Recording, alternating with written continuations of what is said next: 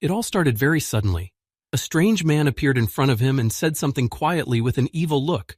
Apparently, this guy who was standing in front of him came from another world. The guy was already very shocked to be here, and after these words, his mind went into a real mess. He looked around. All the nearby houses reminded him of the Middle Ages, and people were wearing clothes appropriate for that time.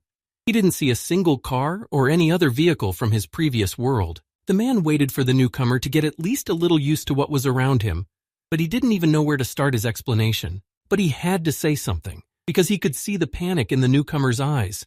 So he asked him to calm down and just listen to him. But instead, the younger man began to nervously take off his shirt, which surprised him even more.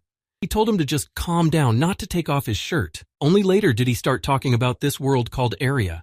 Sword fighting and magic are everyday things here. All kinds of monsters, demons, and any other evil spirits are hidden in this dimension. Here, all this is not a fairy tale, but an everyday occurrence. No one would be surprised if they met a monster in the dark depths of the forest. They would just pull out a sword and deal with it. This world is a battlefield where everyone competes for survival. This greedy world calls different people from every world to its door. And the first place to this call is Genebus, a city that symbolizes the beginning. A local asked the boy if he had ever studied martial arts or magic before, to which he shook his head and said he had never done so. The older man turned around and said that he was supposed to be classless now. This definition interested the younger man, who understood and immediately added that he would explain this term to him later, when he was in training. But for now, he asked the younger man his name. The boy stuttered, barely able to say his own name. It turned out that his name was Lee Sun-min. Well, since he had already met him, he couldn't just leave him. The man offered to discuss everything at the table with food, because he realized that the boy was already hungry. The boy thanked him. He was touched by such kindness and immediately ran after the man. As they walked down the alley, the older man asked if Sun-min was thirsty and handed him a flask of water. He approached him to take some water because he was really thirsty. When the canteen was in his hands, Sun-min shouted out loud words of gratitude, even though it was all very strange. It was the first time he had seen such a reaction to ordinary water. The young man wanted to take a few sips of the coveted water to quench his thirst a bit. It could hardly be called a little, because he had filled his cheeks and was already thirsty. But instead of gulping it down, Sun-min simply spat the water right into his guide's face, which he definitely did not expect. His eyes immediately began to burn and he fell to the ground, clutching his face. The man screamed loudly, and the younger man added with satisfaction that it was hard to act like an unsuspecting child. In fact, Sun-min knew perfectly well that the goblin's paralytic poison was inside. The boy knew that when added, this poison does not change the color or taste of the water, but gives it a slightly fishy smell, and when it gets on the tongue, it starts to burn a little. Apparently, if it gets into the eyes, it can be compared to severe torment. Apparently, this man thought he could easily deceive the naive new boy and sell him into slavery. Now the older man thought that this was not a new player at all, and knew as much as he did. But the boy denied his words and said that he was new here. He had just arrived and was now classless. With all his strength, he punched him to finally put an end to this abnormal. The shoe was hard, so the blow was very painful. Despite the fact that Sun-min was new here, he said that he already had 13 years of experience in such cases. A second later, he had a sharp weapon in his hand, which the newcomer always kept with him. The next moment, he stabbed him. The main rule in Area was that one should never trust others, because everyone here could be a traitor and an enemy. When the man was already lying there without signs of life, Sun-min took everything he could from his pockets. He didn't have much money on him, just 1,000 ERI and a single dagger. It was better than nothing, of course, but his body looked completely different now. That was why he had checked it earlier with such great surprise, because what had happened to him now looked nothing like it had before. He couldn't find a single scar or pumped-up muscle. Sun-min had definitely gone back years when he was first called to Area, but now he was more certain that it was because of that thing. His name was Lee Sun-min, and he was a C-rank mercenary at the time. He lived an ordinary classless life and tried to earn as much money as he could to get by in this world. And because he didn't have any special talent, he couldn't get to the top. He spent all his wasted years trying to change his unfair life. And one day, he managed to catch a glimpse of opportunity. Sun-min found a dungeon that had never been touched by human hands before, and this was his chance. He managed to find a treasure chest while he was wandering through the underground passages, and opened it with great hope. But there was only one small stone inside. Sun-min didn't know how to use it, but he carried it with him all the time, And then the regression stone was activated, and he had to move back years. It was this system window with this simplification that appeared before his death, and after a short amount of time, Sun Ming fell back into childhood. Considering this stone, one can understand that this thing brings its owner back to the distant past of his life. At this point, an idea came to him, and he hopefully opened the status window to look at something. But the information he found was nothing to cheer him up.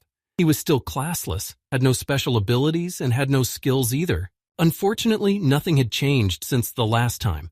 He had some expectations, but his statistics remained the same as when he was first called to area.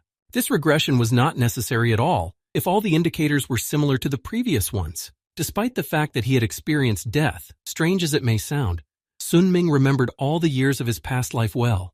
Not all the details remained in his head, but he could clearly recall the main points. In a few minutes, he managed to reach the tall door. He knew this place like no other. The House of Big Bones. That was the name of the place, and there were things he could do because he was still classless. People from any world can come to area. These doors are open to everyone. For example, you could meet magicians, martial artists, and many others. But to be honest, most often it is the classless who get to area. People like himself. It sounds so-so, but it has its advantages. These people are pure and have the opportunity to study in any direction that interests them.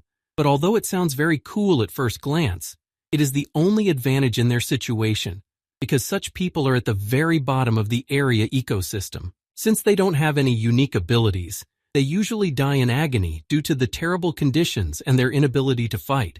The conditions in this world are harsh, and many of these classless die before they can do anything. The protagonist was also classless, and managed to live like this for 13 years as a C-rank mercenary.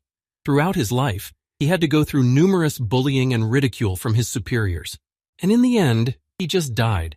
It was indeed a completely useless life that was of no use. In despair, he came to a certain old man to ask him to perform a skeletal remodeling procedure. Sun Ming firmly stated that he wanted to do it. This way, he would be able to become stronger and put into practice all the knowledge he had gained. After that, Sun Ming received a low-ranked martial skeleton and a true heavenly cultivation power. Now he can use 2 of the 3 powers that he was unable to obtain 13 years ago. The first ability is the martial skeleton, bones that allow one to easily master various martial arts. And at that time, there was an acupuncturist who could artificially create such a skeleton. The doctor promised that he would do it for free, because Sun Ming said to advertise his work, and this was the first opportunity in Genibus. In order to undergo skeletal remodeling, you need to be classless and have no skills. The previous Lee Sun Min was unable to undergo this procedure because he had acquired 1 skill before he knew about it. But in this lifetime, he managed to fulfill all the conditions and obtain a lower-ranked martial skeleton. It was the perfect foundation for learning martial skills, and thanks to this procedure, Sun Ming would be able to do so faster than other people. And since this doctor is about to die from an unfortunate accident, a lot of classless people have managed to undergo this procedure. And now that he has a battle skeleton along with the classless Yunusu, he will be able to become stronger even faster. And another possibility of Genibishi is the true celestial cultivation technique. This technique allows you to accumulate internal energy. In general, there are many categories of these techniques which are classified according to their stability or the rate at which they increase internal energy. The one he knew in his past life was just a second-rate one, but the little old library of Genibus had a first-rate cultivation technique. Fortunately, the owner of this library did not know the true value of this book, so he was able to buy it very cheaply. He only paid 1,000 ERA for it. Now he was able to obtain 2 opportunities that were available to him in his past life. Moreover, he did it without any danger and right after he got here. And now he had one last chance. The main prize of the Colosseum, which will be opened in a year. Since only classless people could participate in the competition, Sungmin would be able to win it easily. He knew that he would get more opportunities if he stayed in Genibus to improve his skills this year. What he needs now is enough resources to live on. In such a situation, you need to earn at least 1,000 ERI a day. And to earn money and improve his skills, he needs to hunt monsters, all of which is a standard mercenary story. When the young man approached the man who sold equipment and weapons for mercenaries, he looked at him with displeasure because his customer looked like he was in his teens and no older. Sun Ming calmly examined the armor and thoughtfully said that it should fit him. In the end, the merchant only said that this armor had been used by an outsider of his height and size who had been dead for a long time. In a matter of minutes, he picked out everything he liked and turned on the puppy dog mode to take it all for himself at a discount. He had no problem giving it to him, but it was unlikely that he would be able to take it all for himself in 1,000 years. The man laughed out loud and said that it would take at least thousands to buy all of it. So he simply told Sungmin to get out of here and not scare the customers. But he didn't give up and asked if he could take them on credit. The shopkeeper replied more threateningly, telling him to leave before he was beaten. But this did not stop Sunmin, and he almost immediately came up with a new plan. Of course, it was a crazy plan, because he agreed to sell all his clothes to get some money. According to the boy, these clothes should be more than enough. He guaranteed some of them, because they were made in a highly developed dimension, and there are people who would dream of such clothes. The guy also added that if he sold it to the right store, he could get more than 1,000 ERI. However, when he heard the rest of his story, he laughed again and started making fun of the kid. The fact that this guy first put on an innocent face to be pitied and sold these things and then started bargaining was very strange. He was classless, and it was clearly visible. The merchant thought that was what he was hoping for when he begged for the weapons and armor. Sun Ming smiled slightly and replied that he would be very grateful if he did, but the elder called him shameless for allowing himself to behave like that. He picked up the armor that the boy had mentioned for the first time. Still, the man agreed to give it to him even without this terrible, in his opinion, garment. This young man was strange, but he was skillfully taking advantage of being a child and a face that looked so innocent. The man added that, although he was classless, he would live long with his trick. The trafficker mockingly said that this kid would probably become a regular customer, so he told the boy to make sure he paid him thousands more as soon as he got the money. Well, now he had everything he needed for a mercenary and got ready for his first hunt. If you don't count all the ones in his past life, the survival rate depends on the armor you have. Even if it is quite light armor, it is still able to protect at least a little. It was a good decision to buy the armor first, and it didn't matter that it was taken off a dead man. Of course, the lenient attitude was unusual. Perhaps I was just lucky because it was not typical of Arya, although perhaps this trader wanted to let him come to him and stab him.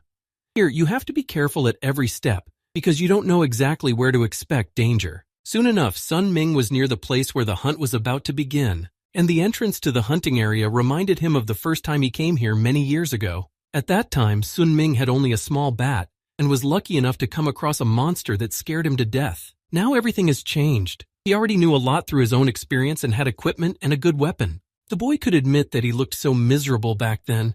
He was ashamed of himself in the past. As soon as he took a step forward, the system issued several notifications at once.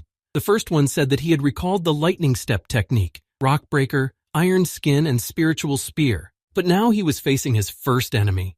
The goblin was standing near one of the trees waiting for his victim. When the young man got a little closer, the monster immediately turned around because he heard someone's footsteps behind him, and his eyes fell on Sun Ming. But he immediately began to attack and was not confused. He used the spiritual spear technique, and that was the first step in this strategy. One shot, one dead body, that was his goal. Before the goblin could recover from the stranger's movements, Sun Ming immediately plunged the sharp spear into its throat and ended the monster's life. The body was left lifeless and he fell to the ground, which was later covered in red liquid. But not everything was so sweet. The young man also got hurt, and he realized it a few seconds after his attack because his hand hurt badly. When he looked at his palm, he was immediately horrified.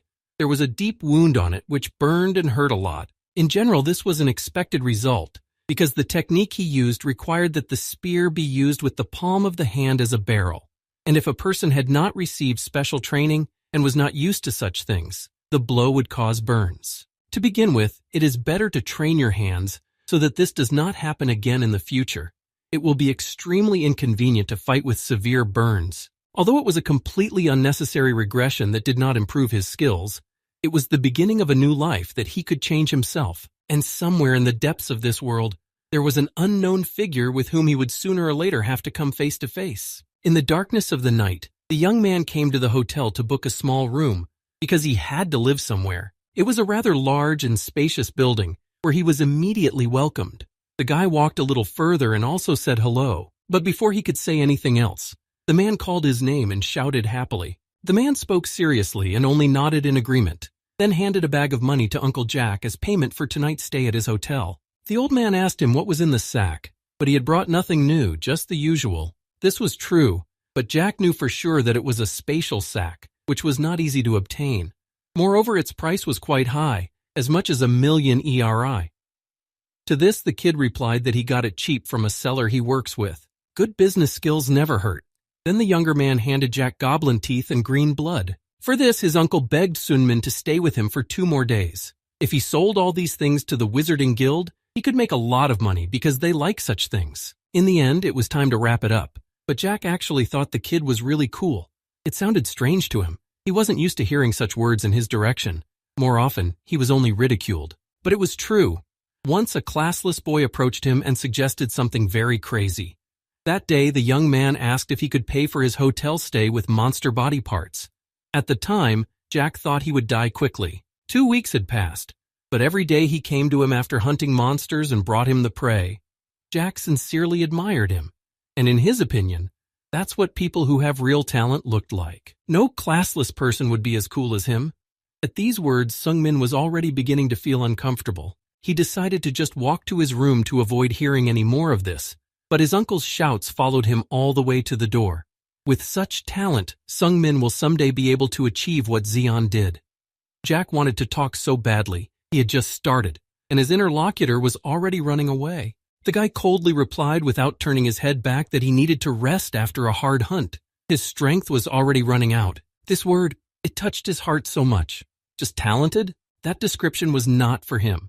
Jack had just wanted to praise him, but he had only made Sungmin angry. He was talentless, and all he had now was experience and practice over the years. And after all this effort, he died, ending his life as a C-rank mercenary. That's all. It's good that things are slowly starting to change now. The characterization window has begun to replenish, and now there are several new skills. But the lightning step technique, iron skin, and spiritual spear are skills he learned in his previous life. It was only because of the characterization area had given him that he could recall all these abilities and remember how they worked. It was easy now, but this was only the beginning. All of these are just lower martial arts and nothing more. In a hard fight with strong opponents, it's hardly going to help. And no matter how far he goes in improving these abilities, you can't get to the very top of martial arts. The only way to the top was through the celestial cultivation technique, and that was his only hope. But a cultivation technique is only a cultivation technique, and it has its own limits, which are quite narrow, by the way. It was all just driving him crazy. The realization that you are now at the very bottom could not give him peace, so Sun Ming decided that he definitely needed to become stronger in martial arts. That night, all he did was go to bed.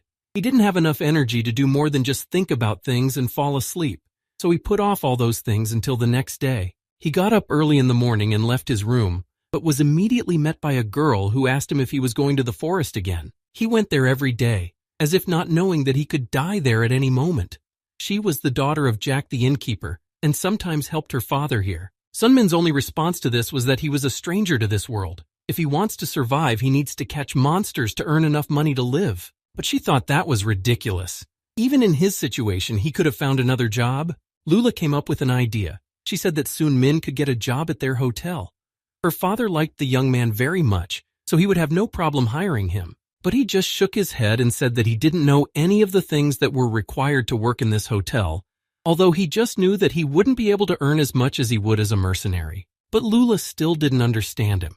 In her opinion, it would be better to live here, in safety, and work here as well, instead of wondering every day if you would come back from work in one piece. The young man smiled. He didn't say anything to that and then started to walk out again. In the end, he only added that he would be back for lunch. Lula's words did not stop him, even though she tried. The thing is, Sun Ming had lived this life before. He cleaned the rooms until his hands hurt and cooked in the kitchen for the hotel guests. He accepted all the work that was assigned to him and treated everyone loyally, even though they considered him a doormat. And this time he didn't want to live like that. It was better to die there than to be hunted down by such people. And this time he was going to achieve the things he had envied before, and for that he had to risk his own life. Now Sungmin was ready to do whatever it took to get what he wanted, and since he had already had the chance, he would definitely live his next life better. He walked all in his thoughts and did not hear anything else. No people talking, nothing else. But suddenly he heard a loud bell and it distracted him. The young man looked back at the sound. It seemed to be right in front of him now. It was the morning bell. He remembered that he had heard it before, so now it was time for a new stranger to call. As Sun Ming sat quietly, a portal appeared not far from him, and the one who was being summoned today was to appear from there. Later he saw a short young man with long hair, and from his clothes he realized that he was skilled in martial arts. The new guest looked more like a child who was about the same age as Sung Min. He thought that the newcomer was very confused because he remembered his state when he first came here, and he also realized that the boy would definitely attract attention if he behaved like that. But no, he had already attracted the attention of two people who handed him a flask of water. They all seemed to have the same trick with this goblin poison for beginners. For a while, Sun Ming watched the kid and hesitated to help him in this situation. But then he convinced himself that it shouldn't be any of his business, that he was a miracle worker, and he didn't have to help anyone. However, when he turned around and went on his way, he immediately bumped into someone and it hurt. He stepped back in displeasure and immediately looked into the eyes of the passerby he had hit. Sung Min started to say something, as if to defend himself, but was interrupted. When he saw this giant in front of him, the boy just apologized for what he had done and kept looking at it. The creature looked horrible, like a pig with a human body. The monster also began to say something, and at first it was very quiet, but the young man could hear him talking about the bone he had broken. The very next moment, Sun Min was slapped hard. He didn't even have time to recover before the man started hitting him. One blow sent him to the ground and he rolled on the ground for several meters before the man came closer to continue. Passers-by and those standing next to this newcomer noticed the noise and watched the fight in silence. When the older man heard the quiet words of the people discussing what was happening among themselves, he turned around and told the citizens that there was nothing to worry about. It was just that this crazy man had broken his bone. So he decided that he should show him that it was better not to do that and to behave politely. So he just hoped that people would ignore it and move on. Those who were standing next to another stranger asked the boss if he was okay. The boss limped over to them and told them that the kid had broken his bones, so he couldn't just forgive him. These people were all from the same gang, so Sun Min already realized that he was very unlucky to be here. Even though this thug's kick was unprofessional, it was definitely martial arts. This thug was a martial arts master of rank. His students didn't really believe at first that this kid could break a bone of such a giant, and this time Hyun said that it didn't matter. This kid still needed to break them. Martial artists can differ in their ranks. The lowest rank is the third rank and can be easily achieved if you spend a cage of days practicing. But Lee Sung Min, who had just moved here, had not yet reached the third rank. It was all very dangerous, considering the difference between them. He knew that he couldn't defeat him on his own, and in Genebus everyone was heartless and no one would help him. All he could do was shout at the boy not to drink the water that had been laced with paralytic poison. He stopped when he heard these words, and the bandits wanted to do something even worse to Sun Min.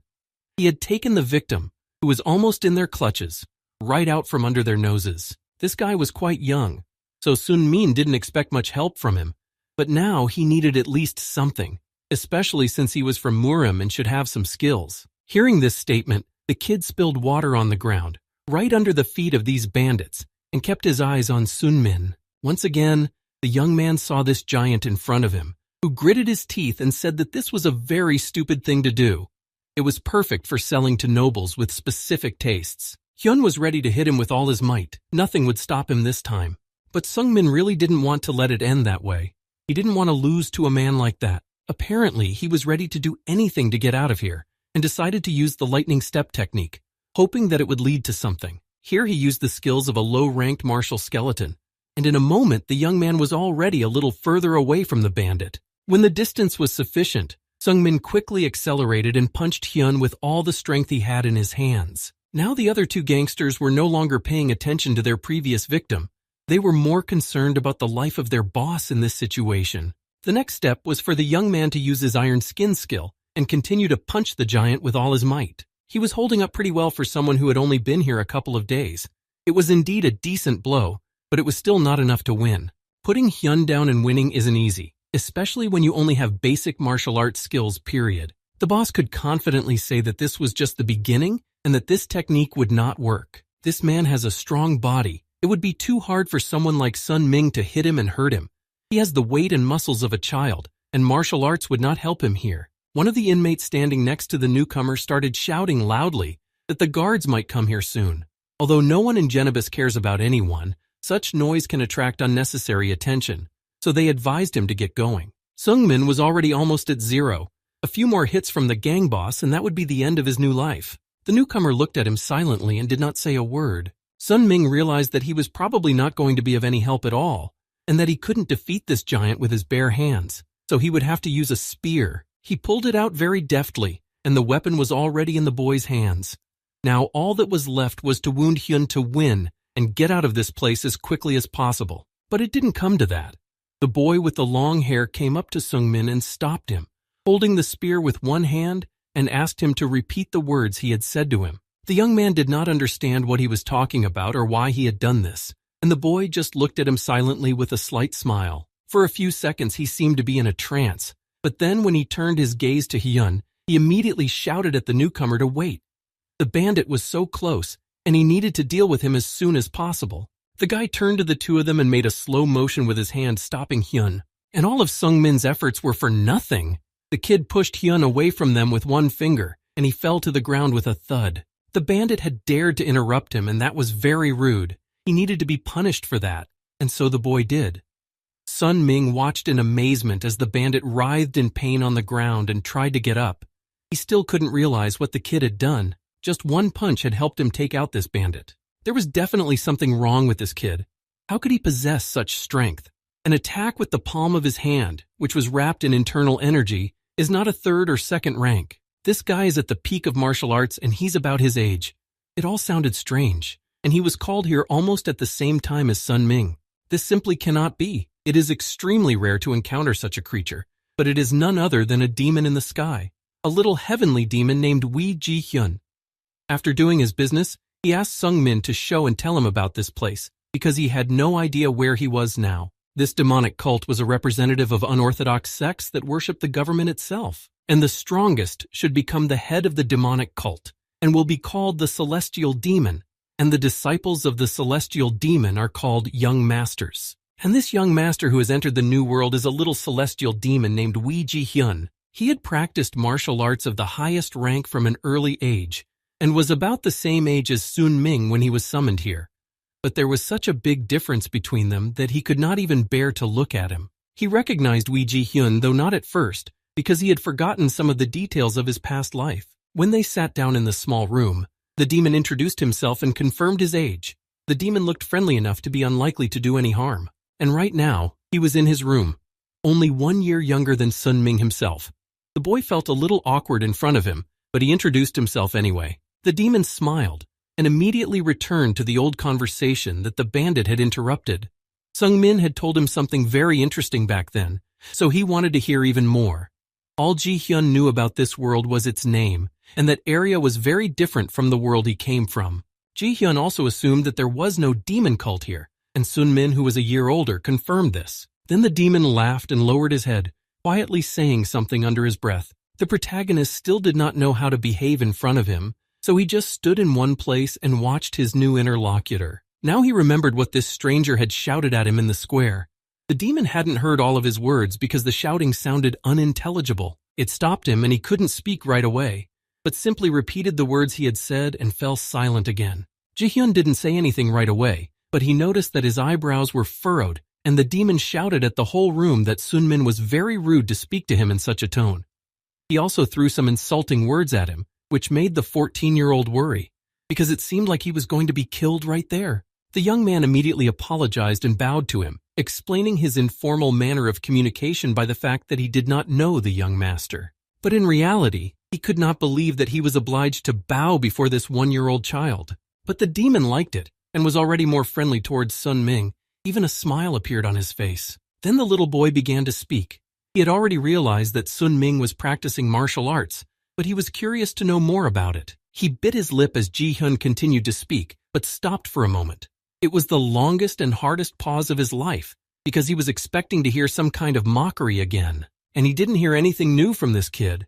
The demon simply called his skills garbage and added that he was even worse at martial arts. Ji-hyun also asked where this young man had learned to use his power in such a way, because such a sensei could be awarded the worst rank. He remembered very well how the young man had fought and what techniques he had used. Even then, Ji-hyun noticed that it all looked terrible. Sungmin was holding on by a thread not to snap and use all his pathetic skills against this kid, but for now he just asked him what he was going to achieve with these insults. Then the young master stopped harassing him and came closer, saying that from that day on he would teach him martial arts. These words surprised Sun Ming even more. He was both very pleased because such a teacher certainly knew a lot, but considering all the words he had heard before, he was not very pleased. In the end, he He had to admit that this kid had great skills of his own, and if he taught him personally, no matter how bad the student was, he would still become more skilled over time. Ji-hyun was going to teach him only one martial art and only under one condition. It didn't sound very reliable, and something told him that he wouldn't like this condition much, but he dared to ask about the agreement. Ji-hyun wanted nothing more than for this young man to become his friend. It sounded like a joke, and for a while, Sung-min didn't know what the best reaction to this would be, so he just kept quiet. It probably sounded worse than anything else, because a friend like that, as someone who said it to you a few minutes ago, is definitely not the best thing that can happen in life. Long ago, little Ji-hyun approached his father and confessed that he really wanted to find a friend. He was lonely in their world. The father was not happy to hear this. He did not know how his son knew the word, but the boy kept talking about it. When the father asked about this term, the demon held out a book he had recently read. It was about friendship, and it also said that if you have a friend, you can overcome all difficulties. And my father confirmed that this is true, but only if you are a human and not a demon. But Wee Ji-hyun was the one who should sit on the throne and rule the cult of the heavenly demons. Wee Ji-hak believed that someone like his son, who was to become the ruler, did not need to make friends. There was simply no need for that. When his son tried to say something else on the subject, his father just yelled at him and told him to spend more time training and not to fill his head with nonsense. Ji-hyun had no choice but to obey his order. The boy immediately ran to the exit. He was very upset by what he had just heard from his father. When Ji-hyun had already left his room, his father thought more seriously about what he had said. Those words sounded terrible, especially to a young child. But unfortunately, it was true. There were about 50 people at the practical training they had organized, and this 10-year-old child was able to kill them all. Even though he was his son, such skills really scared Ji-hak. He didn't do it because it was a whim. He wanted his offspring and the new ruler to be strong and worthy to sit on the throne.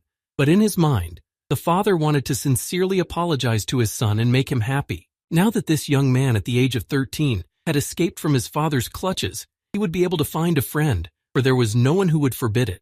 Born a descendant of a demon cult, this boy grew up with great expectations of his powers. Ji-hyun began training in Dae when he was a young child. And because of all this, because of the ban, he had no time for friends. Although there was no logical implication. Sung-min didn't immediately agree to this statement. He was surprised. Why would he have to be friends with this demon? Ji-hyun argued that they were the same age and left him no choice. They shook hands to confirm this contract of friendship. And as of today, Lee Sun-min becomes his friend, the first friend he had ever had before. This made the young master happy. There was nothing better than to realize that he would now have such a person by his side. Ji-hyun didn't know about the little secret, but it was very strange for Sung-min that he was friends with a small 1-year-old child, even though he was already. But the demon kept his promise and started teaching him martial arts. The first thing Ji-hyun decided to do was to teach him the amethyst cloud cultivation technique. The definition of this term was not too difficult. It is simply a technique that has a unique characteristic where the internal energy is represented by the color of amethyst. When his new sensei told him about this technique, the young man, not hiding his shock, said that he would teach him something else. The young man addressed Ji-hyun as you, and then the demon interrupted him. They are friends now. You shouldn't address him so formally. Friends don't use formality in their communication. And again, that voice sounded as if the end would come, and after one sharp blade, nothing would remain of life. Sung-min stammered out that it wouldn't be like that anymore, and his heartbeat accelerated. Ji-hyun looked satisfied again after saying that. It was enough for him to be friends with him, and he didn't need anything else. After talking about all of this, Ji-hyun continued to say that he had studied the Devil's Grace technique, and that it was a martial art that could only be practiced by a leader and a follower, so he would not be able to teach it to Sun-min. But he definitely won't regret learning the amethyst cloud cultivation technique because it is strong enough to be inferior to the energy of a demon. Now that the theoretical part had come to an end, it was time to put it into practice. He had been teaching Sun-min for a long time. A month of fruitful training had already passed since then. By a mere coincidence, he had managed to master the amethyst cloud cultivation technique. It took a little time, but the progress was good, and little by little Sung-min became stronger through daily training. His current martial arts level was currently between 2nd and 3rd rank. Objectively speaking, it was very little, but compared to his previous life, it was a huge progress. But his friend thought a little differently. He didn't know the whole story, and the fact that Sung-min managed to master such a small number of skills proved once again that he had no talent. But in any case, he had to go hunting now.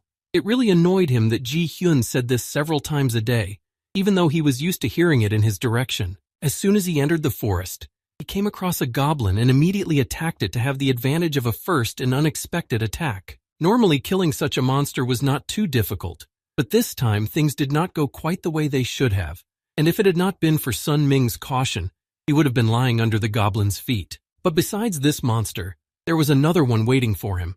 An orc came out from behind the tall and dense trees, slowly but viciously approaching the boy. After a moment, the giant disappeared from his sight. Sun Ming looked to one side, but the orc was not there. He looked to his right, but he was not visible there either. A slight panic began to set in because he didn't even know which way to expect the attack. But when he turned back, he saw that the giant was already standing behind him. It was good that there was only one of him, so it wouldn't be so difficult to win. Sun Ming immediately launched an attack to prevent the orc from doing so. The blow was successful, and the young man managed to hit the monster's body. He rammed his spear through its body, although for a couple of seconds the orc did not realize his fate. Only when a lot of blood started pouring out of the wound did he realize what was really happening. Now killing an orc is just a one-strike affair, and you don't even have to try. It would have looked strange for a young master. To be so surprised and happy that he managed to kill just one unfortunate orc, it all looks ridiculous. But for Sun Ming, it was a real achievement, so he repeatedly told his wonderful friend to shut up. There was one more thing that surprised him, besides the successful attack. Orcs do not live in this area, so it was unknown where this one came from. Suddenly he heard someone's voice behind him.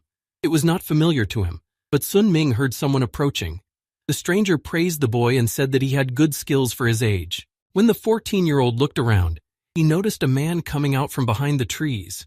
He couldn't see him clearly, but he had the impression that he wasn't armed, at least not holding a weapon, and was more friendly. The first thing the boy did was ask his uncle for his name. He folded his hands in front of him to introduce himself and called himself Haelun, adding that when he was wandering the central districts, they called him the Dagger of Collapse. Now the young man asked about his intentions, and the man immediately decided to get to the point. The reason for his appearance here had to do with the orcs, namely that they should not roam these places. It was only later, when it was getting dark, that the two of them walked back to the town. Haelung took the boy to a small monkey named Do-san Ran and introduced them, although the monkey looked rather angry and immediately said that the boy was too young. But Haelung claimed that he had seen Sun Min's skill with his own eyes. Although he was small, he had great strength and would be a very useful member for them. Wang Pei was also not particularly pleased that Haelung had brought such a person to them, but Black Knife could not go against what he said, so he simply introduced himself. Sun Ming also met a girl named Rhaenyra.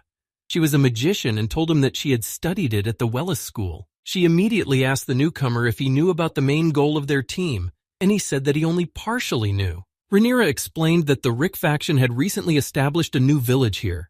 There had already been several reports of attacks on neighboring villages and the killing of the original explorers. The Mercenary Guild has announced a reward of millions of arai for the destruction of the orc village. If they summed up the loot from the corpses, the total amount they would receive would be equal to millions of arai. The first thing the young man asked was how they would divide the loot and split the amount. Haelung said that they would divide it exactly according to the number of people. This meant that Sun Ming would receive approximately 1 million ERI. Such a lucrative assignment doesn't come along very often, so he would have been happy to accept, but the problem was these people. He didn't know if he could trust them. It could be that all of this was just a setup. And this Haelung guy was very suspicious. He appeared out of nowhere, as if he had been sitting in ambush for a long time. After some thought, the young man decided to take a chance. If it was true, he would not want to miss the opportunity to earn so much. When Sun Min agreed, the man was so happy that he began to exclaim that this was the right choice. It should be much easier with this kid. The young man pulled away and briefly thanked him for his praise. But there was one more question. If the four of them looked suspicious, but he had already convinced himself that he was just being too picky about everyone, the two people sitting in the shadows with their backpacks were more unnerving. Haelung looked at them and said dismissively that they were just classless men who should help carry things. Then the young man heard a question directed at him about whether he was from Murim. Sun Min said that he was, and then one of the men bent down on one knee in front of him. A few seconds later, Rhaenyra approached him and handed him a few coins, telling him to go and buy them some apples. She added that these two would carry the bags that were needed for the expedition and receive the rest of the money. They moved forward together to do what Rhaenyra told them to do. In a few minutes they returned and brought back juicy and sweet apples.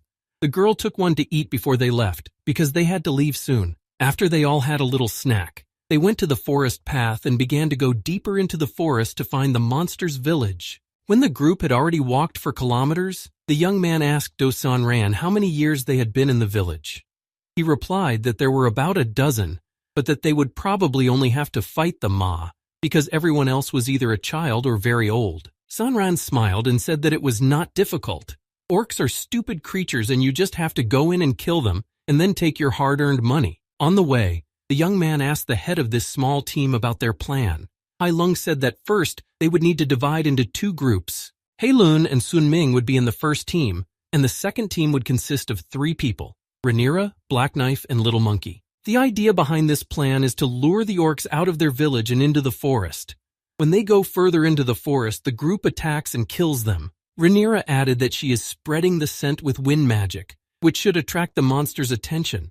The orcs have a very good sense of smell, and if they smell a human, they will immediately go out into the forest to kill the guest. And Sanran and Wang Pei will hide and ambush them, and Rhaenyra will cast her magic energy at the same time. And Hei Lun and Sun Ming should light this lamp and lure all the other monsters that are left. In this way, the orcs will be divided into 2 groups and can be easily killed. Everything is easy and simple, and the earnings are great. Sun Ming listened to the whole plan and agreed that it was good, but too direct.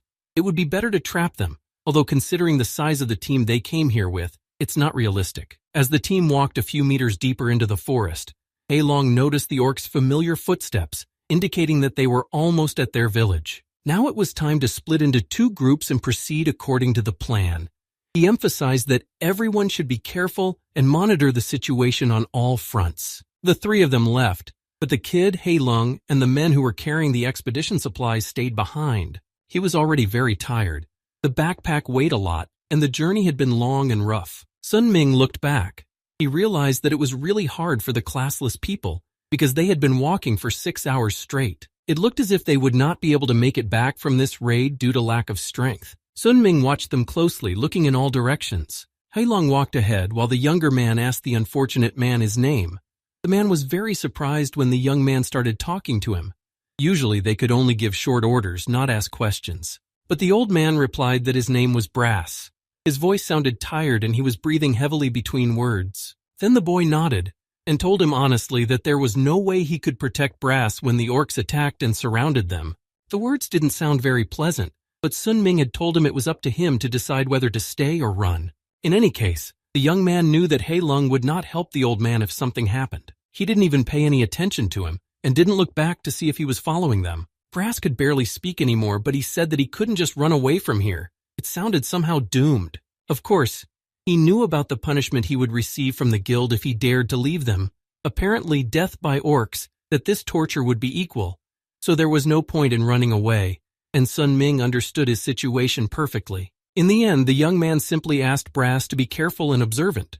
This surprised the old man no less, but he meekly agreed. Meanwhile, Hei Long was pleased to announce that they had finally arrived at the right place. Luckily, they managed to avoid a squad of patrolling orcs, and now they were there. In front of the group was a wooden fence among the trees, and it was behind it that the village territory began. Hei Lun said to wait until he lit all the lamps and the orcs started to come out, but Sun Ming stopped him for a few more words. As expected, Sun Ming had a spatial bag with him. This thing is so expensive, not everyone can get it. The young man silently did his work, and Hei Long watched him curiously, but he was alarmed by what the kid took out of the bag. Sun Ming poured liters of water onto the path and said that it was so they could mix it with the ground and rub the mud on their bodies to mask the smell and hide. Hei Long agreed that this was a good idea.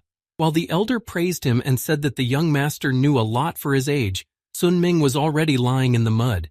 He told them that he had heard about it from his sensei. He enthusiastically said that his teacher was also great, and then asked if he also needed to roll in the mud.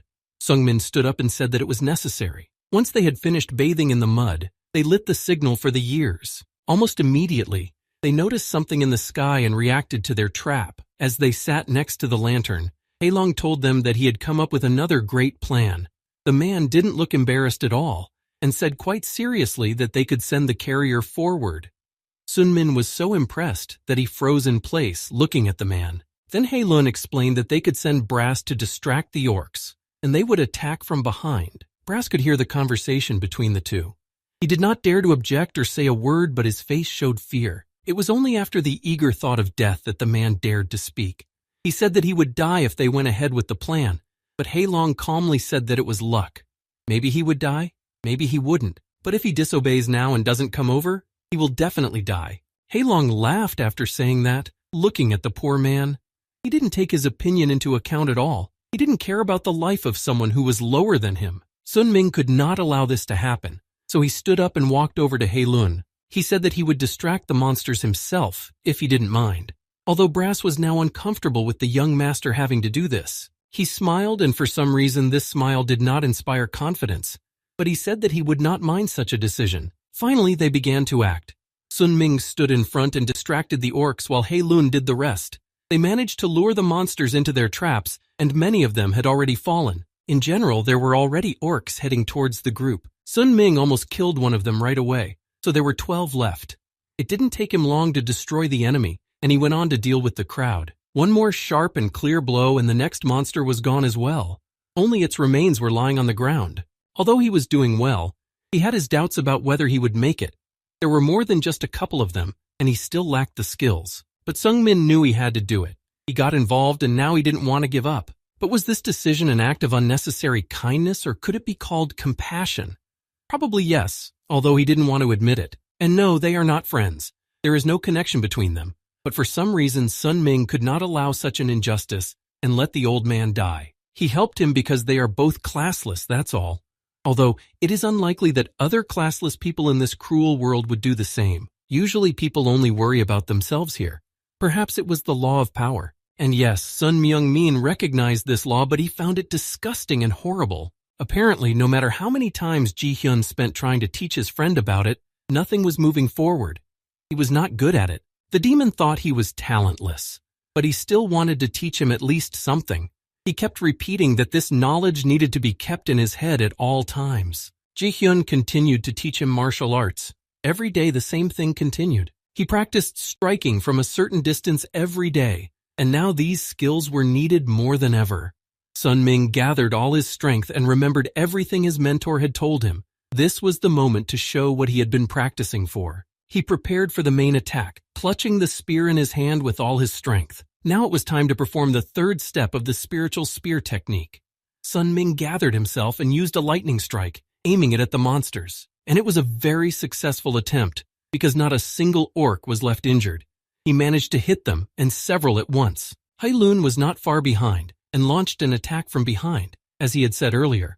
Now the orcs were in a vicious circle between the two warriors, who were confidently cutting their bodies apart. One of the monsters saw Brass, who was completely defenseless and standing back.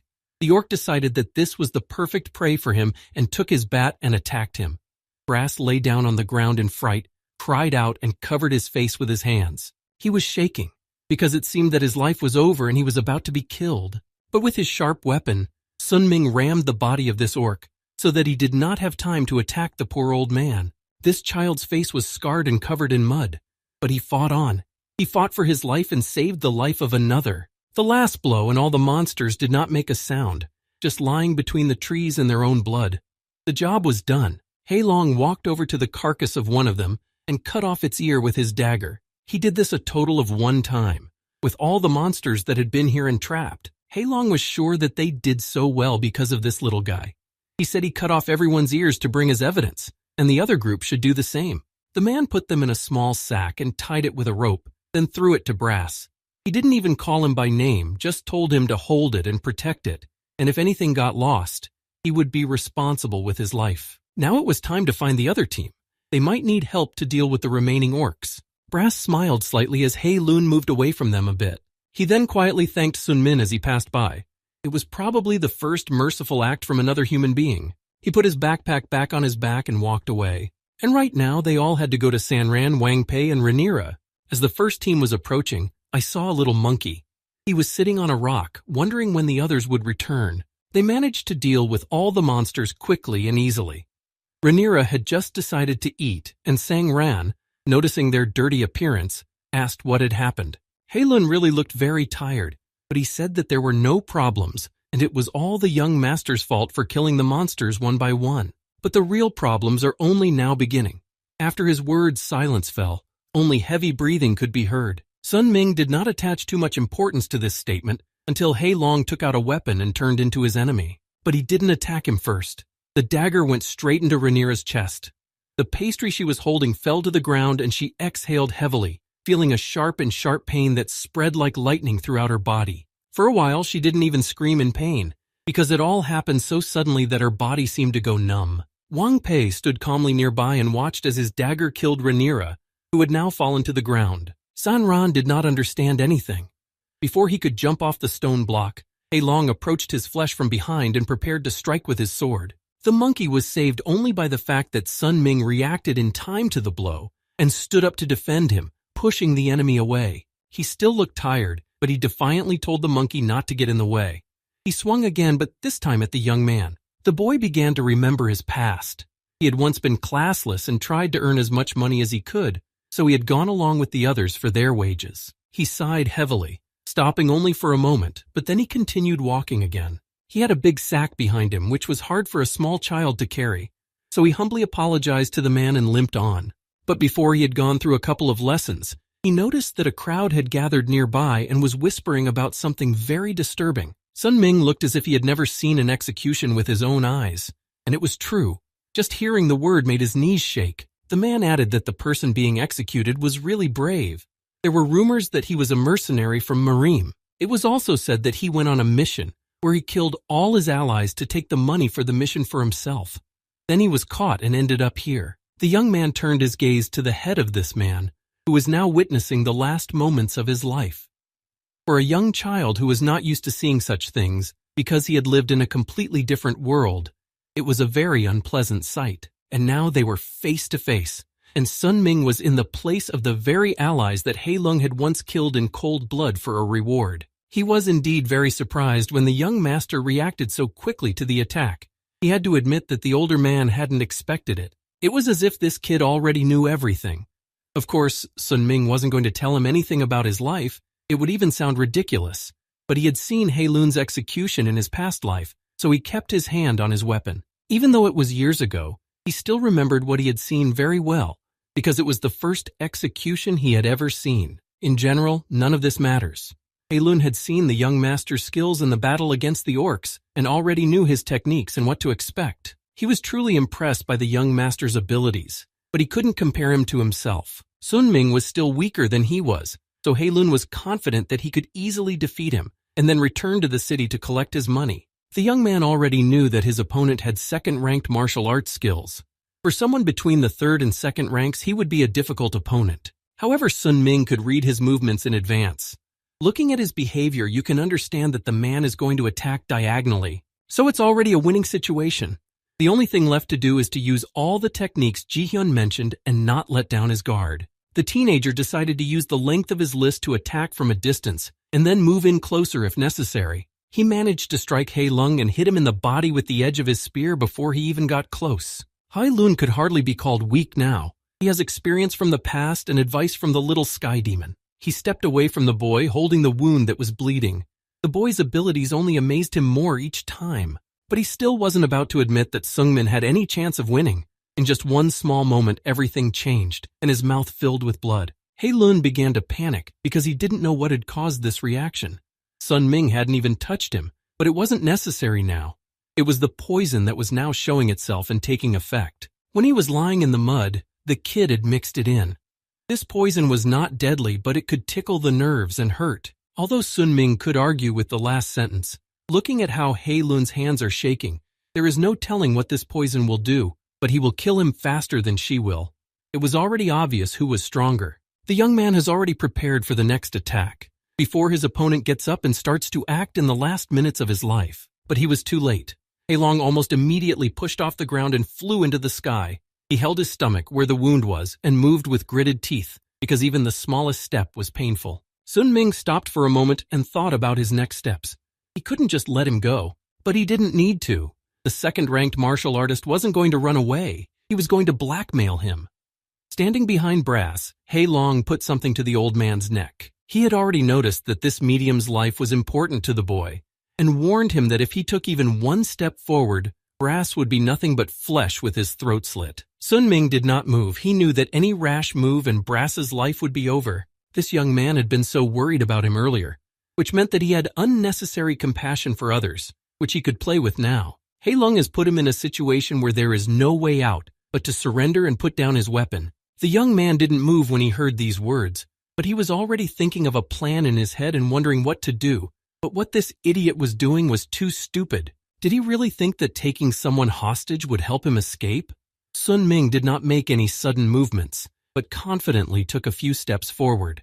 He Lun was more frightened himself when he saw that his threats were not responded to. The kid had been working as a mercenary for many years, and there was only one reason he had helped Brass. He wasn't going to back down now. Even though there were callous people here, Sun Ming couldn't watch an innocent being abused. Sun Ming made the blood forward again, keeping his eyes on He Lun and his victim. He Lun was still standing, but it looked like he was about to slit his throat. His eyes were crazy, and it would cost him nothing to kill another. All of this made it difficult for Sung Min to compose himself. He almost lost it, but pulled himself together at the last moment.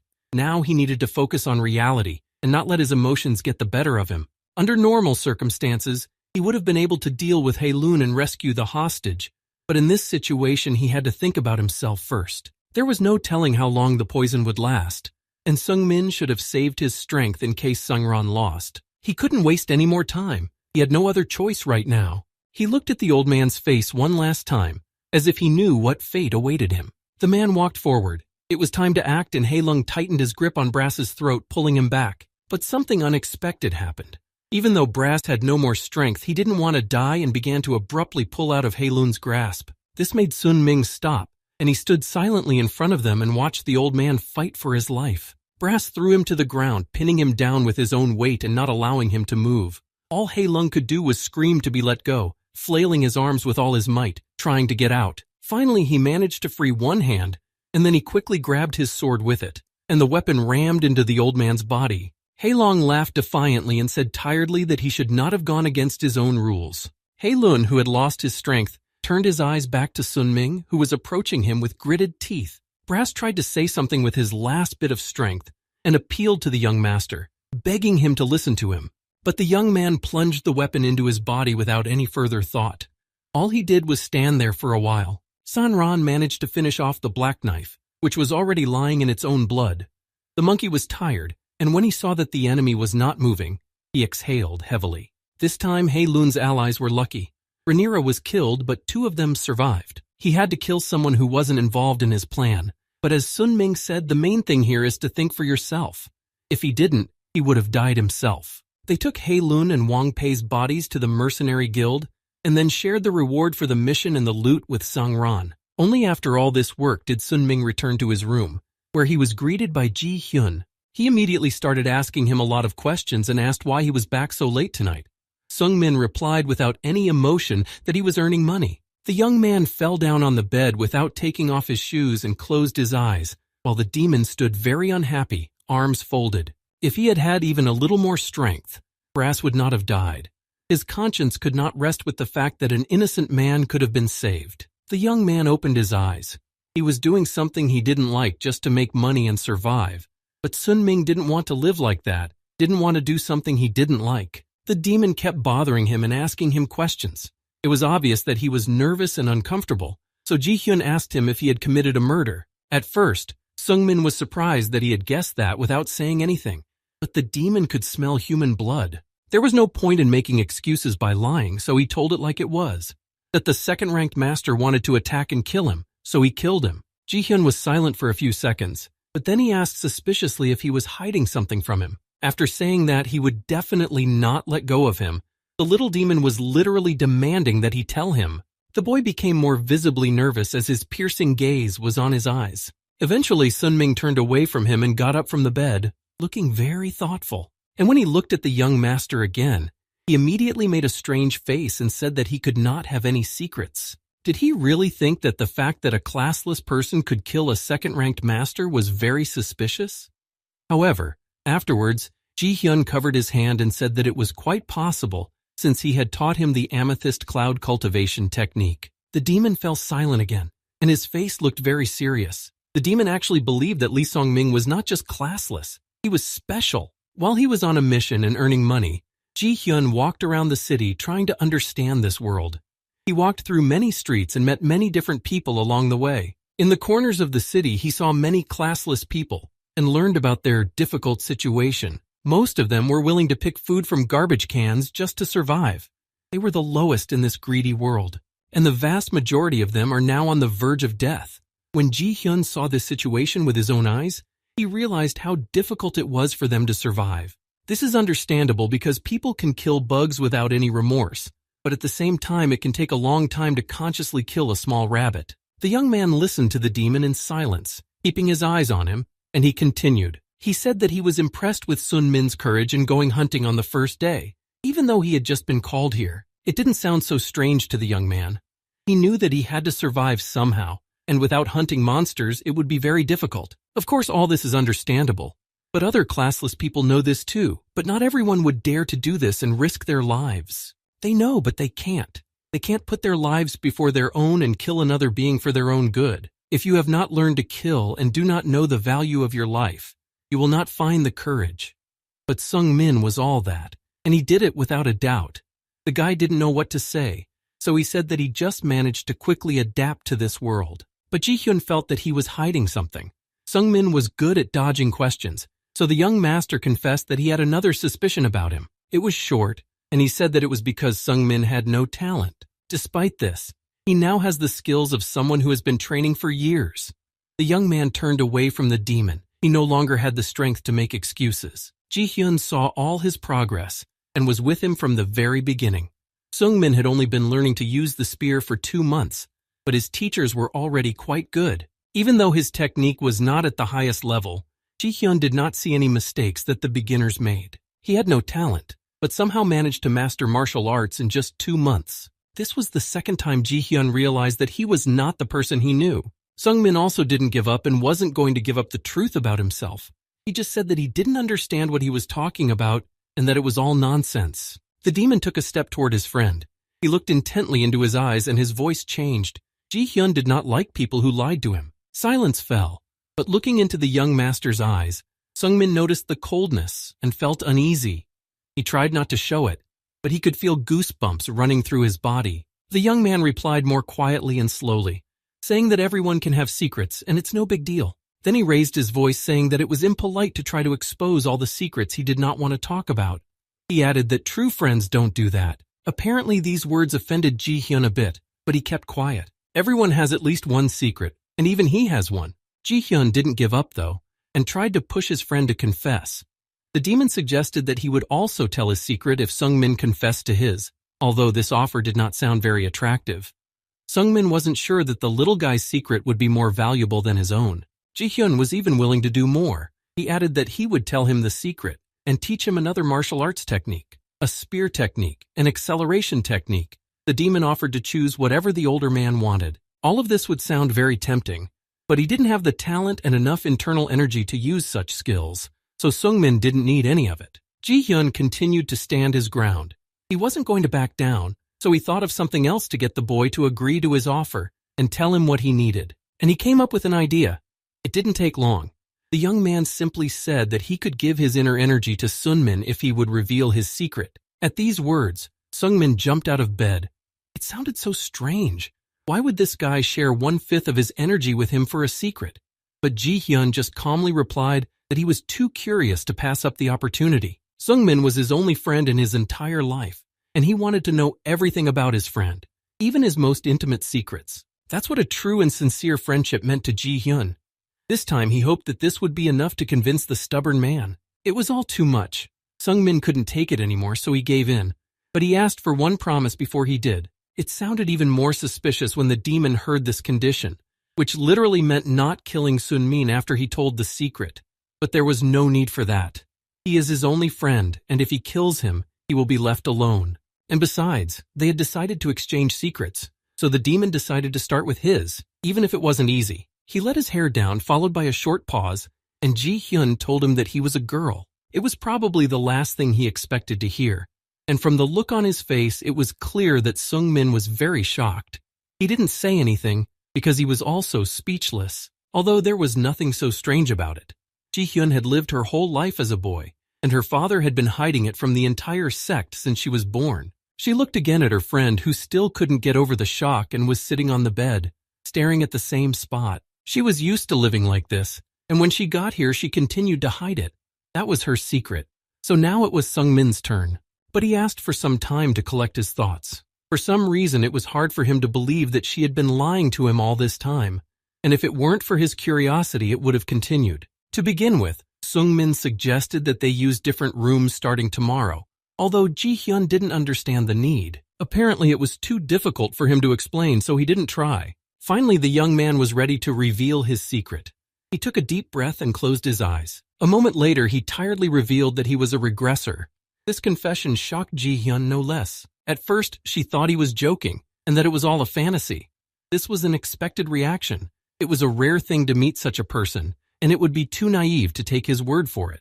But she still tried to find out more. Sunmin said that he had died and thus returned to the past and was now sitting here. It was hard to believe, but then all of his peculiarities made sense because everything she had suspected could be justified by his real age. Although, if they were in her world, Ji-hyun would have said that it was completely impossible.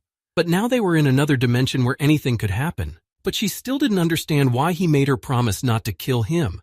Yes, what he said sounded strange, but not to this extent. Sungmin spoke again. He might look like he was years old, but he was afraid that Ji-hyun might perceive it as manipulation, but she dismissed the idea. The guy was still in shock. Most of the time, he couldn't understand her because life in the demon world was too different from what he was used to.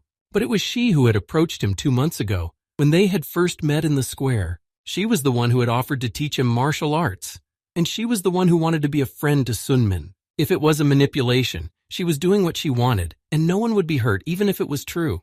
There was no reason for her to kill him or break off their friendship because she wanted to. They continued to talk about it. Ji-hyun had already spent 2 months with him and was able to recognize him as her friend. And for her, that was an extremely important factor, and those words should have been enough. Sungmin covered his face with his hands, unable to look her in the eye, and quietly thanked her for everything she had already done for him. But there was one more thing she couldn't let go of. He could already accept the fact that he was really only a year old, but then it was very sad, because everything he had learned over the years looked tiny. These words were enough to kill Sungmin mentally. Ji-hyun still had so many questions, but she said that it was better to save them all for later. Right now, it was better to move on to the next part and give him some of her inner energy as she had promised. If this really happens, the world will change in his eyes. With this amount of energy, it will be possible to reach heights that could not have been possible in his past life. Internal energy is accumulated only in the body of martial artists, and therefore only they are able to possess it in such quantities. They use this energy in the fight to surpass the opponent, because this energy gives them superhuman abilities. And because there are limited resources to improve internal energy, all martial artists spend their entire lives developing this power and increasing its amount. And internal energy is extremely important for all martial artists. When she put her hand on Sunming's back to transfer the power, the first thing she said was that his blood vessels were not clean. A lot of impurities had accumulated, and in Sunmin's mind, there was only one question about what she had done. None of the masters shared their energy for free, they all conserved it. Actually, years was too late to learn a martial art, but she was going to give Sunmin some of her own inner energy anyway. But it would be up to him to absorb how much of it he could. All Ji-hyun could advise was to use the amethyst cloud cultivation technique. When the time came for the moment of transferring this power, the young man nearly screamed throughout the room. It was so painful that words simply cannot describe it. He looked at his hand. It was trembling from the unexpected intensity of the pain, but then it began to subside. This procedure is not easy for the one who transmits energy. After all, it was a big part of what Ji-hyun had given up. So she felt a little tired, but she asked if the young man felt that something had changed. She sat down a little further, while the boy continued to watch his own body in fascination. He felt that he had more strength, and nothing like this had ever happened to him before. It was all internal energy, but it seemed to him that it was all 200. It was much more than he had managed to accumulate in his entire previous life. The second thing she asked was about the amount that he had managed to absorb, and Sunming managed to take about half of it. Unfortunately, it wasn't much, but Ji-hyun assured him that he shouldn't be disappointed about it. all the rest of the energy will eventually penetrate his meridians, and if he continues to apply the amethyst cloud cultivation technique, sooner or later, he will be able to make this energy his own. With that, Wee Ji-hyun collapsed on the bed, overwhelmed by the strain. This procedure had taken too much of her energy. She could barely speak, but when Sung-min inquired about her condition, she said that she was just a little tired and that it would pass. She fell silent, breathing heavily. She'd never had to do this before, so she didn't know how it would affect her. But Ji-hyun was sure it wouldn't be anything serious. Now the guy started to feel some guilt towards her. Ji-hyun was doing all this for him, but on what basis?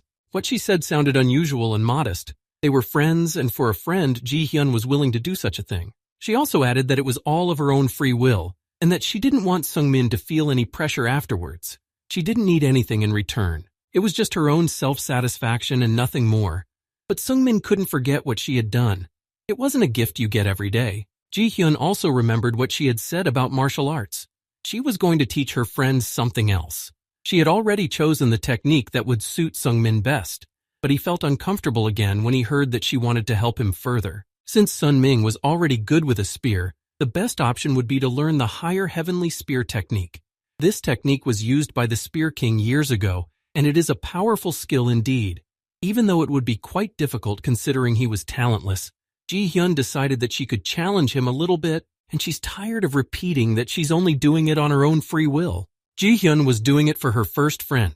She couldn't let him die the same way he did in his previous life. These words must have touched him a little. It was unexpected to hear something like that in such a cruel world where no one helps anyone. He was about to start crying, but Ji-hyun slapped him to stop him from apologizing. They're friends. He shouldn't take it as a favor that will leave him in debt. It hurt, and he didn't see what was wrong with just saying the word one more time. But then the girl said she didn't like it and didn't want to hear it anymore. Instead, she just offered to make it nice and pulled him closer to her by the neck. She offered to make me feel good and tell me about her past life. Her curiosity was still piqued, especially since it was the first time she had met someone who had regressed. Ji-hyun wondered what she was like in his past life. It wasn't the best question to ask because Sung-min was struggling to make ends meet and only knew Ji-hyun through hearsay. He knew that the girl had been at the top of area back then. Well, actually, it was all pretty obvious. But he added that a month after she was called to the city, she left the land, and then she disappeared for about 3 years. Ji-hyun was curious to hear all these stories about himself, and she was ready to hear more stories from his life. But the girl said that she could have been traveling around other worlds for those 3 years. Now Sung-min was curious to hear more about what she had to say and about her travels. What she wanted most was the freedom she had never had. When she was a descendant of the leader of the demon cult, this freedom was conditional. She could not go and do what she wanted. And because of this, she was called to this world. And now Ji-hyun was very happy to have met such a wonderful friend here. She also added that she was leaving in a month. These words were unexpected, and Sung-min felt a little sad that he would have to say goodbye soon. But Ji-hyun wanted to enjoy the freedom of this world and not stick to one place. After she teaches him the higher celestial spear technique, she will go on a journey just like in Sun-min's past life. Then she asked what he would do. She lay quietly on the bed and felt better already. It must have been a wonderful state to realize that now you can do all the things that used to be forbidden. But for some reason, her question alarmed Sung-min. It seemed like an ordinary question, but when she said it, he felt uncomfortable. It was about his life and his desire to live it differently than in the past. The memories of how he had poured out before, how hard he had worked and how much he wanted to change everything, but it was almost impossible. Then the first day he came here and saw the monster. The guy was only with a bat, but his fear was overwhelming, and it was hard for him to even defend himself. When he was trying to raise money by any means possible, it took all his time and strength. But it was a necessity, because without it he would not have anything to eat. And then Sun-min grew up in conditions of survival, and when he finally achieved at least something, an ray of hope appeared. Everything fell apart before his eyes, and he died. But that would never happen again. He knew that he would do anything, but his current life would not be like the previous one. All of this sounded weak to her. Perhaps only someone who had been through this hell would understand. She asked if he had any other goals for the future, but Sun-min didn't even think about it. All he was interested in now was getting out of the state he was in, and that was his main goal. Ji-hyun didn't force him and only told him to tell her when he found his goal. And now she wanted to hear more about her friend's past life, and it seemed that she would not get tired of hearing these stories. The boy did not feel so comfortable with such questions. and he did not have much to tell because all the weeks, months, and years were monotonous. He was just trying to survive an area. He reflected on his life in Genebus more than once, and eventually came to the conclusion that he had not had a single person during that entire period that he could call a friend. So it turns out that she is also his first friend in this world. It was a very long night. They talked about many different things, discussed past situations, and a month passed. Soon the moment would come when they would say goodbye. Not forever, but who knows how long it would take to meet their friend again.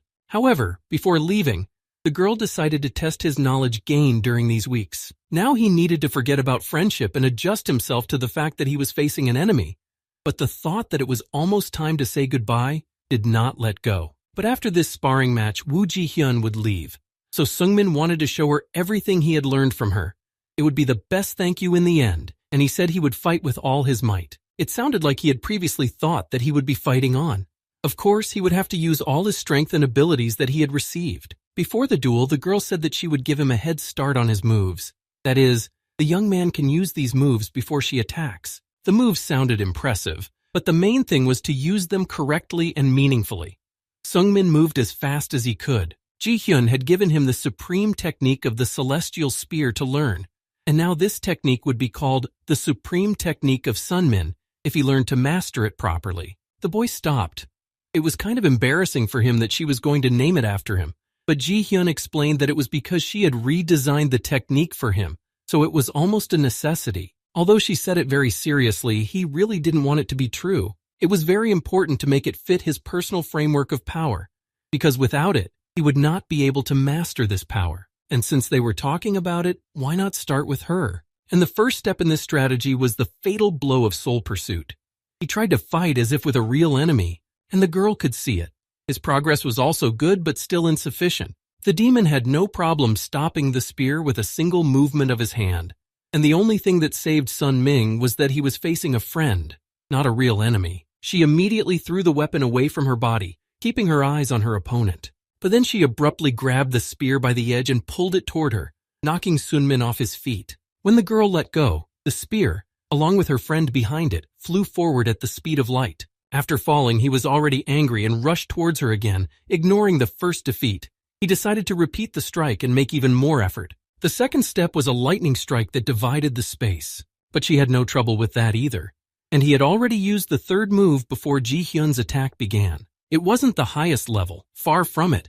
But compared to when he knew nothing, his current knowledge allowed him to hold the spear with more confidence and make clearer strikes. And parrying allowed him to twist the opponent's weapon outward. The delay allowed him to twist the enemy's weapon downward, which helped him block the attack. And after this attack, it is best to use piercing. And at this point, he heard a lot of complaints from Ji-hyun.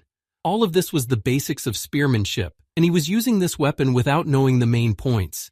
The young man tried to justify himself by saying that he had studied it on his own before, and he didn't have a master to tell him how to do it right. Then she ordered him to use all these movements every day until he got used to their application.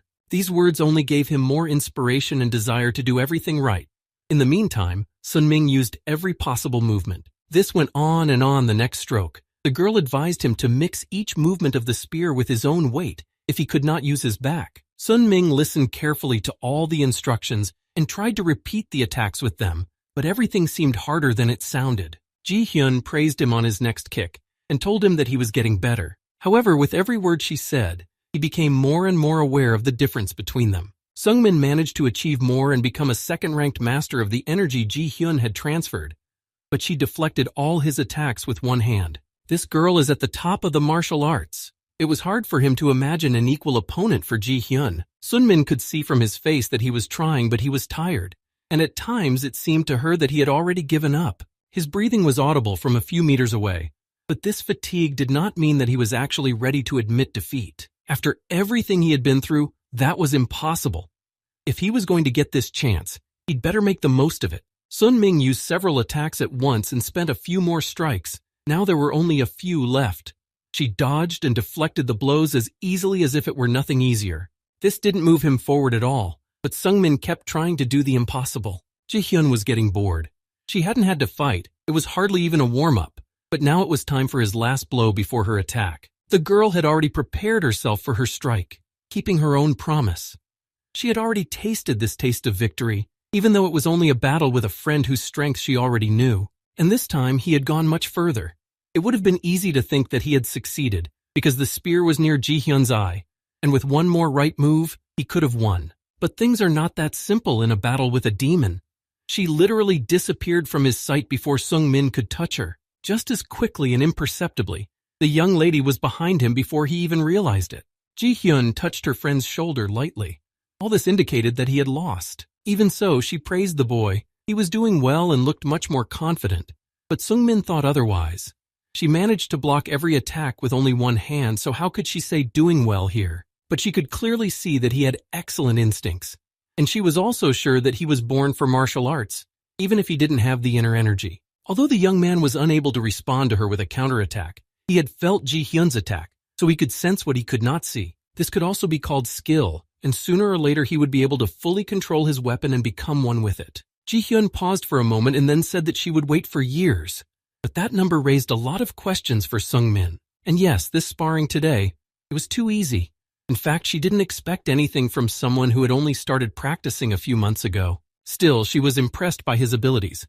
He managed to show everything she had taught him, and his last attack was particularly good. Finally, she suggested that they meet again in 10 years. The young man still stood there, not even moving or closing his eyes. A month ago, Ji-hyun asked her friend about his goal in this life.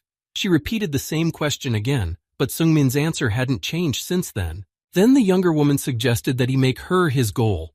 It was a short sentence, the meaning of which he did not immediately understand. Sung-min clenched his fists until his palms and fingers hurt, but not a word came out of his mouth. Ji-hyun continued to speak with the same confidence and ease, and assured him that if a person has no purpose, his life will be like a ship bobbing on the violent waves of the ocean, drifting around without any benefit. He needed to become strong enough to face her in his native struggle in 10 years. Without any hesitation, the young man revealed that this was impossible, but she was not satisfied with this answer. In the end, Sun-min could not stand it. Only by making her his target would he be able to become like Ji-hyun and achieve what she already has. The words about a worthy fight and great power sounded like a fiction to him, like nonsense. He shouted that he would not achieve anything because he had no talent.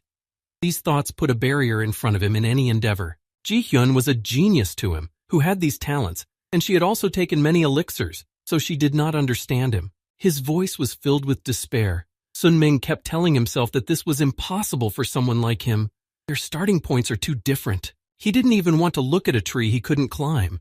And now all those words about a new life and wanting to live it differently from the past made sense?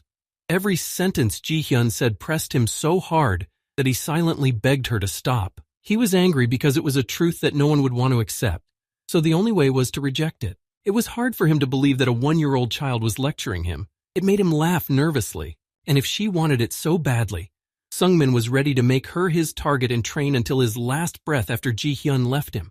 And years later, when they met again, he would plunge his spear into her heart in cold blood. It was all too much. She would die then. It's better to settle this as friends without weapons in their hearts. Yes, as friends. That was the word he hadn't mentioned in his last statement. Sung-min had somehow forgotten about it, so Ji-hyun suggested that they just have another sparring match and call it a day. It took Sun-min a few seconds to realize what he had said earlier. The young man realized that it sounded important. He was so embarrassed now, but just a short time ago he had been seriously ready to kill her, at least in words. Ji-hyun took a step forward and removed her hands from his face, repeating the same phrase.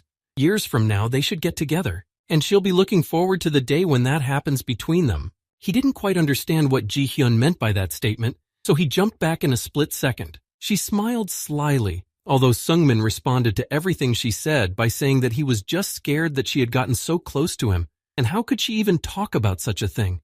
Ji-hyun is just a child. Ji-hyun ignored his words and moved closer to him, saying that she had read about this look in a book, so she knew exactly what she was talking about, while Sun-min tried to move away. She was already too close, but Ji-hyun still continued to speak calmly, amused by this reaction.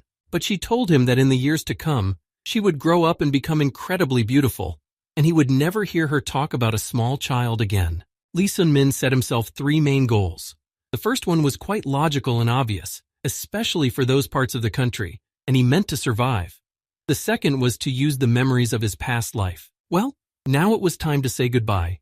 Ji-hyun didn't take many things with her, They all fit into a small bag and she took one last look at it. It would be many years before they would see each other again. Ji-hyun jokingly told him not to even think about dying. They had a fight to fight before that, and he made a promise that he would never die. They both smiled. During these months, Sungmin and Ji-hyun were able to become real friends, even though it was their first time. He turned the other way to head back to the town. It was kind of sad to say goodbye to someone like that. Now their paths are going to diverge for many years, during which Sungmin has a lot to accomplish. And there were 3 opportunities that Lee Sun-min could have gotten in Genebus. The first is a battle skeleton. The second was a true heavenly cultivation power. And the third and last was the opportunity to participate in a classless tournament. Genebus regularly held various tournaments, and the boy managed to get in. By this time, months had already passed since Wee Ji-hyun left. The guy was not taken seriously there. He looked like just a kid, and his opponents were great martial artists who said that Sun-min should give up before the battle started. Each of these masters despaired when they realized that the child was able to defeat them, and eventually Sun-min managed to become a first-rank martial artist. With the help of this power, he easily won. The young man received the prize of the tournament champion. It was a small pill to increase internal energy. Lee Sun-min took it, and from then on paid even more attention to his inner energy. And now that he had gotten all he could take from cannabis, he had to move on. This was big news, because the classless boy of 30 years had conquered the cannabis arena. The seller who had once been ready to kill him was now proud of the kid, and he was sure that Sun-min would live a long time. People who have a good head on their shoulders live longer because they know how to get out of situations, and this boy definitely knows how. Then the vendor stepped back and picked up a small bag, then handed it to the younger man. It was a spatial bag, and the sight of it struck Sung-min. The man had warned him at the beginning that it wasn't new, but it was definitely better than the one he had now, because it was many times bigger. The seller knew that the boy would need it, so he held it for him. He simply told him to accept the small gift and not to argue anymore. This thing was worn out anyway, so it's unlikely to get much after the sale. Let it be a parting gift.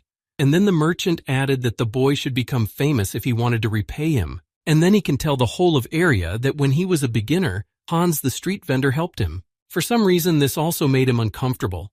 But he didn't want to argue anymore, so he said goodbye almost immediately. On the way, the young man stopped by the hotel where he had so often spent his nights.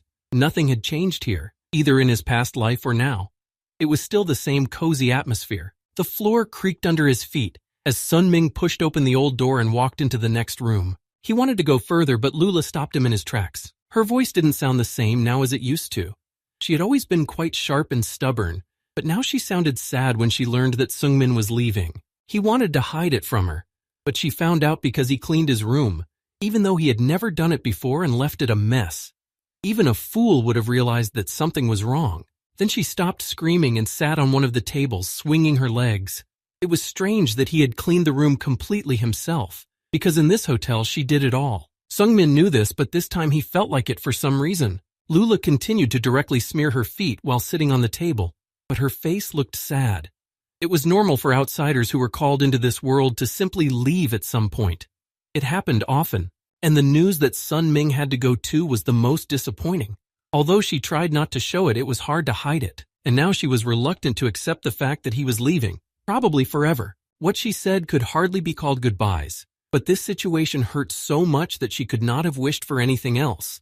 Lula said she hoped he would die a horrible death on another land. After that, the girl jumped to the floor and quickly walked to the exit of the hotel. Her father noticed that something was wrong with her, and that she was too angry or disappointed, but he did not stop her. Jack just looked after her worriedly and sighed. Only now he looked at Sun-min and asked him not to be angry with her, because Lula was still young, even though Sun-min was even younger.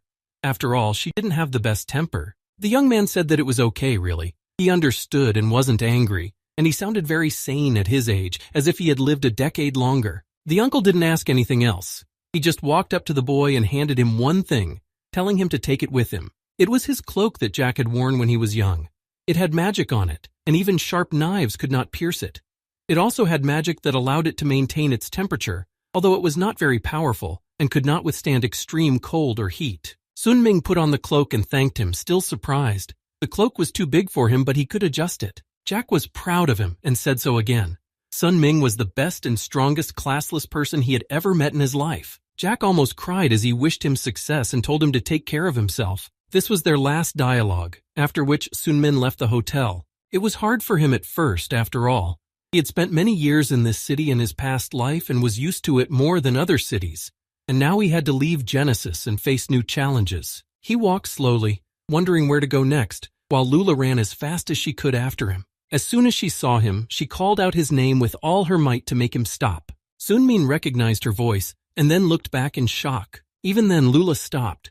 She was breathing heavily and stood for a few more seconds, leaning on her knees. She wiped her sweaty face with her hand and finally looked up at Sunmin. He hadn't expected to see her again. The girl still stood there trying to steady her breathing, but without waiting, she said she took it back. Sunmin was not vindictive and he would not even remember what words were in question. Lula repeated them, her wish for death instead of goodbye, and said once again that she took them back and didn't want that to happen. She didn't want Sunmin to die, even after he left her in this city. She was just so angry that she couldn't control her emotions. It was incomprehensible to him that Lula had run after him for so long just to say those words. She said again that even though he was leaving, she wanted him to live happily ever after, not die. And if he couldn't take it, it would be better if he just came back to this city. The young man smiled in thanks. He could see that Lula had something else to say, so he stood there and waited. When she was finally able to speak and breathe normally, she said that it was strange for her, but that from a certain moment something began to change. She clutched her dress even tighter until her fingers hurt, and she could not believe that she was about to say these words. But at some point she began to realize that she loved him.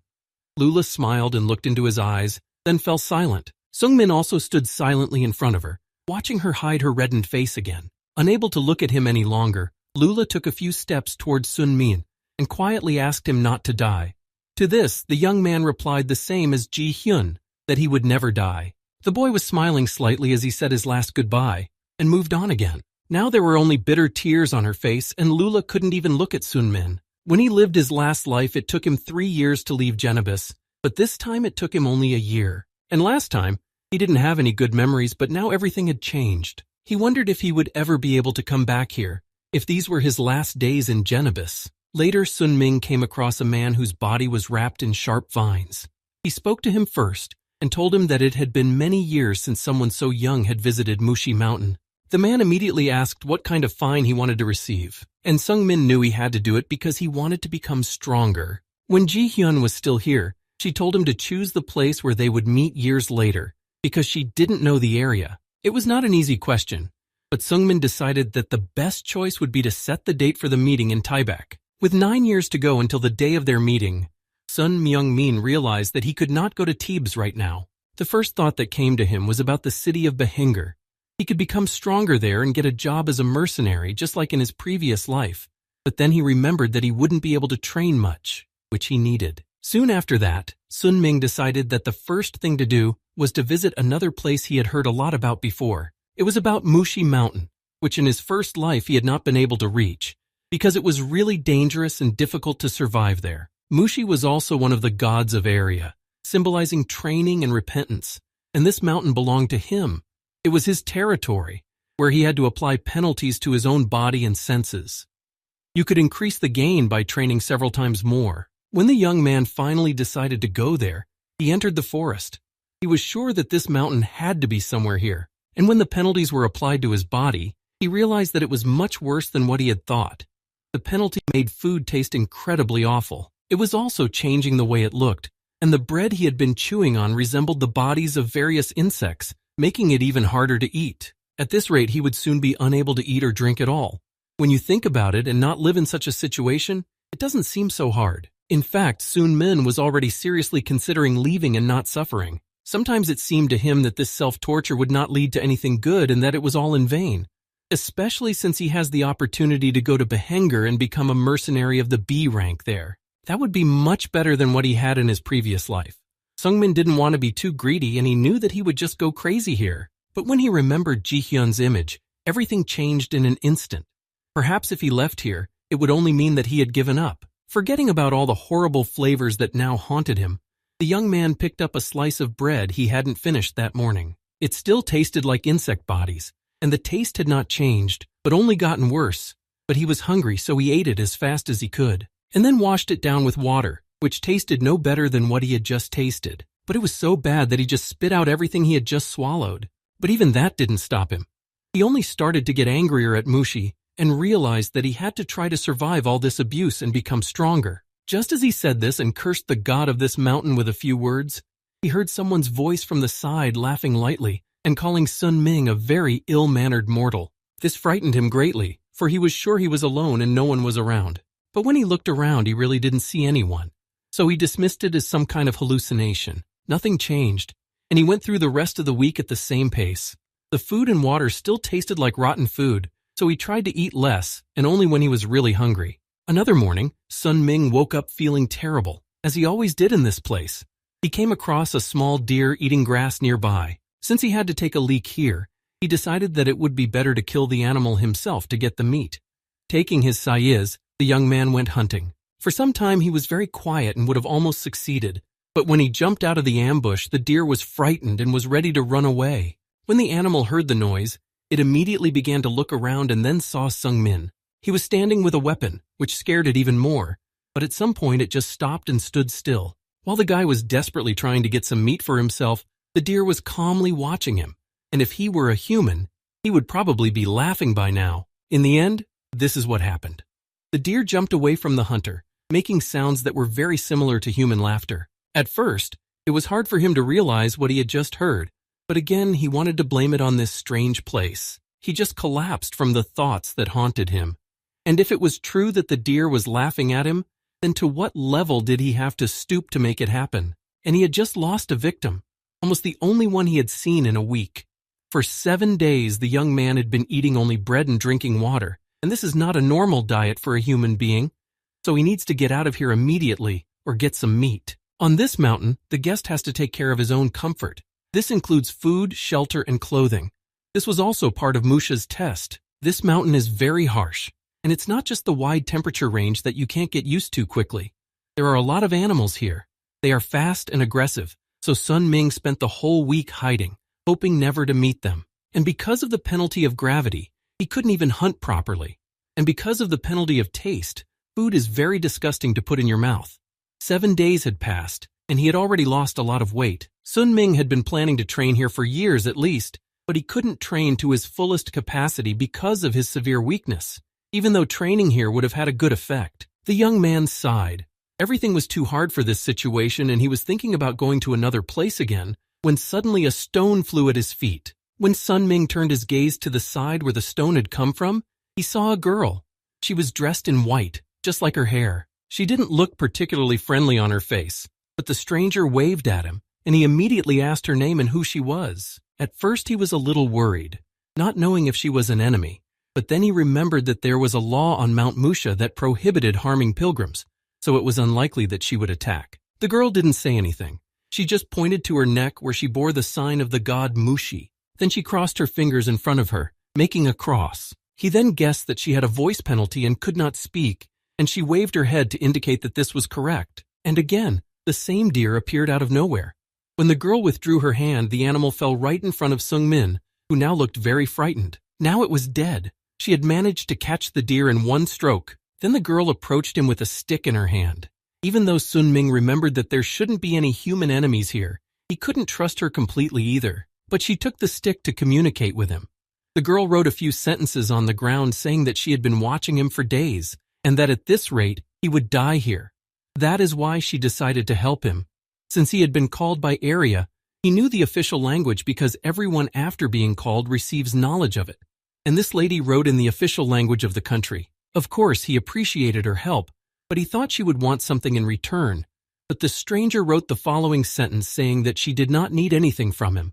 Sung Min was surprised that someone just decided to help him without any reason. But the blonde woman wrote again that she was helping him because she was kind and didn't want to see him suffer and slowly go crazy. It was all very strange. Apart from his tiredness and the atmosphere in the place, a girl appears in front of him out of nowhere, helping him just like that. She introduces herself as a kind, good person, and after that time she always appeared when he was in trouble and helped him out. This made him suspicious because he came from the world of area, where no one helped anyone. But then Sun Min started to get used to her. Later he learned her name and couldn't help but be surprised. Baek Sogyo. Those were the letters she wrote in the sand when he asked her name. It was a famous name in his past life. Because of Baek's abilities, she was called the Silent Flash. And he was really confused because he had met a future celebrity. His excitement was understandable, but that wasn't the point. He already knew that in 8 years, Baek Seogyo would die in the dungeon. He would die at the hands of the little celestial demon, Wee Ji-hyun. He sat there, puzzled, next to the rocks. Everything had changed since Baek had appeared. Sung-min had often thought about what might have happened in the dungeon, and the reason for the girl's murder. Now that he knew both her and Baek Seogyo's killer, it was all even more mysterious. Lost in his own thoughts, he didn't even notice Baek Seogyo's arrival. When she came closer, he jumped away from her. Baek had appeared so unnoticed and then written on the stone that she had just arrived. What surprised him more was that she could write with her fingers on the stone. He hadn't asked this question, but the girl wrote that she had come because she thought he was hungry again. Baek could help him get some meat again. But first, Sung-min asked if the girl could use telepathy because her martial arts level was high. But Baek wrote back that unfortunately she couldn't. Her fine also put a ban on it. He suddenly fell silent, looking at the inscriptions made on the rock by her fingers. Later he asked about her hand. She didn't move it, and Baek told him that a new fine had been added to her left arm because 6 months had passed. It's hard when you can't feel your limbs at all. So she asked about his fines. She had heard from Sung-min before that he had a fine for gravity and taste. She could only imagine how hard it must be to not be able to taste and enjoy food. Then the boy asked her about the penalties of other pilgrims, curious to know about other possible prohibitions. Baek decided not to tell him everything in her own words, but to introduce him to the others, so she offered to go with him. He just started to say that he would be very grateful if he did, but Baek didn't hear him. She moved so quickly between the trees that Sung-min didn't even have time to follow her. All that was left behind was a trail of sand. It was too fast. She returned as suddenly as she had left. Baek remembered that Sung-min had a gravity penalty, so she realized that she needed to be slower, although she wasn't sure he would have caught up with her even if he had been in a normal state. Then the girl added that he should focus on speed techniques because it was hard to move. It would definitely be more effective than practicing his spear skills. He was a little embarrassed when he found out that Baek was watching his training as well, and then he asked if she could teach him something. The girl did not react so kindly to this. Although she was kind, she couldn't give away her food to everyone. Sung-min put it down to the fact that he was just joking, although in his heart he hoped for a different answer. In the end, Baek took him on her shoulder and decided that she would take him to all the other pilgrims. If he walked alone, they wouldn't make it to the pilgrimage site by tomorrow. At first he protested, but Baek explained that otherwise it would take too much time. He tried to say something else and asked her to wait, but Baek just warned him to hold on tight. Immediately after she said that, she rushed forward. She was so fast she was dizzy and almost blown away by the wind. The others looked back in shock as she ran with someone else to their so-called base. Here she was nicknamed Mute, and mostly called only that. When Soon Min got to the ground, which happened quickly because it took them only a couple of minutes to get there, he put his hands over his nose because the smell was terrible. Everyone started looking at him as if he were a victim or an enemy. In any case, everyone was unfriendly, and only then the girl wrote to them that he was also a pilgrim and introduced him. Scarlet Rasir, who was the future archmage, had already heard of Sun Ming and knew that he was a martial artist, and she really did not like him. She had a terrible fine, and that's why there was such a smell in the place. She was forbidden to wash. Dok Bajun was called the Phantom Dagger. He had a penalty on his eyesight, and he offered to fight the kid in a duel one day. Then Baek told Sun Min that there are only 4 pilgrims on the mountain, including her, who has a penalty on her left hand and blindness in her left eye and loss of voice. Sung Min's eyes started to twitch. He thought there were dozens of them here, but it turns out that only, and besides that, there were those incredible people who would make a name for themselves in the future and become famous. Although they were not yet celebrities at this moment, the whole country would soon know their names and admire them. He was still watching the 3 in fascination when Scarlet turned to him and asked about his fines. The young man was a little nervous and his voice trembled like himself, but then he told her that he had a fine for taste and gravity. People who come in here are given a fine, and what Soon Min said surprised her, because Scarlet knew for sure that this kid hadn't been here for a month and already had fines. She was sure that he wouldn't live long at this rate. Bijun stopped her then. He'd heard that Sun Ming had come here in search of strength, and it was logical that he would take the toughest possible tests. He wanted to cross his borders, even if he had to pay the price. Sun Myung-min felt uncomfortable hearing these words and in the company of these people, but he said that this was the way it was. The old man also added that many different people gather on this mountain, but there are only 4 people left who have been able to survive for more than 6 months. Bijun wanted to see the boy's progress himself, so he said he would keep a close eye on him. Now Nima had to be happy, because they have another crazy person in their company who started with 2 finds like her. Well, he's met everyone now, so now it's time to go back. But they told me that there are 4 pilgrims here who will last a long time. 3 are here, but where is the other one? The only answer to his question was that it was better not to try to meet Plam. It wouldn't end well for him, but now Sungmin was curious to at least find out who he was. All the old man could say was that Plum was a very dangerous man, and it was better not to try to meet him. Now Scarlet was quiet, although she had been talking all along. The whole situation now alarmed Sunmin, and he thought for a long time about who this Plum was. 4 more months passed in this way. They passed in agony, as it was only getting harder to survive with the existing finds. They became even stronger, until Sungmin managed to get used to them. His body became even heavier, and the food only became more disgusting. But he was motivated by the idea that going through this would make him stronger. After 4 months of training, the amethyst cloud cultivation technique reached the level, and the higher heavenly spear technique of Sun Ming reached the level. And all of this happened very quickly. Plus, he had a martial skeleton to speed up his progress. There were a lot of trials on this mountain. It is hard and unbearable here, and he has not yet fully adapted to it. But these difficulties brought a lot of benefits. It helped him a lot with his main goal. During the day, the young man practiced the Supreme Celestial Spear technique, and at night, the Amethyst Cloud Cultivation technique. His body still felt heavy and his food still tasted terrible, but he was getting stronger every day. Although with every step he took, he felt like his bones were about to break and his muscles would sooner or later tear when he swung the spear. But he had to do it because he had promised. When things got tough, Sungmin would think back to what Woo Ji-hyun had said and realize that he couldn't let her down. He made her his goal and promised to be better than he had been in the past. He hardly felt it, but he noticed that his body had grown a little after all the exertion, and it would be good for him to change his clothes to a bigger size. Suddenly, behind him, the young man heard another unfamiliar voice. Since he knew only 3 people here, the thought that it was him immediately came to mind. Before he could look at this stranger, the man praised him for his spear skills, rather harshly. They were really good. He was surprised that he had never seen Sungmin before, because he had wandered around this place before and knew its hiding places by heart. A guy sitting on a large rock nearby smiled slightly, though it wasn't a friendly smile, but he said he was very happy to see Sun Min. This was the first time he had seen someone his own age here, and the young man introduced himself as Plum. Sun Myung-min was cautious about him. He remembered what other pilgrims had said about this boy, who was supposedly dangerous, so he did not want to approach him. Scarlet said that Plum was a real genius. She didn't like to talk about him, but she told him a little bit when Sungmin kept asking about him. Baijun warned that after meeting him, all of Sungmin's efforts would be in vain and would mean nothing. This kid was better than everyone else at everything. That was his talent. Baek warned him. She assured him that he shouldn't even try to meet him. It could end in a descent into despair. He had heard so much about him, and he actually started to believe that Palom was scary and dangerous.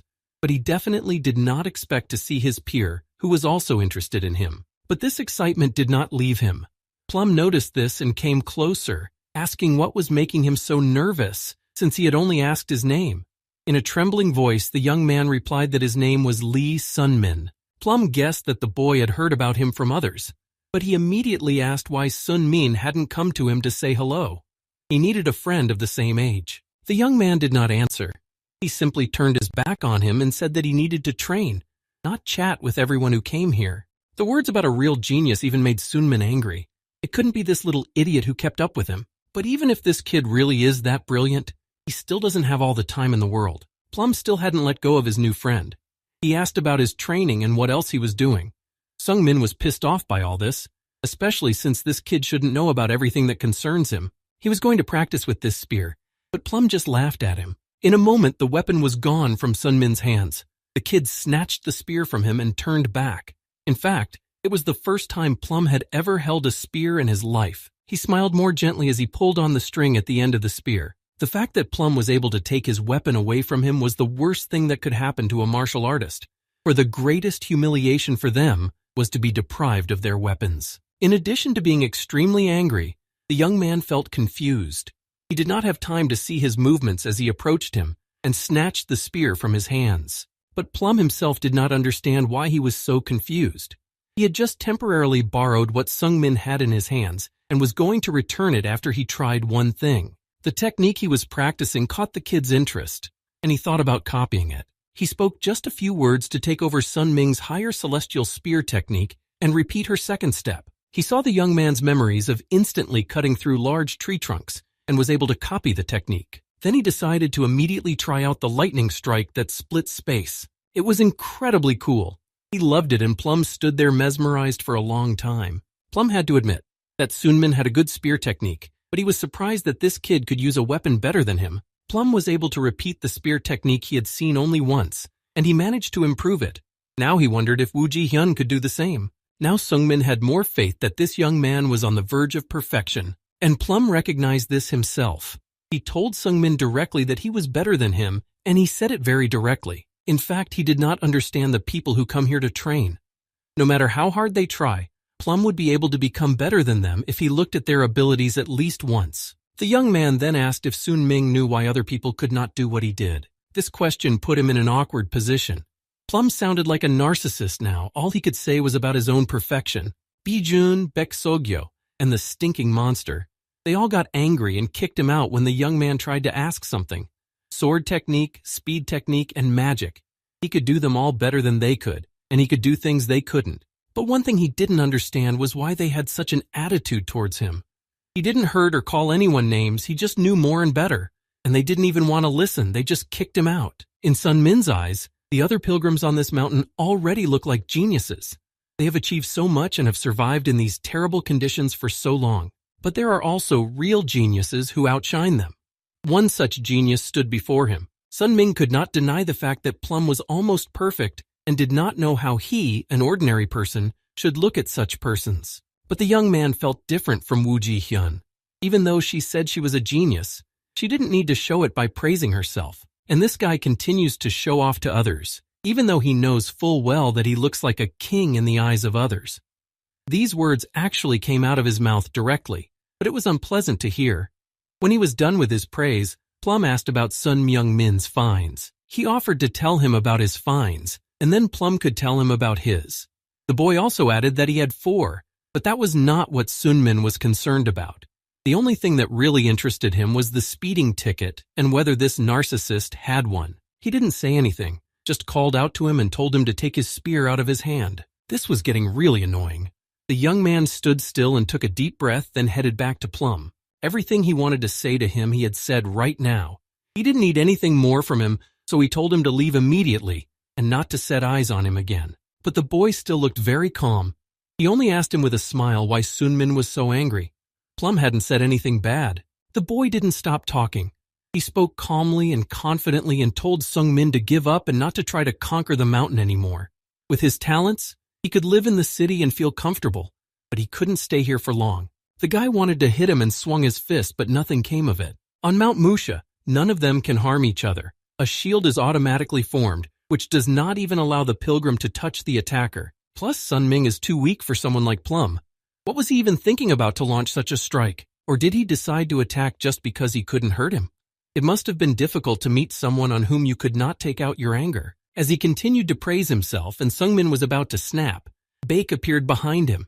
Plum had expected her to be standing nearby, listening in, but he couldn't behave in such a lewd manner in front of her. With one look, she could tell that she would have killed him if not for these rules of the mountain, but Plum said that it was his new friend who had chosen violence, and he was just testing the spear. His tone changed completely with Baek-sogyo's arrival, and he added that the technique Sun Ming uses is very good, but he still can't fully apply it. And the higher the level of the technique, the harder it will be to learn it further.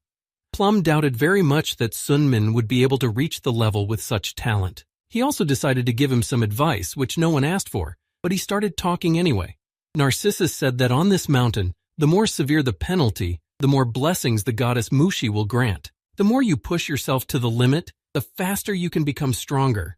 Plum hoped the boy understood what he was getting at. The boy was about to speak further, but Peck covered his mouth and he didn't say another word. She really would have been ready to kill him, and often wished she could have done so here. While she was dealing with him, Sunmin couldn't move, but when he finally came to, there was only anger in his eyes. He couldn't take it anymore and ran in the opposite direction from the two of them.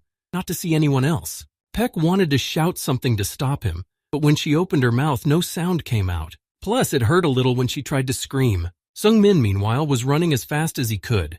He wanted to get away from them as soon as possible, even though it was very difficult with his fine. The boy bit his lips until they bled, remembering what Plum had just said about his lack of talent, his inability to conquer the mountain. It really hurt him to hear that, because after that, all his efforts seemed in vain. He didn't call her, but Mushi knew when to appear, so she calmly let him speak. The young man immediately revealed that he wanted to add another fine. In this way, he hoped to fix what was happening in his life now.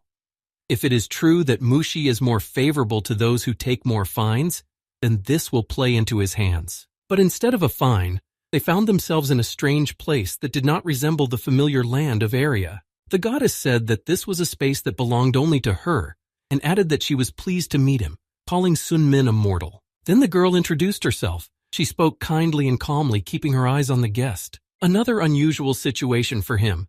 But if Sun Myung-min had seen a human being then, at least a perfect one, he was not ready to see a goddess with his own eyes. She had heard him talk about her recently and even curse her, so she told him that he didn't have to pretend, because she didn't feel any respect for him anyway. So that's not why she brought him here.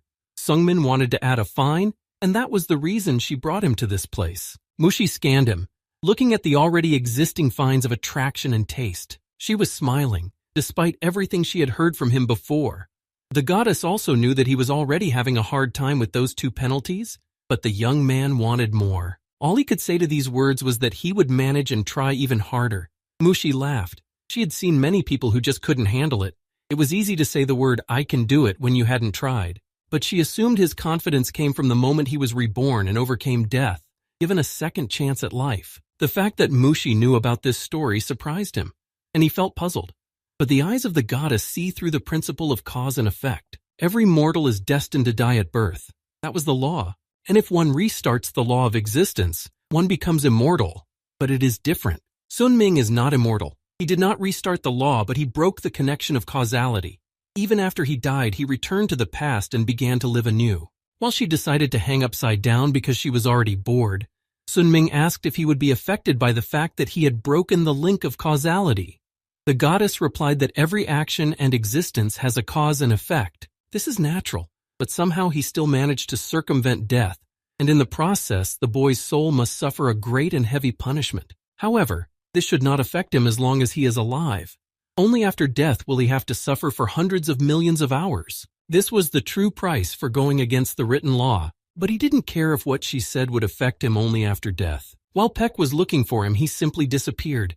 Even though he had the penalty of gravity, she managed to find her friend and waited calmly for him to come to his senses. Beck met Sungmin next to the rock and saw that he had added another penalty, and she knew something, that he was having a hard time with his too. He looked up and smiled, nodding and realizing he had made her worry. She clenched her teeth. Perhaps if she could speak, she would have said some nice things to him. Instead, Peck just asked about the fine he had decided to add to his sentence. The young man answered a little weakly that it was a penalty for the body and for dreams, and this answer confused Beck. Sungmin was really crazy.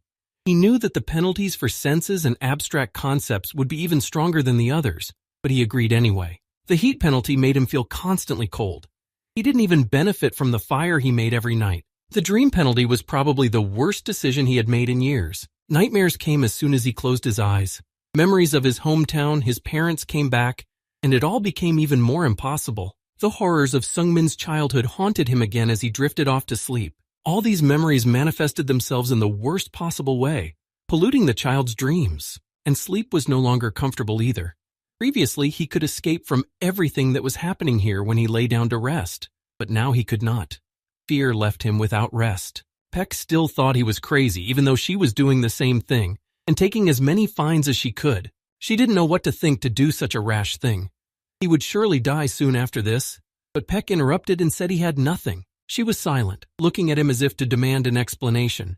Then Sungmin coughed and said with a sigh that he had no talent. Come to think of it, this kid's martial arts skills are excellent, especially for his age, but he's growing much slower than the rest of them. It was strange, even though he has a lot of fines. Sungmin had a disharmony between skills and talent, and the truth is that he is talentless. Now Beck has a new question. Who is this guy sitting in front of her? and he always thought of Woo Ji-hyun. He had a goal that was difficult to achieve with the abilities he already had, so the kid did his best to do his best. And he didn't do it because he was angry with Plum. He recognized that this boy had simply set him on the right path and showed him what to do. He told him that he would have to try harder if he wanted to stand next to people who had special talents and were unique, and that he would have to do things that were beyond the realm of reason. The young man continued to sit on the ground. He did not get up and now did not even look at Peck.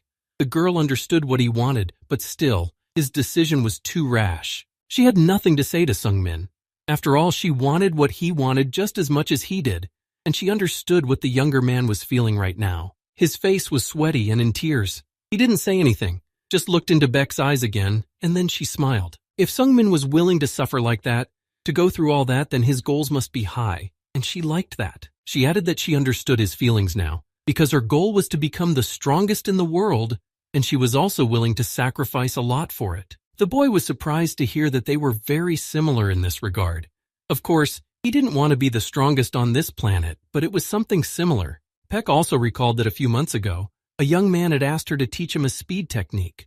Although when he stood up, he said he was just joking, but she was seriously ready to teach him how to do it. It was so wonderful that Sun Ming couldn't believe he had just heard such words. The girl began to write something on the ground. She told him that this technique was secret and that almost no one knew it nowadays. The martial art, which is a technique of speed, was called Shadowless Flight of the Soul. Peck gave him her book to read, and what was written was incredible. This technique was comparable to the Amethyst Cloud Cultivation technique and the Supreme Heavenly Spear technique, but the young man still didn't understand her kindness and why she was letting him read it for free. Peck couldn't explain it herself. She didn't know if he would die or not, but she was sure that this boy would not give up. Maybe it was compassion because she knew he had nothing without it, or maybe it was something else. She looked at him with a smile, as if they were old friends who had met after several years apart. The smile remained on her face, and Peck sincerely wanted to help. She saw his desire and saw what Sungmin was willing to do for his goal, and she respected that. But first and foremost, she was doing all this because Baek is just a good person. It may have sounded ridiculous and out of place, but it was true. Now when 14-year-old Sun Ming opened the status window, he saw a new mark that he had mastered the Shadowless Soul Flight technique and had a new skill in his arsenal. He continued to train and became better every day. The young man focused on the Celestial Spear technique and devoted a lot of time to it. The first step was the deadly soul-chasing strike that he had once used on Woo Ji-hyun, although it hadn't worked that time because she had blocked the attack with a single movement. It was disappointing to Sungmin. He was angry when he realized that she was much taller than he was and that he would need to spend an unknown amount of time and energy to stand anywhere near her. Besides, he didn't know if he would be able to do it. But Sun Ming continued training, keeping his promise. Every day the young man repeated the same thing. He applied Sun Ming's Heavenly Spear technique in the hope that one day it would lead him to the top. Finally, he reached the 5th step in the technique. This was almost the first time he had used the Fatal Blast, and he still didn't know how to use it, but he was trying to get it right the first time. Even though it seemed useless, Sungmin remembered Ji-hyun's ability to block all attacks easily, and it didn't cost her anything. When his hands were gone, Sungmin heard Ji-hyun's voice.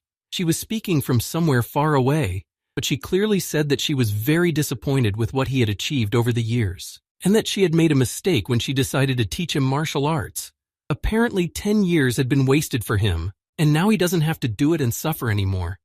She walked up to Sunmin and put her hand on his body, saying that she would take away everything she had given him before. His body was bleeding after just one touch from the demon, and she calmly stepped back as if it didn't matter. Ji-hyun said that she had destroyed his source, and now he would no longer be able to use martial arts, and that was their farewell. He was already powerless, and because he could hardly move, he just screamed.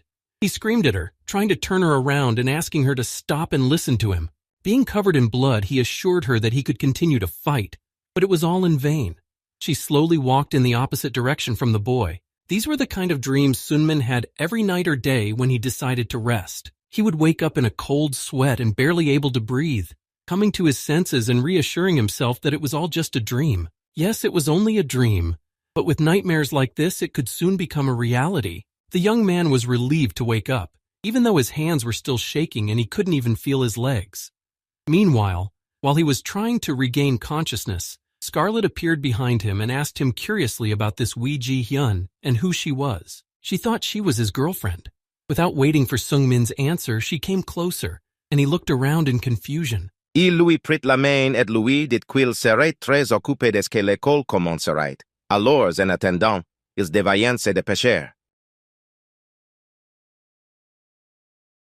Ronan lui prit les mains et lui dit qu'il était obligé de faire quelque chose pour elle, mais qu'il gardait le secret sur ce qu'il allait faire. Il voulait faire une surprise à sa sœur.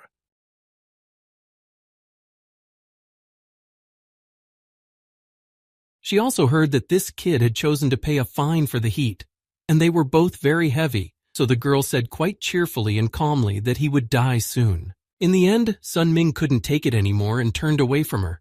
Scarlett thought he was sick when he started coughing, but Bi Jun, who was standing behind him, said it was because she had gotten too close to him. But Scarlett came here to help him. She didn't want to make him faint. It was only now that Sun Ming turned his face back to see Bi Jun's phantom dagger in front of him.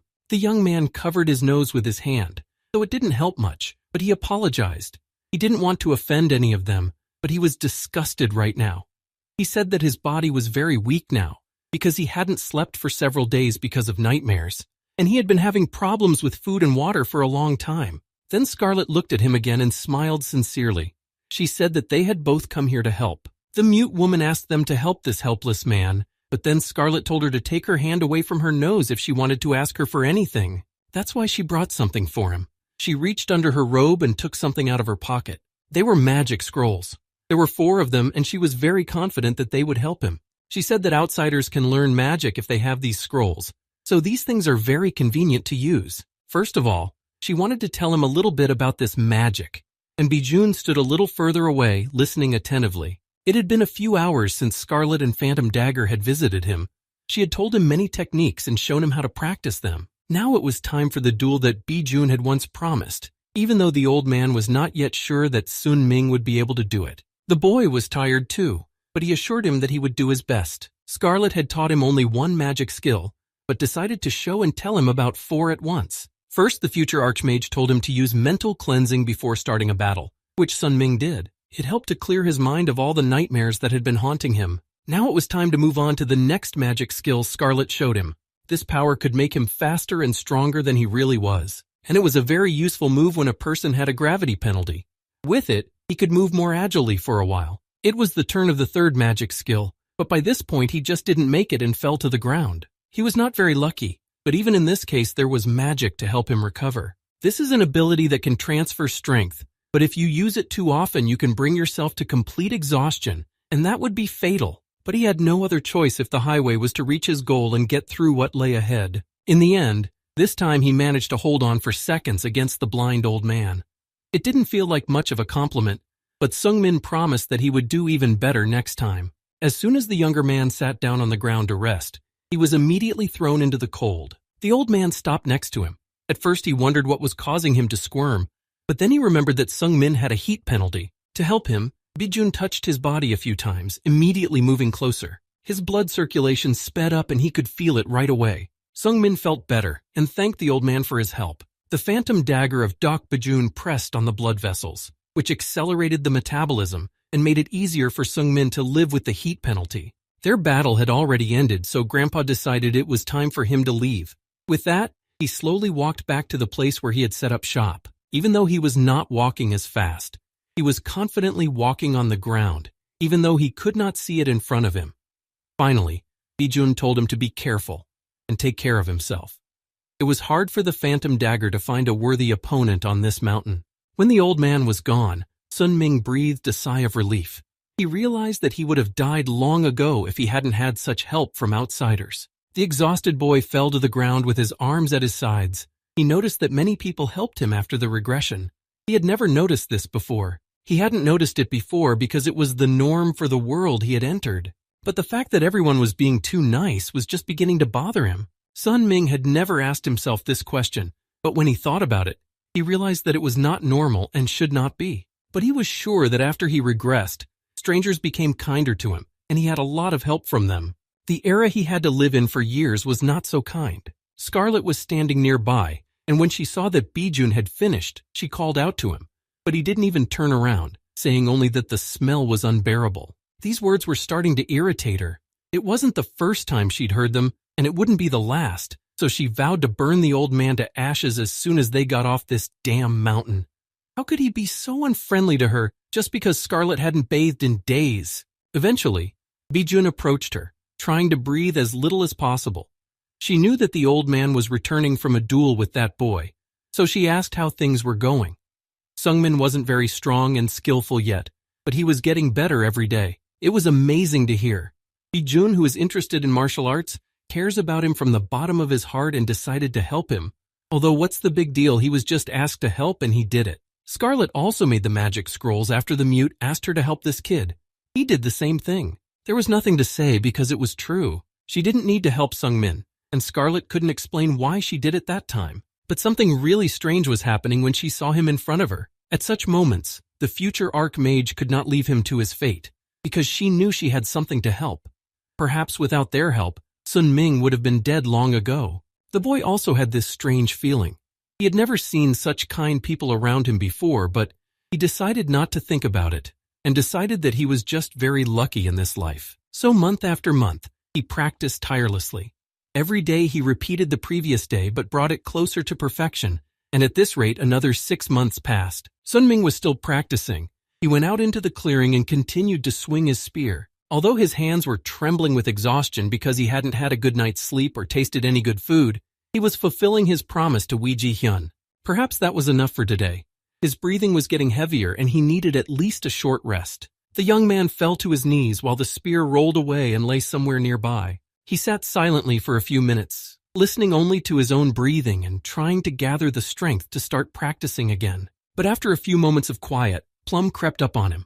He managed to do so unnoticed, and Sun Ming was focused on his own strength. The little guy's voice didn't stop, and he said with some admiration that he was actually surprised. He hadn't thought that Sun Ming would be able to survive the test and stay on Musha Mountain for 6 months, and already a whole year had passed. The guy himself didn't even pay attention to him. He didn't care about Plum, who was hanging around.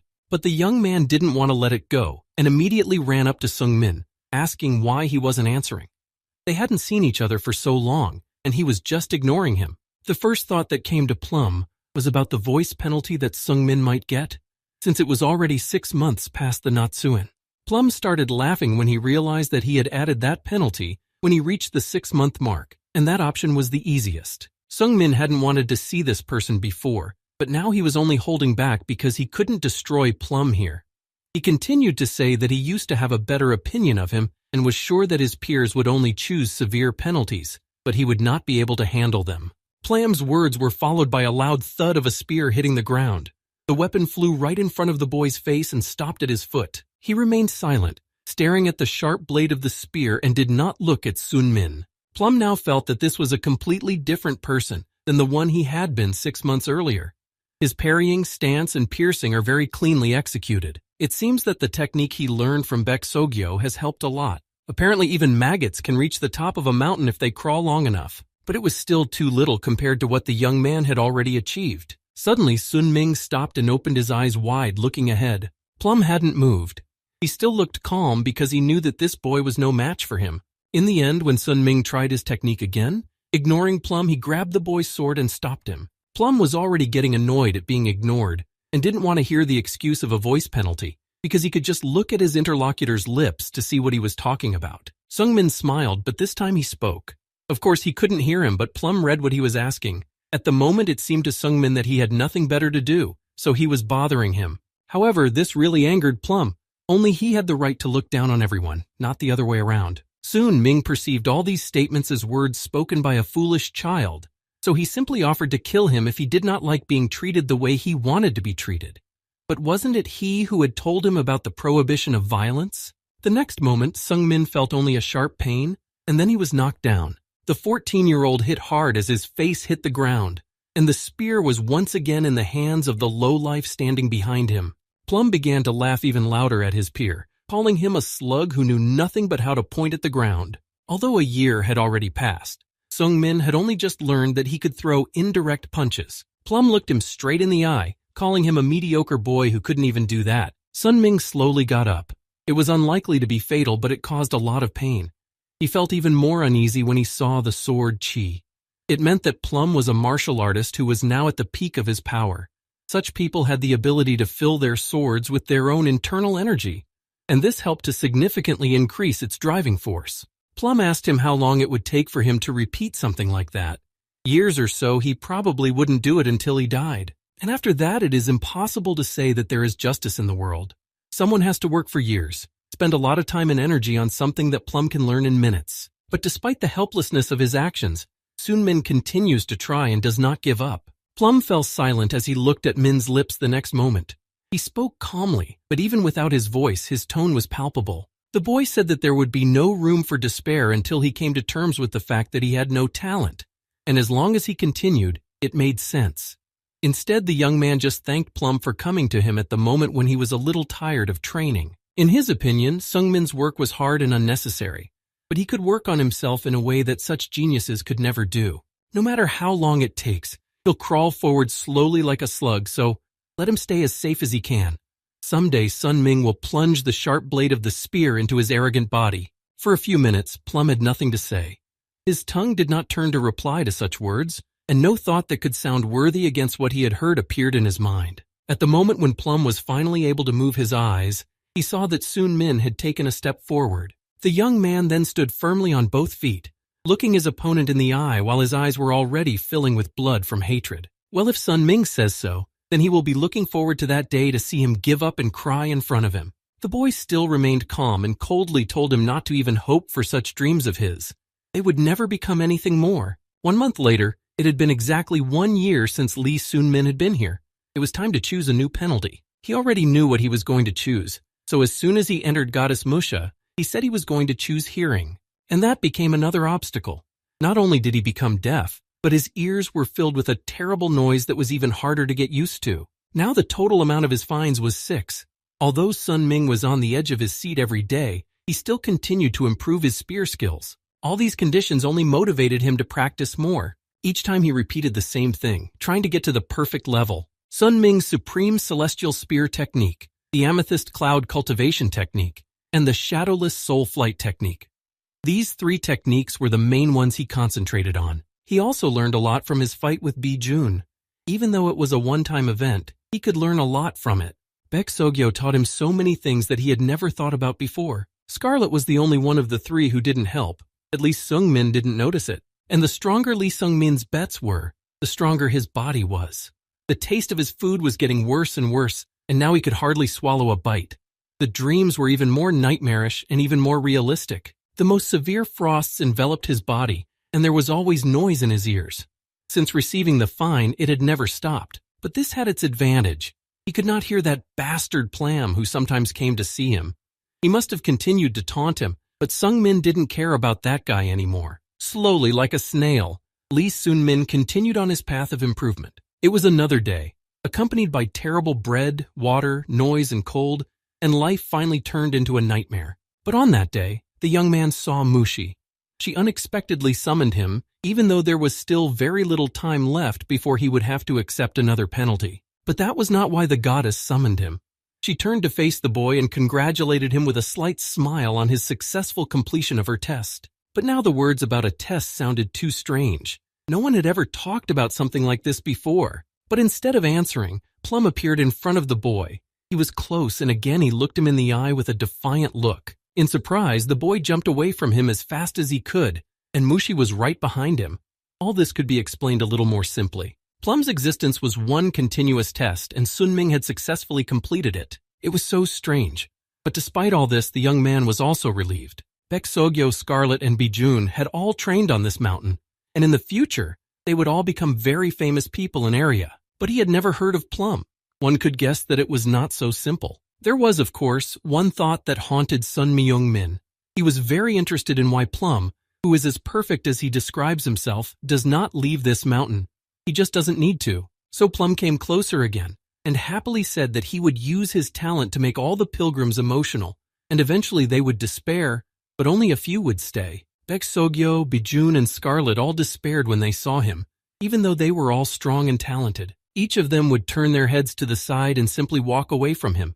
But Sun Min did something different. Despite his own lack of talent, Sun Myung Min did not run away from him, but made Plum his target.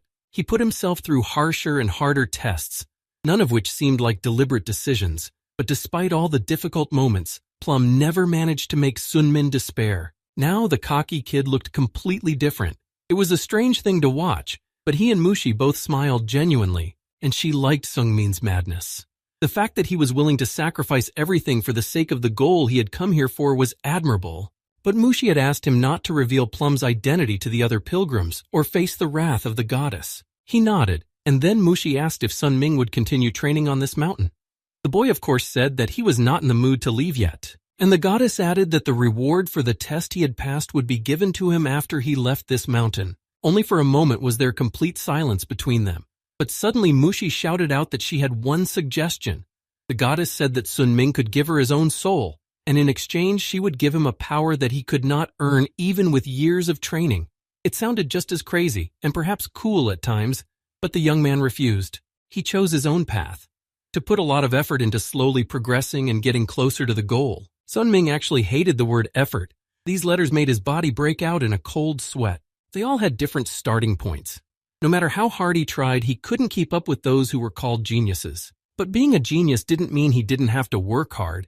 In the end, he just hated those who ignored the difference between what actually happened and what didn't happen and attributed it to lack of effort. But at the same time, he missed the word, because in his past life, Sungmin had often gone into hiding and sat there idle.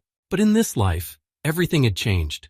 Even at this point, things are completely different than they were back then. He had already had many of those encounters that had great and significant consequences, and now there was no excuse for their different starting points. The day Sungmin lost his hiding place, he had no choice but to start moving forward, and only now did this guy start to really improve and work on himself. And he was going to stick it out until the end to fulfill his dream and become stronger by any means necessary and put in all the effort to do so. As Mushi had said, she loved the word and respected people who were willing to fight rather than go with the flow. Well, now she wanted to talk to herself. Mushi smiled and turned away, walking in the other direction. But in the end, she added that there are no ordinary coincidences in Area. There is always a reason for everything. Area summons strangers from different worlds who have advantages in terms of skills. She asked Sunmin for his opinion on this and asked what he thought about it. Sungmin was a little surprised by what he was seeing. Mushi was talking to herself, but at the same time she was passing on all this information to him. So this was information that he was not allowed to talk about, but the goddess was looking for ways to pass it on somehow. But why? Sunmin did not move. He stood there silently watching the girl when suddenly she stopped. After taking a deep breath and a short pause, she said that if he had come back here, it meant that something was going to happen where he would be needed. And if he came back, he had to be ready for it and become a worthy regressor. Only now did she look back at him and smile slightly. Sunmin tried to make sense of all these words, but he still didn't know what to prepare for. Then Mushi spoke again, but not to herself, but to someone else, and told them to stop doing it because it was her territory. And it's better to just back off if you don't want to fight her. But at the same moment, the wall broke. There was a sharp sound like glass shattering after being hit. Sunmin could hardly see anything. He could only watch her movements from a distance. The girl never turned her head toward him, but Sunmin heard her say to turn around. He still didn't know if Mushi was talking to him or addressing someone else. But when the goddess looked at him, she told him more sternly that he didn't have much time to complete his training. After a moment, she waved her hand and Sungmin was thrown back out of her personal territory. Mushi didn't explain anything to him, but she wondered if this guy would be able to put an end to what was happening now. Maybe it was all fate. Fate to come here and fulfill what I have already gone through. But it's not over yet, and only he can decide what it will be. A few more difficult days passed. Now, in addition to obsessive thoughts, he also remembered the words he had heard from Musha, and a new fine was added. This time, the hero chose the sense of smell, and it was terrible. With each penalty, life on this mountain became more and more unbearable. For a moment, the young man was even glad that he would no longer feel Scarlet's sting, but it got worse, because now it accompanied him always. As he was sitting miserably by one of the trees, he felt someone approach. It was Beck. Sungmin had now come to accept and call her his older sister, and she had taken care of him many times. She already knew that he had another fine, and knew that it was terrible. But the harder and the more of them, the better the reward for suffering at the end. And aside from those nasty feelings of swallowing his saliva and occasional vomiting, he was fine. Beck Sogyo's new penalties were hearing and taste, and she was having a hard time. Sungmin knew that as well as anyone. It's not easy to accept it at first. and compared to the penalties she had experienced before, this one was much harder for her. But now Peck understood the difficulties the younger boy had gone through, and the taste penalty was even worse than she had imagined. The food was so disgusting that Peck was considering not eating at all. But that's not why she came here. She had something to tell him. Peck told him that she would be leaving this mountain very soon. That was all she had to say. And this news was a vulnerable point for Sungmin. He knew that he had to rely on himself in this world, but Baek had already helped him so much and was always there for him. He had gotten used to her, and separation would be a difficult moment. But the kid also knew that she didn't really need so many fines. She was already a genius, and after so many months on this mountain, she became an invincible warrior. After spending years here, she finally achieved the goal she came for. It was not easy for her to let go of everything that was here, and personally of those she met here. But she chose this path, and Sunming decided that he would stay here for a while longer. These words were unpleasant to hear. Peck had hoped that they would leave this mountain together to continue their journey in the other world, but she found out otherwise. Sungmin hesitantly dared to ask if they would ever see each other again. The young man hadn't looked her in the eye yet, but Baek said that it would definitely happen someday. When he looked at her, she smiled as if to encourage him. A whole year had passed since their first meeting, and little Sunmin was almost as tall as she was. She herself did not want to leave her younger son, knowing that he might die from the many fines he had to pay until he was exhausted. And Baek Sogyo hadn't finished teaching him the martial technique of shadowless soul flight. Perhaps she needed a little more time. But Sungmin interrupted her thoughts, assuring her that everything would be fine. He was grateful to her, because Baek was the person who made it through so long, and now Sunmin can bear her weight. But now she has a reason to leave this mountain and move on, and she can't stay just because of him. Sungmin thanked her again, calling Baek her big sister, and that probably touched her the most. If it wasn't for this girl, he wouldn't have survived this harsh mountain. Peck smiled. It was nice to hear such sincere gratitude from someone who had become so close to her over the months. The girl hugged him. All this time she had been sincerely helping him and worrying, hoping that he would survive and feel more confident. That's why Peck started teaching him, and she was truly happy that she was able to meet such a person here. Sungmin didn't even know how to react at first, and it was good that she hugged him tightly for a while and didn't see his red cheeks. The two of them stood there for a while, but Baek couldn't stay there for long. She pulled away and looked into the younger man's eyes again. She told him that he would succeed and admitted that Sunmin was the strongest person she had ever met. The young man didn't quite understand what she was talking about, but Peck almost immediately added that he never gave up and kept going no matter what. But Sungmin immediately denied her words. He said that discouragement was always with him, but he was too eager to achieve his goal, so he kept forgetting about despair and kept training. Then Peck called him an even more wonderful person. She herself had given up after her first meeting with Plum, and Sungmin managed to ignore all the ridicule he was giving him. He didn't avoid them, he went through the motions, and Peck hoped that it would continue, that he would not die and that they would meet again someday. Sungmin told her the same thing that he had told Woo Ji-hyun and Luli, that he would never die. Dak Bijun and Scarlet also left the mountain. Everyone Sungmin knew on Musha Mountain was gone. He was left alone. He hadn't felt lonely for a long time, but for the first time in so long it had returned to him. Although in his past life the young man had always been lonely and trusted no one, it was the norm. But now everything was different.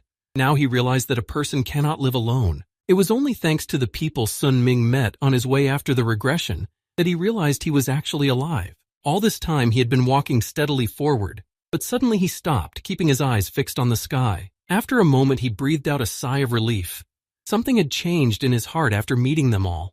It was as if the invisible wall that had prevented him from doing so was no longer there, destroyed. Sun Ming stepped forward.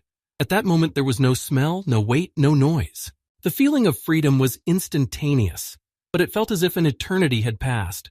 For some reason unknown to him, the ordinary landscape looked completely different. After Sun Ming changed, the world around him changed as well. Summer came. The cicadas began to cry and he continued to train tirelessly. And 7 years later, Baek Sogyo is supposed to meet Woo Ji-hyun in a dungeon, and then she will kill her. But to repay Baek the same kindness she shared with him, Sunmin decided that he would save her. He couldn't let her die after everything this girl had done for him. As Sun Ming took a short break from his training, he noticed another cicada. The larvae spend years in the ground before they become cicadas, and he has only 7 years to prevent a catastrophe. 7 years. Sungmin wondered how strong he could become during this period, and whether he would be able to do it at all. But no, he has to do it without any doubt or hesitation. Despite the fact that his martial arts skills were improving every day, they were still not enough. He wanted more, and every day he increased the intensity. Now, Sun Ming reduced his sleep to a minimum and practiced his spear skills more. Soon he would face a new penalty. There was little choice between the options. Earlier, he had asked Bijun how he moved without seeing anything, but the old man had said that you get used to it. There was nothing special about it. You just need to sharpen all the senses you have left and remember the surrounding area. From then on, Sun Ming was penalized for his eyesight. At some point, the noise in his ears began to resemble the cries of cicadas, and with these sounds, Sun Min began to lose track of time and forget about its flow. He just kept waving his spear. After losing his sight, his body automatically began to use martial arts. At that time, the young man was thinking a lot. He is now like a larva, but what does he want to become? Does he want to become a cicada? After the larvae cry for a short period of time, they want to become cicadas. But no, he wanted more. It was not enough. Now he lived as if in an imaginary world, and Sun Ming began to ask himself every day what he wanted to become and why he had regressed. A new season came and the wind temperature that he always felt on his skin changed. But his daily life didn't change. He just picked up his spear and continued to work on himself. So season after season passed and the boy became accustomed to the black world. Then he turned to Musha, and the goddess immediately took him to her kingdom. Sun Myung Min's clothes were already completely torn, and finally he said that he wanted to finish the pilgrimage. Gradually, she began to take away all the fines and they left Sun Myung Min's body. For the first time in a long time, the young man saw his own hand. This feeling could not be expressed in simple words. It must have been very pleasant to have your senses back. Sun Ming was glad to have his senses back, but he hadn't felt any real joy yet because he was used to the black world and the daily noise. Now he could no longer see the darkness, smell the smell, and there were no sounds around him that reminded him of hell. His body felt so light, and the dead cold dissipated into warmth. He had just realized what the word freedom meant again. Then Mushi looked at the boy closely, and for a long time he could not understand what was going on. She didn't mean anything bad by it all. She was just thinking about what kind of ragaiorda to give to Sun Min. He had been on the mountain for 3 years, and this guy had done a great job of enduring the penalties here. Few pilgrims could withstand such a pile of prohibitions. Most quickly gave up or died, and she was very pleased to see a pilgrim like Sun Ming in her kingdom. Mushi wanted to give him something really worthwhile, so she decided to ask him. Mushi wanted to know what he wanted as a reward for the ordeal. Of course, the first thing the boy asked for was martial arts. He asked if Mushi could give him a talent for martial arts, but the goddess said that she could not. Then Sun Ming thought of something else that would also be useful. The boy realized that if he was not confident enough with weapons, he would not achieve the goal he had set, especially since he didn't have much time. All he needed now was strength, but he didn't know what to do to become stronger. Sun Ming hesitated and did not know what Mushi would say, but he asked her to give him something that would help. In this case, the girl had something to say. All he needed for his goal was time. Of course, she wouldn't stop him, but she could help him organize a meeting with the god of time. Mushi told him that he would have to go to Dreammore and show the mark she had left on his body to Dennis. That was the name of the god of time, and he would give him tests, after which he would give him his due. Compared to Dennis's trials, the ones on this mountain are small flowers, but there is a chance that they will help Sun Min. And what he gets from the god of time depends only on him, and this journey will be very dangerous. But that's exactly what Sun Min wanted. Danger that would help him become stronger and cope with his desires. That was the first reward. And now it was time to give away the prize for the young man suffering here for 3 years. Sun Ming thought Mushi was generous. She had already given him a lot, but it was not the end. But in fact, the goddess was not stingy. So now she had to announce his second reward. And it was a living person. Mushi whispered that she recommended that he join the Ereborize team. Although when the young man looked at the man's face, he was no longer sure he was alive and did not know if he was a real person. He bowed calmly and greeted him. He introduced himself as a broker, Mr. Neville. Neville himself was initially shocked that Mushi had recommended him to hire Sungmin. He didn't look trustworthy either, and despite all of Neville's respect for Mushi, he had to admit that Sun Ming was not qualified to become a member of the guild. Nevertheless, Mushi continued to insist that he take a closer look and change his mind. After a few seconds of that awkward moment of the two weirdos looking at Sung Min like a painting in a gallery, the man apologized and actually changed his mind, saying that he noticed his high level of skill when he looked at him more closely. Neville also apologized for jumping to the conclusion that he was a low-ranking martial artist because he noticed that he was not really at the highest level, but that didn't sound acceptable to Sung-min either. For his age, the guy had an excellent level of knowledge in this field and practiced every day. But for some reason, the man still thought that his skills were not enough. He asked him the name of the guild he was in, and Neville calmly told him the name of the Ereberese Guild, a guild of intermediaries who did whatever their clients wanted. They could order an item, an auction, information, and so on, and these people would fulfill everything in the best possible way. That already sounded more interesting. So you could buy elixirs and martial arts instruction from them. They even sold the Great Shaolin Restoration Pill, as well as the sword technique of the manhua sect, and the Tai Chi sword technique of the Wudang sect. That was the real name of Ereberese. They also sold other rare items and their services were very useful. Sun Ming began to guess that Mushi was also one of them, and she confirmed it, because she often cooperated with this guild. And this is the Guild of Mediators that has a goddess as a member. This is definitely something unusual and partly suspicious. Now it's time to choose your path. Neville asks Lee Sun-min about his decision and whether he wants to join the Erebuis Guild. Well, he has nothing to lose, so he agreed to join the guild. All he needed was a dozen signatures and a fingerprint. This document confirmed that he, Lee Sun-ming, was now officially a member of the Erebuis Guild, and Neville would be happy to work with him. He also wanted to give him a small gift to celebrate. With a snap of his fingers, the young man's appearance changed. His hair became shorter, and his clothes were clean. Neville took it upon himself to clean up his appearance, and Mushi agreed that he looked much better. And now Neville simply left them, having told Sun-min that he could be summoned by using his usual name, spoken out loud. Now he and the goddess were alone.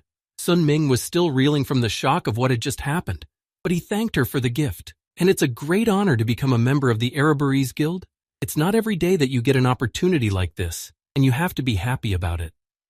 Afterwards, the girl asked where Sun-ming was going to go next. At first, he thought about going to Bahengar. It's not a very safe place to learn much.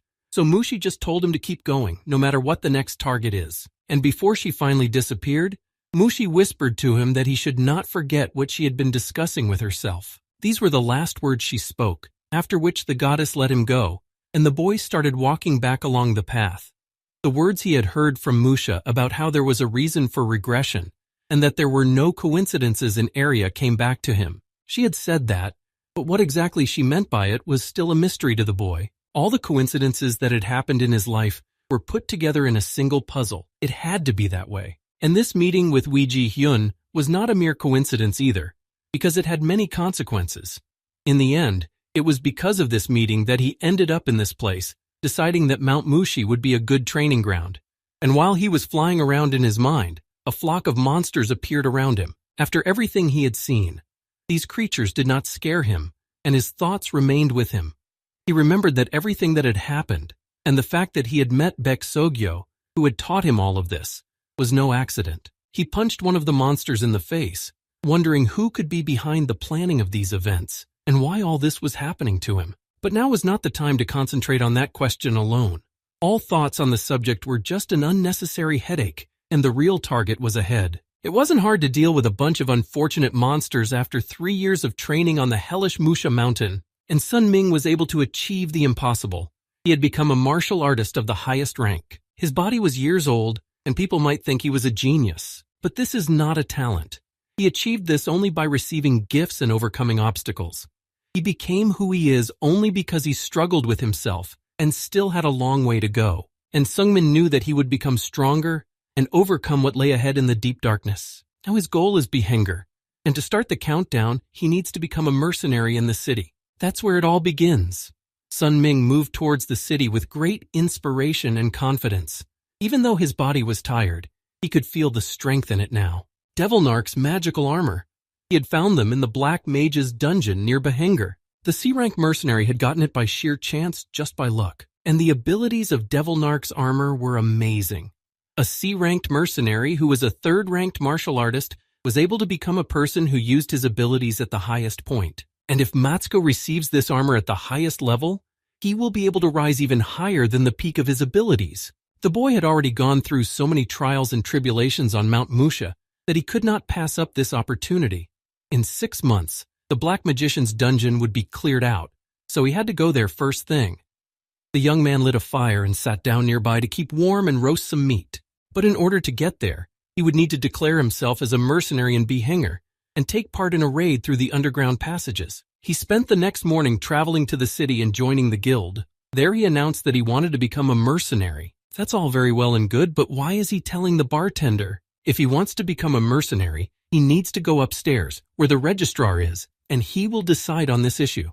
When the boy was going to the receptionist, he was stopped by the words of a man, most likely also a mercenary, who came in for a snack. The man said that the child had no business here, and that it would be better for him to go wash the dishes, as it suited him better. But when he took his eyes off his food for one brief moment, the fork disappeared from his hands. Sun Ming took it from the mercenary in less than a second and stood silently behind him. When the fork began to glow, the bartender also became interested in this kid's abilities. Now this ordinary fork was filled with chi energy, and they realized who was standing in front of him. This was something only martial artists who had reached the peak could do. The man who had spoken ill of him earlier apologized and said that he was ashamed of his manners and asked to sit next to him. Everyone else in the bar could not let this go unnoticed either. They kept their eyes on Sung Min, who had just performed such a miracle in front of them.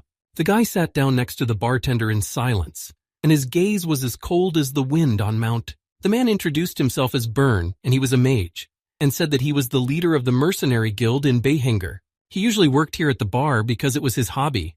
Sun Ming already knew this, and that was the only reason he spoke to him. It was a memorable place, because it was here that Sun Ming had started working as a mercenary in his past life. Normally, if a martial artist at the peak of his powers joined a guild, they would offer a position as an S-rank mercenary. But how do they know that this is not an ordinary boy who has been practicing but has no combat experience? The guild needs a warrior. That's why they need to test the skills of those who join the ranks. Since Sung Min agreed, Byrne said he would soon prepare a task for him.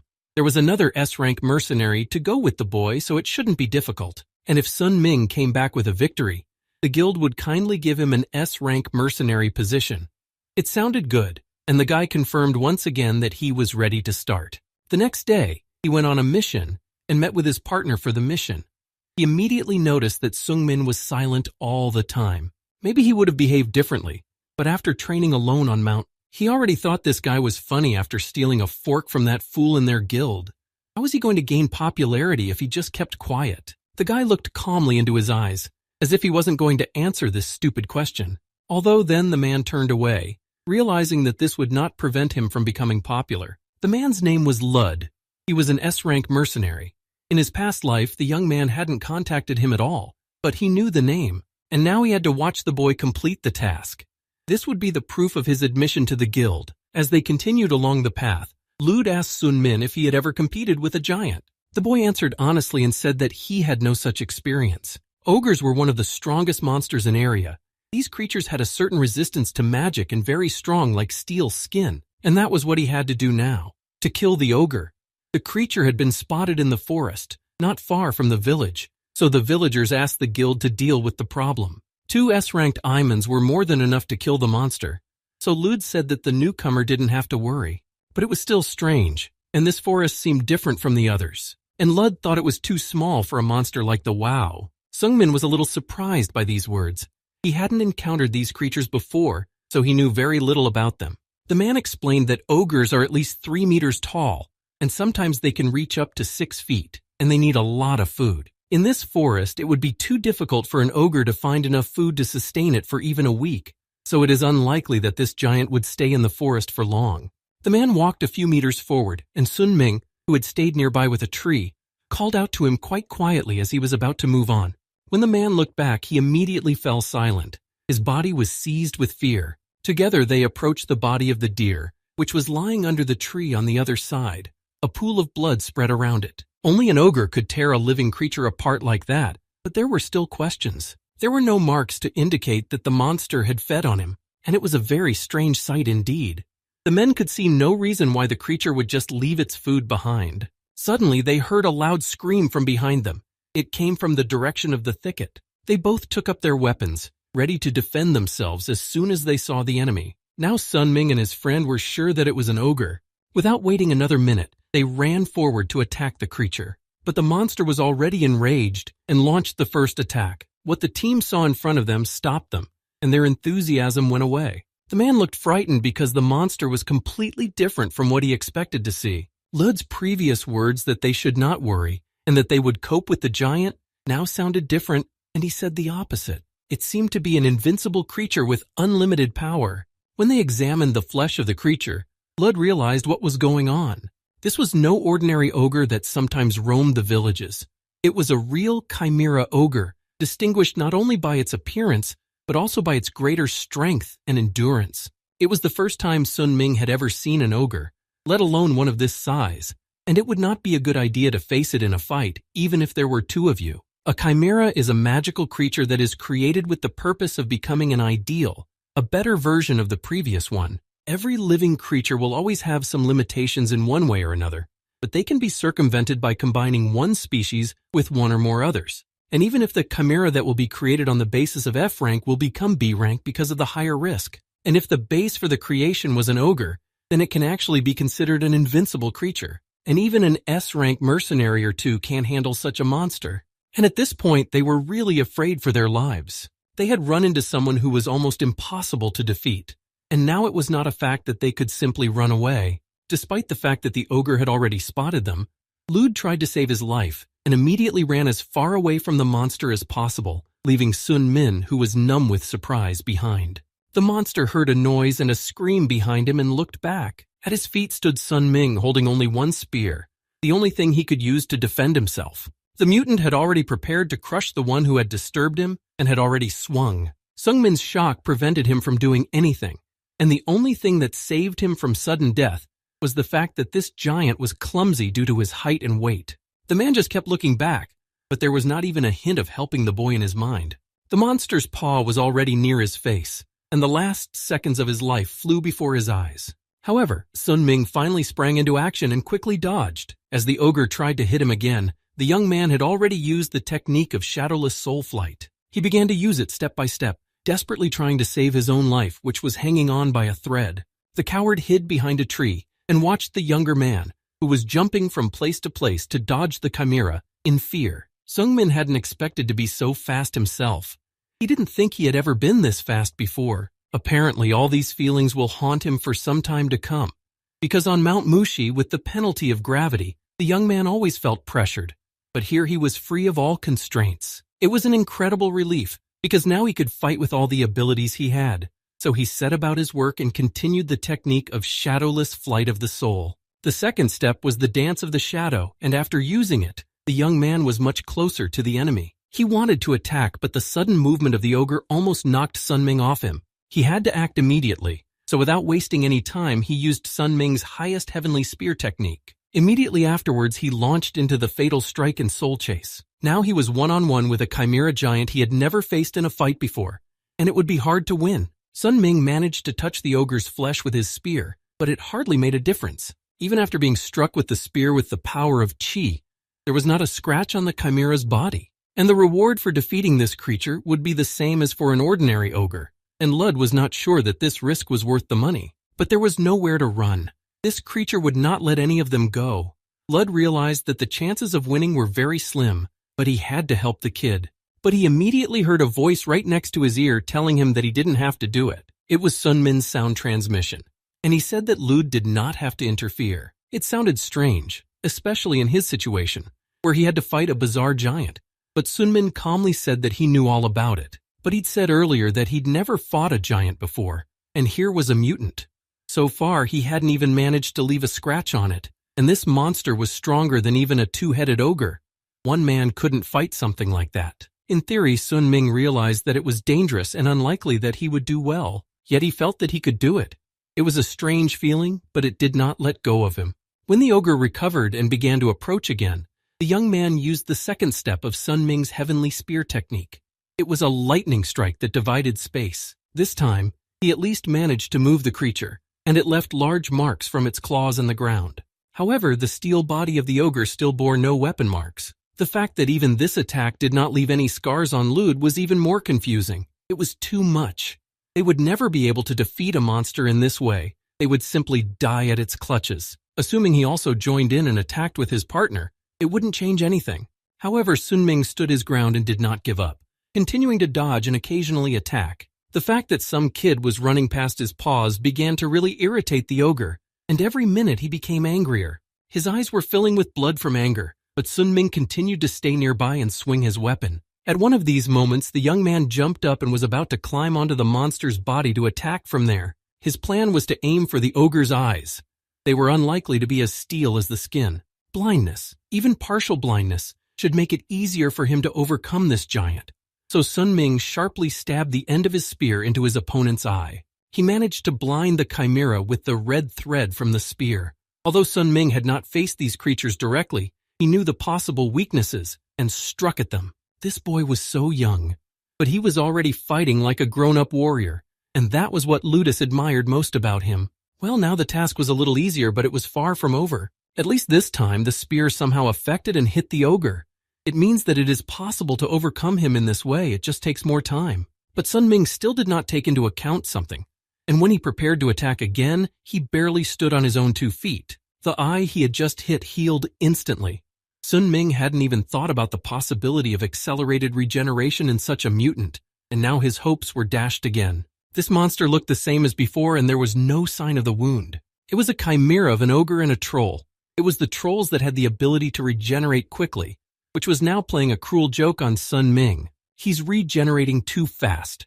Even if we assume a situation where we manage to damage his body in several places, it's unlikely to be fatal, and regeneration will start immediately. The chances of defeating him were sliding to 0, and now he had no idea what to do next. The ogre didn't change, only became more angry and aggressive and continued to try to attack. Lud loudly shouted at Sun Ming to get out of there and run as far away as possible. But this guy had a different plan, and running away was not part of it. There are a few things he needs to do. If he doesn't do them, he won't keep his promise to Wee Ji Hyun and to himself. And in order to move forward, he needs to defeat someone who seems invincible. And he couldn't die in a place like this because of a common creature he came across. Sun Ming always remembered Ji Hyun's instructions. She always repeated the 3 basic spear techniques. She told him to always remind himself of them until he finally memorized them all. As his friend said, the young man always repeated these techniques. Every day on Mount Musha, he began his training with this. He remembered the battle with her, and all the things Ji Hyun had said then, and Sun Ming had repeated the same. Now it was time to find out the results of his daily efforts and show what he had spent 3 years of his life doing.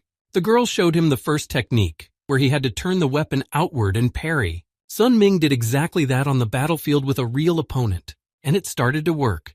He didn't know where this would lead, but he managed to execute the technique that had taken him so much time and effort. While the first one was still working, Sun Ming decided not to stop and use the next one right away. Gradually, he managed to hook the ogre and the attacks began to work. But the monster did not stand still, and because of its anger, its movements became more agile. All Sun Ming could think about now were the words of Wee Ji Hyun.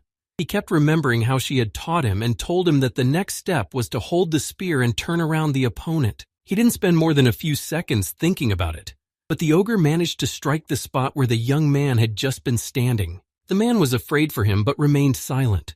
Only his astonished face betrayed his shock. However, Sun Ming managed to escape his clutches, and at the last moment jumped behind the ogre's back and attacked from there. There is only one last step left in this technique. All he had to do was to stab the spear into its body and leave it to bleed out. The young man successfully did this, and the chimera immediately collapsed on its paws. A sharp pain went through every corner of his body when the tip of the weapon with chi energy entered his flesh. The guy didn't stop, and despite all the ogre's attempts to get out from under the spear, he held on to it. Very soon, he could no longer stand it and finally collapsed to the ground. It was expected that the joints of this mutant would not be the strongest part of the body. Only now the guy pulled the sword out of his knee, from where a stream of blood was pouring directly at him. At least for a while, the monster was unable to move, but Sun Ming was worried about possible regeneration. The next moment, the ogre began to scream loudly and struck out with its big fist in anger, trying to catch the young man. It was also expected that it would not be so difficult to dodge. Now the young man began to think only about how much time he had left until his joint would recover, but the hero realized that he did not need to think about it now. He needed to act while he had time. So he quickly moved closer to the other knee and stuck his spear into it as well. He broke them with all his might, hoping that his efforts would lead to the defeat of the enemy. Now the ogre, without strength and the ability to walk, stood on his broken knees with broken joints. All that remained was to kill him before he could regenerate. He also thought about the fact that the monster would not be able to regenerate if the spear was inside it. He hoped that he was thinking correctly, so he moved closer to the chimera, about to do what he had planned. A split second later, the spear rammed into the shoulder of the giant with the chi energy inside, and the deed was done. And now the monster cannot move both legs and the right arm because of the weapon in it. When the boy returned to a greater distance from the ogre, it continued to hold on to the painful spot in his shoulder. Sungmin persevered and was going to do the same thing again. Only then would he be able to defeat him completely. The young man once again used Sun Ming's supreme celestial spear technique, the lightning strike that split space. He quickly passed through and struck its body several times, causing the monster to scream even louder, despite the fact that 3 of its 4 limbs were in a serious condition, as if paralyzed. But his next blow did not hurt Sungmin, who continued to dodge. Then he simply stopped its paws with his spear, thrusting the energy-enveloped weapon forward. Now the chimera's movement seemed even slower to him, or maybe it was just getting faster.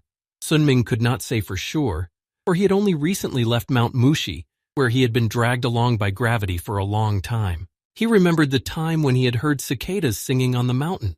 It hadn't been long. Usually all the noise in his ears was like screams, but now he heard it without a penalty, just their singing in his head. And the remnants of the interference he had heard on Mount Musha had completely left him. Sun Ming didn't want to be a cicada, but in the mountains he was definitely a larva. But he was not reborn to become a cicada. But then, what did he want to become in this world? Sun Ming still did not know the answer to this question, even though he had lived here for more than 3 years. Being a cicada was too easy, and he didn't like easy ways. He didn't want to regret anything.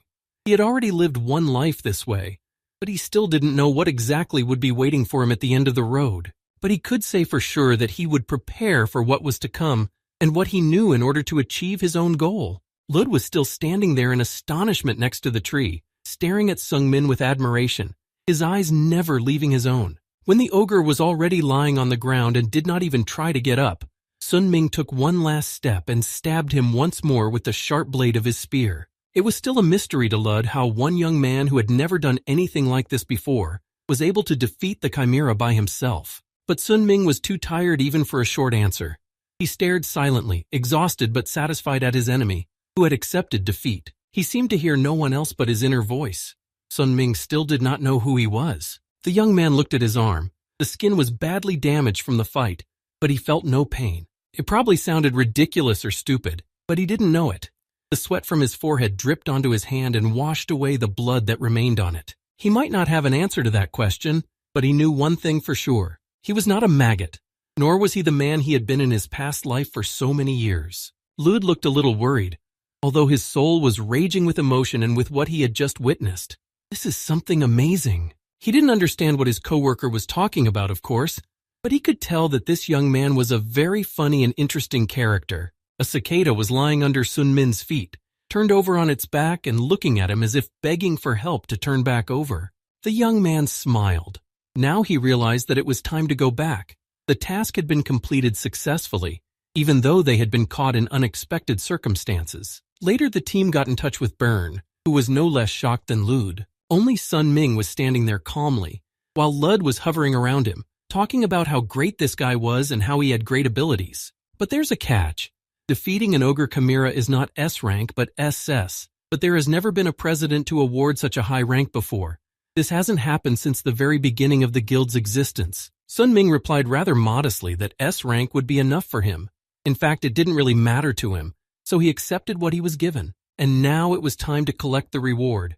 For defeating the ogre chimera, the young man was given millions of aerie, although this amount was used for a commission, as well as the S-rank mercenary mark. Later on, the mercenary guild handed over the ogre chimera's corpse for research, and for this they received an additional sum of millions of aerie. Lud immediately gave everything to Sun Ming.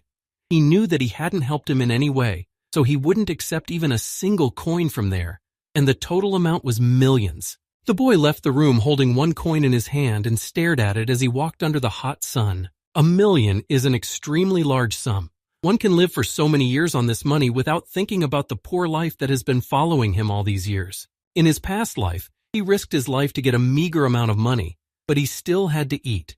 At most, he managed to get $1 million, and most of the time it was no more than 200 aerie. Now that he had so much money in his hands, He didn't know what to do with it or how to use it. Suddenly, he became very interested in something and was immediately distracted from the topic of money. The boy picked up his spear, swung it once, and then thought about something else. In the meantime, Lud and Byrne remained where they were.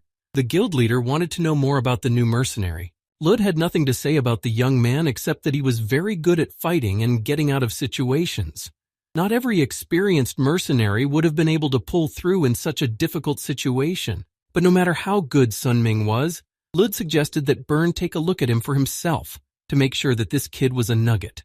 Byrne took his staff and touched Lud's head lightly. At the same moment, a picture built from the mercenary's own memories appeared in front of him, and for a while, the leader watched Sun Min silently and impressed. He remained silent until an admiration spontaneously escaped his lips. It was worth calling him a great master, and Lud said that the boy was definitely higher than S rank. So he wanted to convince Byrne to give him SS rank. It would be fair, and Byrne himself would like to do it. But it's not something he can decide on his own. Also, this guy became a martial artist at the peak of his power, being classless, and over the years, Xian would definitely be interested in him. Byrne was sure of it. When the young man found himself in a dark place where not a single soul wandered around, he spoke Neville's name quietly, but clearly. The man appeared immediately without keeping him waiting and bowed. He was happy to see Mr. Lee Sunmin and immediately asked how he could help. The young man did this after what happened in the courtyard of the building where he had left after completing the task. He had never been obsessed with weapons before, and he didn't care what kind of weapon it was, as long as it could be used to strike. However, when he was dealing with the giant, he felt something very strange. He felt that it would be easier for him to pierce its skin if he used a better weapon. The last thing he wanted was to be in a situation where weapons would be the biggest problem. He had summoned Neville to buy himself a new weapon.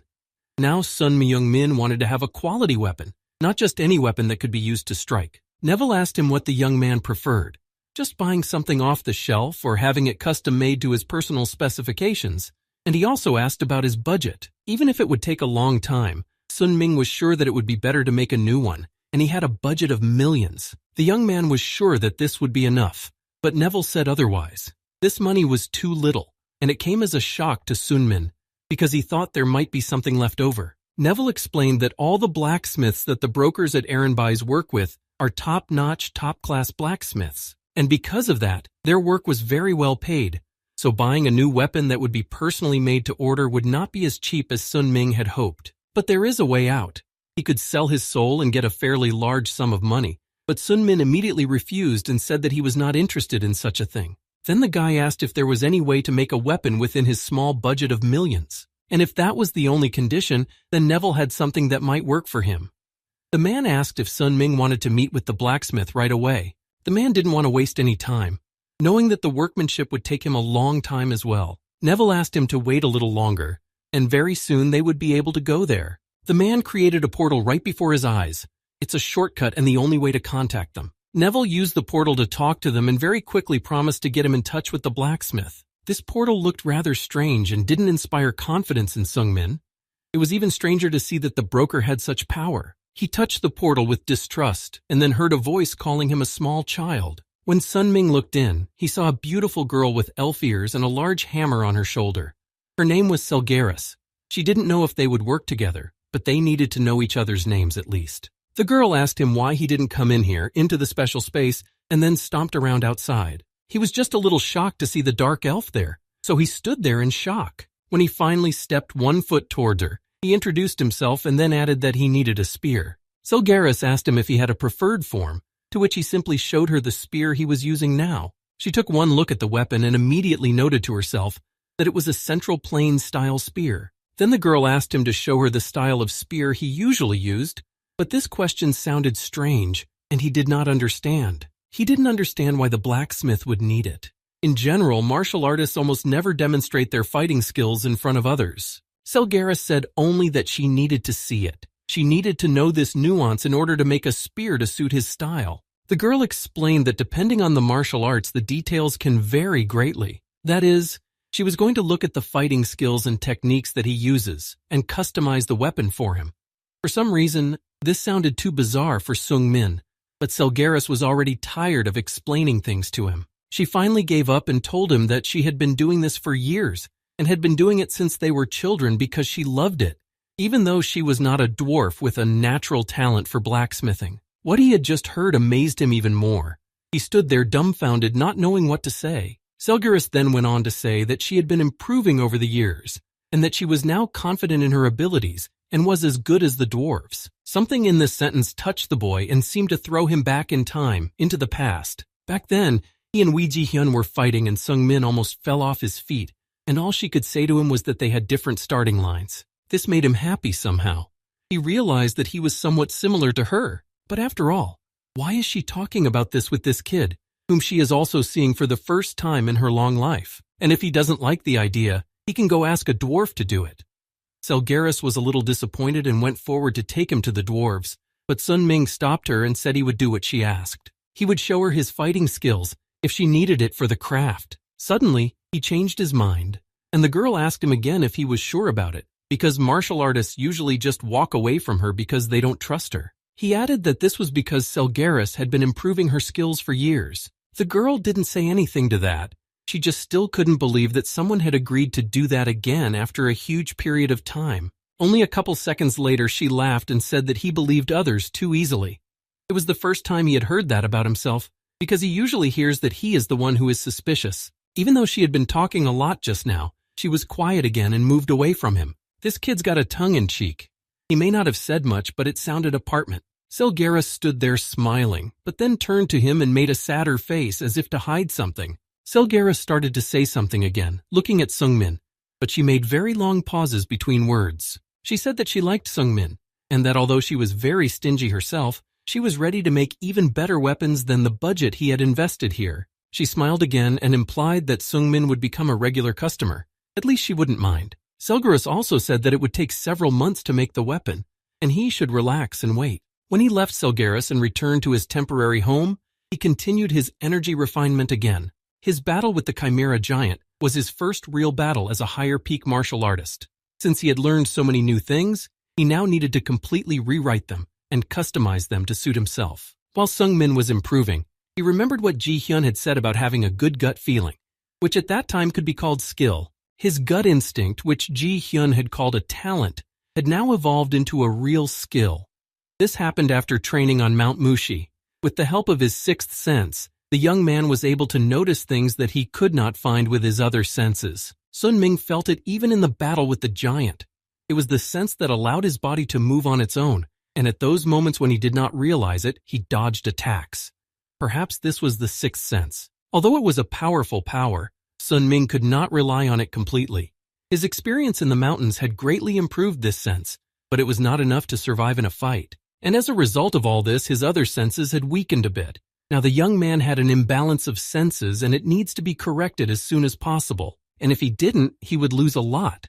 He also felt this way. The very next morning, he returned to the mercenary guild to meet with the leader. The bartender asked him about his plans for the day, and said that if he was free, he could take on another task, since he had done the last one quite easily. Sung-min refused right away and asked about the body of the chimera ogre that had been sent for examination.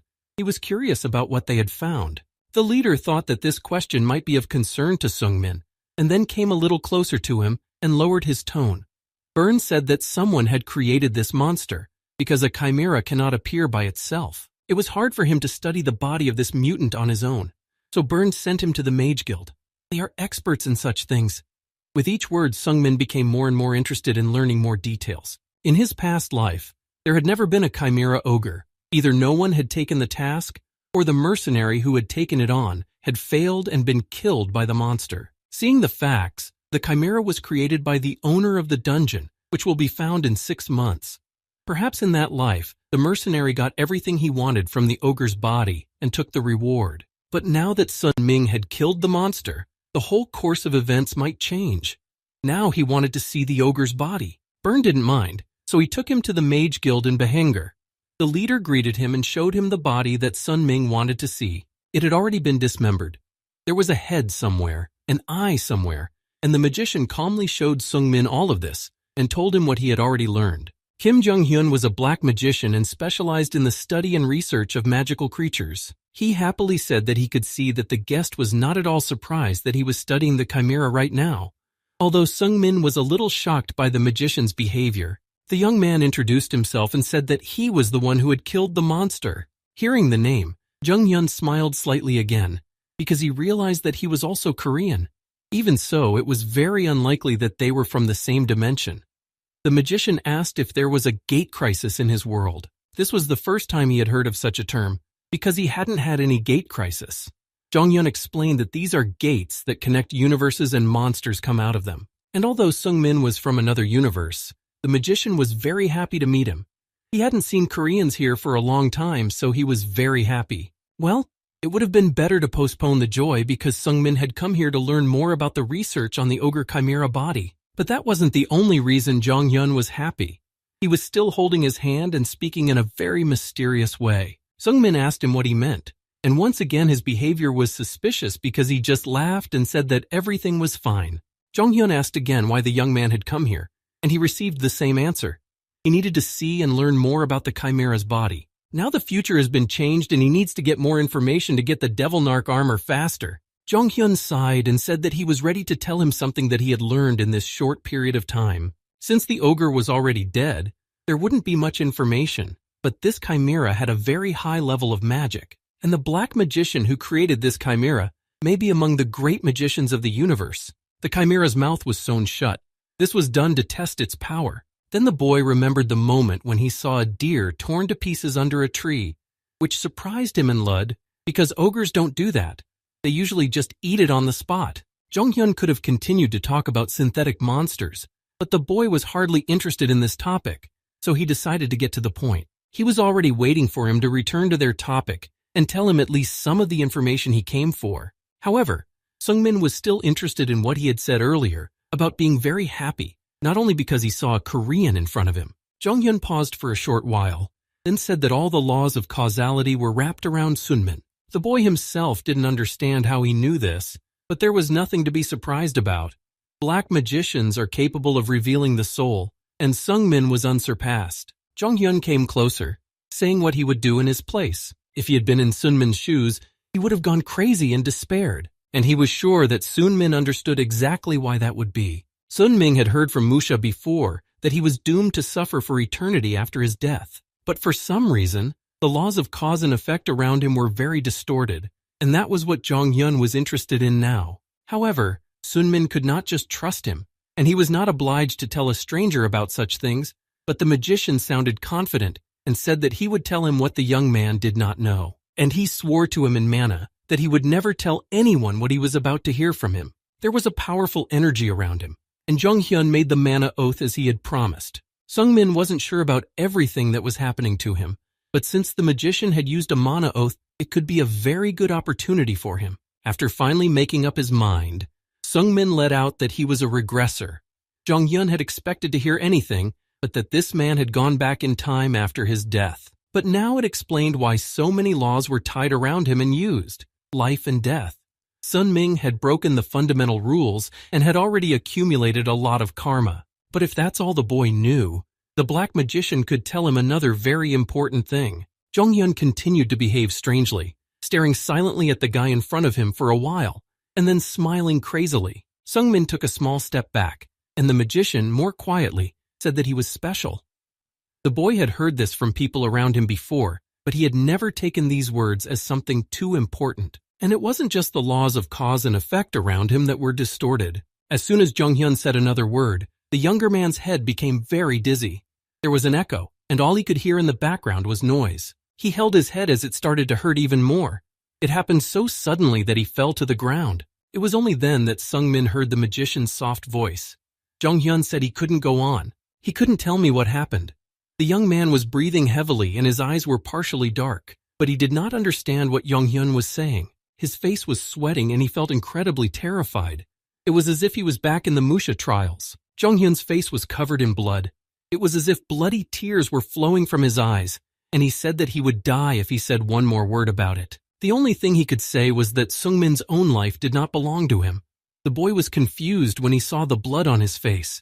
With every passing second, it seemed that everything the magician was saying was true. For some time, the young man could not get over the shock of hearing such words. Jung-hyun apologized that he could not tell the boy anything else.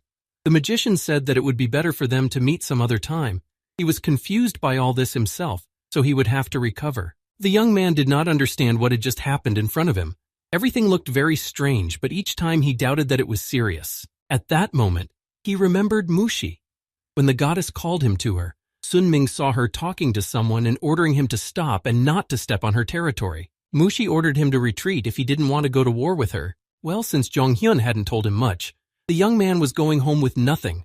But as soon as he turned and started walking back, he was stopped by a voice behind him. He turned around looking towards a girl who was quickly approaching him. She recognized the same crazy kid from Mushi Mountain, who had been taking all the fines and living there for a long time. So much time had passed since that moment, and he had grown so much. The guy was very surprised when some stranger started telling him this. He had no idea how she knew him, and that he had been to Mount Musha. However, these words even offended the girl. Scarlet was disappointed that he did not recognize her, because she did not know how such a person could be thrown out of her memory. In principle, it is not surprising that the young man did not see the similarities between what he had seen before and the girl who stood in front of him now. Scarlet had changed so much since she had taken off her fine. At first he couldn't believe it was true, and a silence fell between them. It was only after a minute that Sunmin asked him not to lie to him and not to say anything stupid. However, for saying that, he got a big beating from Scarlet, who punched him in the face. Well, now Sungmin put aside all doubts that it might not be her and just said hello, saying that they hadn't seen each other for a long time. In any case, she was pleased to meet him, even here in the Mage Guild. She asked him what brought him to this place. She assumed that he was going to become a mage, but Sunming said that he just had business here. She wondered what kind of business he was talking about.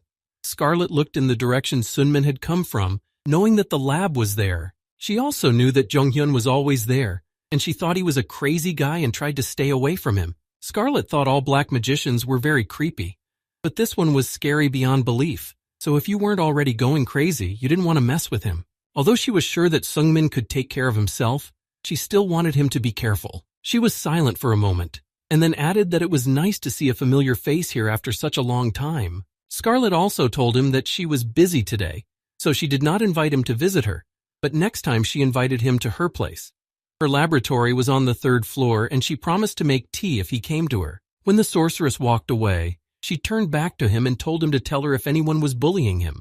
The boy waved at her, saying that he would come back one day, but that he was busy and didn't have time right now. When Scarlet was no longer in sight, he remembered Musha's words that she seemed to be talking to herself. Now there was this Jonghyun with a sentence he couldn't finish. Sungmin couldn't understand what was happening around him, especially since all these people were offering him their help too easily. He was sure that something was going on, but he didn't know how to figure it out and understand what was wrong. He didn't know what to do or how to understand what was happening around him.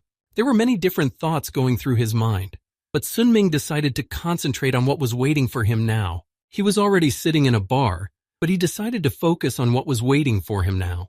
The guy was sitting at the bar having a snack, lost in his own thoughts, when Lud walked up. This man appeared literally out of nowhere. This time they went to conquer the trolls together as partners. Lud promised that he would show all his strength and abilities. Sunming was looking forward to it, and then he came to a new conclusion. During his second life, the young man realized that people cannot live alone, and then he stopped pushing away those people who approached him. Lud was truly a dear friend, and his heart, which had been clouded by long hours of practice, was happy when he traveled with him. It had been 3 months since they started working as a pair and receiving rewards for conquering monsters. This time, the team earned millions of eri. The guy thanked him, taking his share into his pocket. Lud immediately suggested going to a bar to get drunk to celebrate the mission's success, but then Byrne approached them. For some reason, the guild leader and bartender didn't look too happy, but he told Sunmin that there was someone who wanted to see him.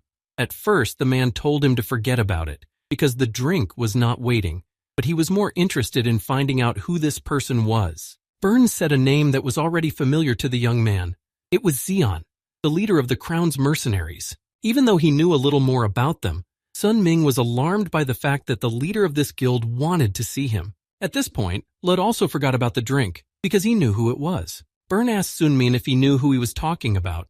The boy tried not to be nervous, and calmly said that he knew the name, and it was hard not to know about this man. Zeon was the leader of a large corps of mercenaries of the Crown, consisting of more than people, and he was one of the SS mercenaries of the rank in Behenger. He is a master at the peak of martial arts, who was able to utilize the steps of the mystical Shaolin fist. and he was someone Sun Ming knew from a past life. All these moments he remembered with him were clearly reflected in his memory. His image and the way he fought. Xian greeted him as he stood by the wall, leaning back against it, and bought a cigarette. Blowing out the smoke, he introduced himself as the leader of the Crown's mercenaries. He had heard from people that Sun Ming was classless and said, as if mocking, that it must be very hard to be unwanted and weak among people. But Xian said this without irony or sarcasm. He himself was classless, but he was able to become stronger, and now that Sun Ming had also become a martial artist, he realized how strong Xian was. And this man was soon to become a master of the highest peak of martial arts. Xian had also heard that the younger man was now years old, and knew that the world was very hard on the classless. He knew he had once been one himself, and had personally experienced the shame of being outcast among others. But it was still an unrivaled fact that Sun Ming had become a martial arts master at such a young age. In the end, there's no point in beating around the bush. It's better to get right to the point. In the very next sentence, Xian suggested that the young man join the Crown Guild. Xian had already heard that Sun Ming had overcome the Ogre Chimera, and was soon to become an SS-ranked mercenary, and he was even ready to give him the position of vice captain to get him to agree. Xian realized that this was an unexpected offer to think about, but he could help with that as well. He was sure that Sung Min would be able to make a decision when he received something from him, so he held out something from the table. When the gang leader removed his hand from the table, the young man saw what he was offering. He had a small pill of transformation. All of this was true, but it was also true that it was extremely difficult to obtain. It was an elixir of the Shaolin Temple, and if you took it, you could gain a great deal of inner energy. And Xian had only one simple condition for Sun Ming to receive the pill. The condition was for the boy to sign a contract as proof of his membership in the Crown Guild. The younger man looked at the contract, and the first line stated that he had to obey Xian's orders. It was simple enough, and it wasn't even a magical contract that would have any consequences. However, if Sung Min violates the signed contract, he will be punished and held accountable in various ways. This document is needed so that Xian can trust him. The young man also has to tell him about the martial arts he knows, and for this the leader was ready to give him a big transformation pill. It all sounded suspicious, so the boy asked if anyone had already accepted these conditions and received a positive answer from Xian. If they wanted to be mercenaries in Behenger, they had to follow the rules that had been established long ago. When Sun Ming returned from the leader of the Crown Guild, Lud asked him with fear in his voice if he had agreed to all this, but the boy said with relief that he had not. He refused Xian. He would never sign such a slave contract, and Lud fully supported his choice. But for now, it would be better for him to leave Behenger. Perhaps Sun Ming never imagined that things would be so bad that he would have to run away. In fact, things were really bad. Xian was doing a lot of suspicious things. Apparently, he needed this to survive as a classless mercenary. Every mercenary of rank A or higher will be under his control. If you don't follow him, he might do something bad to spite that person. In the past, when Xian was S rank and he was A rank, Lud refused his offer. After that, everyone stopped calling him for missions because all the missions were under the control of the Crown Mercenary Corps. Because of this, he had to get S rank in another city and then come back here. But by this time, Xian had already moved up to SS rank. As Lud drank and drank, Sun Ming thought long and hard about what to do next and whether to really leave the city. He had no idea that Xian could be such a person. The young man did not know how to behave after learning about the bad side of the person he admired. Lud finished another glass of beer and offered to go with him to see Miktor, but they were interrupted by the news that a dark wizard's dungeon had recently been found, and there were suspicions that it was the dungeon of the same magician who had created the Ogre Chimera. The authorities were already working on a solution to form a force to conquer it and destroy the dark wizard, and the authorities were also interested in inviting mercenaries from the Urul's Corps to join the raid. This all took longer than one might imagine. Finally, the young man returned to the elven blacksmith who was to make him a weapon. It took longer because he had given her more money than she needed. The elf took the spear in her hands, holding it out to the younger man. She told him that the main metal in this weapon was mithril, while the black metal was needed for the outer structure. They conduct mana and chi well, so the techniques should be even easier to use. To tell the truth, he was truly fascinated by her creation. It looked amazing. Selgaris must have really liked him. Neville knew she wasn't usually this friendly. Sun Ming didn't immediately understand what he was talking about, so Neville added that the materials used to make the weapon were very expensive. Although Sun Ming had given their resources to Selgaris to make the spear even better and of higher quality, most of them were spent on materials alone. You could say that she made this weapon for free. But then another question arose.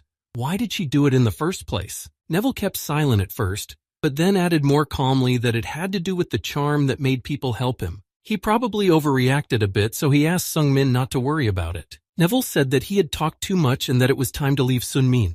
Neville also asked him to contact him anytime he wanted to. When the man left him, the young man found himself alone and stepped forward again. Sung Min was not surprised that Neville thought so. What surprised him was that he had thought the same thing himself. The first time he had noticed this was on Mount Mushy. But then he just thought he was lucky to meet such people and moved on. But what if he has something inside him that makes people treat him this way? Maybe there's something that makes them react that way. But then, was all the kindness he noticed in the people he met just because of that? All of this deep thinking came to an end when Lud's voice suddenly and loudly sounded.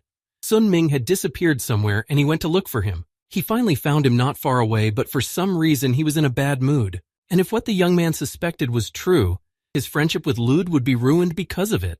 The man immediately threw his arm around Lud's neck, asking why he was so worried and spilling the beans on the raid.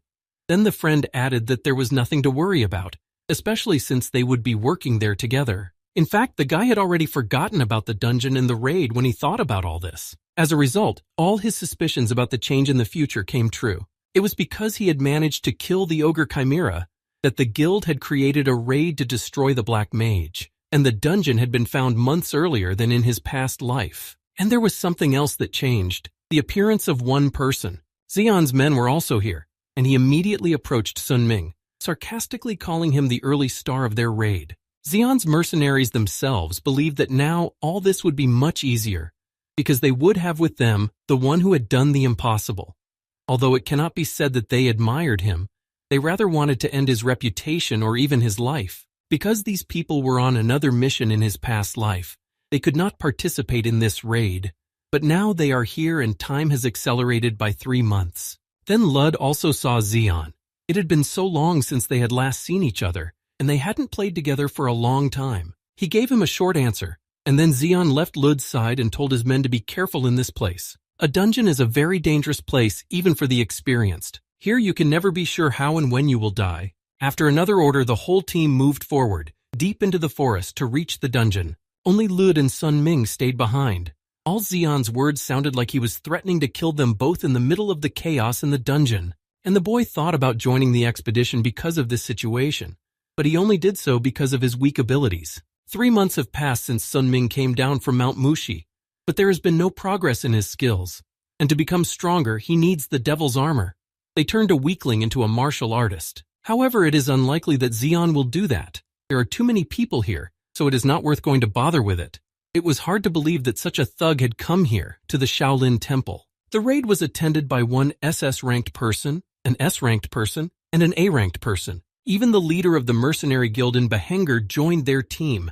He hadn't been on the battlefield for a long time. Lud's only response to Sun Ming's worries was that he would use his spiritual sword technique to cut off the head of anyone who tried to harm him. Even though Lud had no reason to join the raid, he came because he was worried about his friend. And Sun Ming was really happy about it and grateful for his support.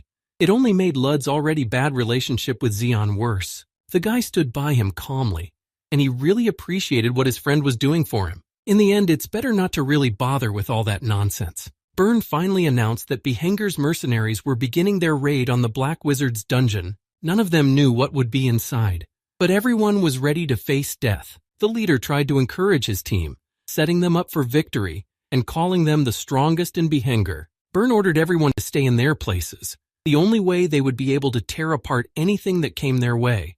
And now it was time to do their job. Finally, they could enter the dungeon itself. Each warrior was serious about winning, knowing that they would lay down their lives but not lose. The vanguard of the mercenaries is rank A. His name is Zhongchul. He is a master of external martial arts, which allows him to make his body as hard as a boulder. But despite all this long training, Zhongchul's body was torn to pieces like tofu, and he flew towards his comrades who were following him. He was defeated very quickly.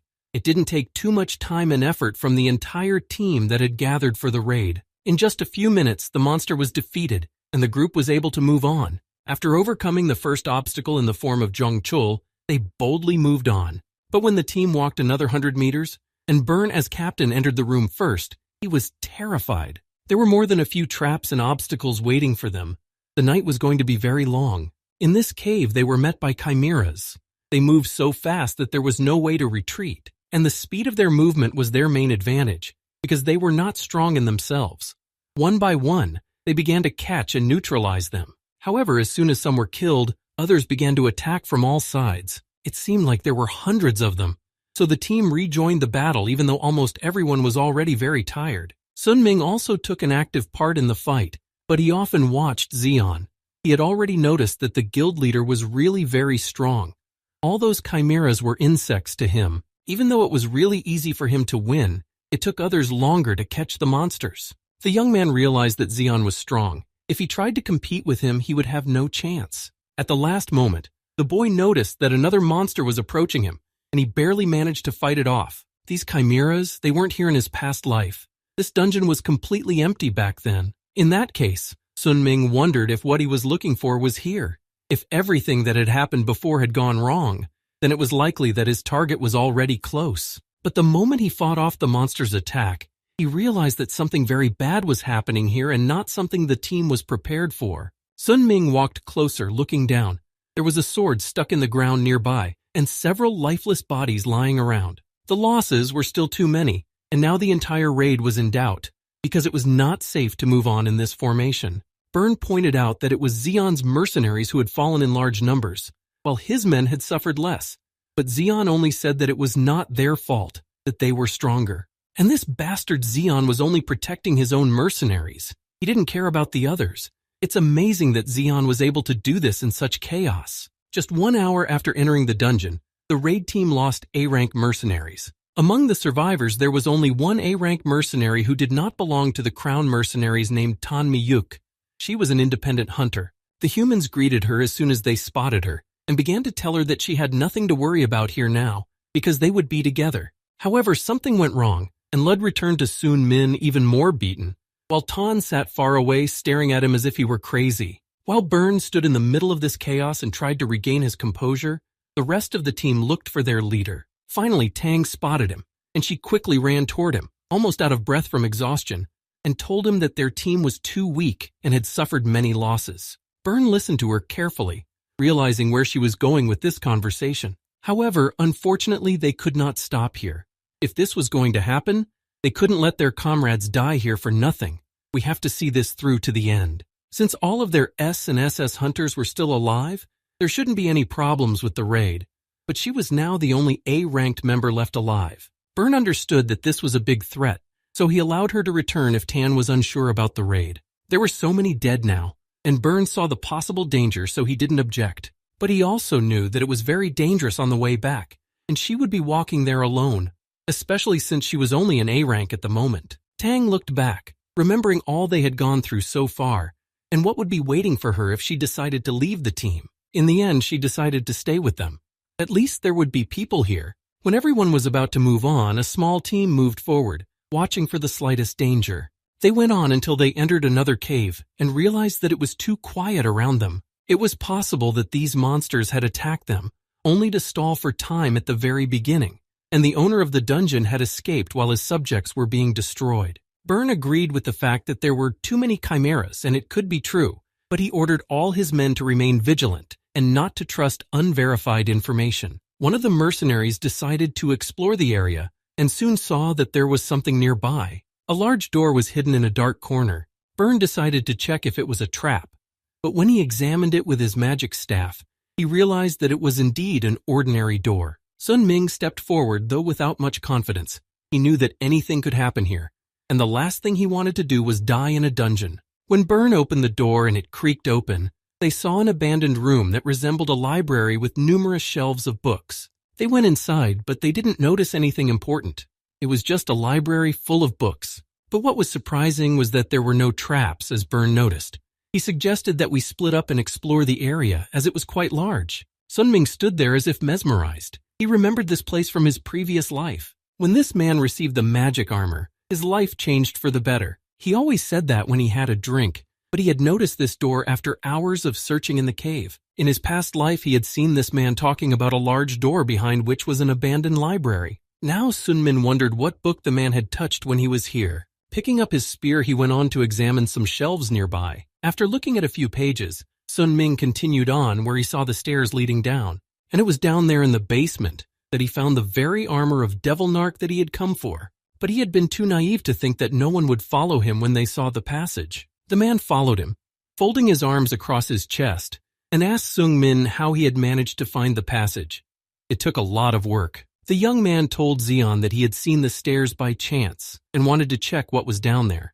The boy behaved calmly, not giving away that he knew anything. And that's what Zeon really liked about him. He sarcastically said these sentences and then took a step down. After reading the contract, Sun-min was already expecting some kind of meanness from him, so he stepped down a few steps. After doing so, Zeon pushed him with all his might, and Sun-min barely managed to dodge, but he went down anyway. After that, Zeon began to like him even more. Since he was unable to recruit Sun-min to his side, he would have to get rid of him, because with his talent, he would one day be able to surpass him. Besides, Byrne has gone to another room with his charges, so no one here can interfere with them. However, immediately after these words, a shout was heard behind Zeon.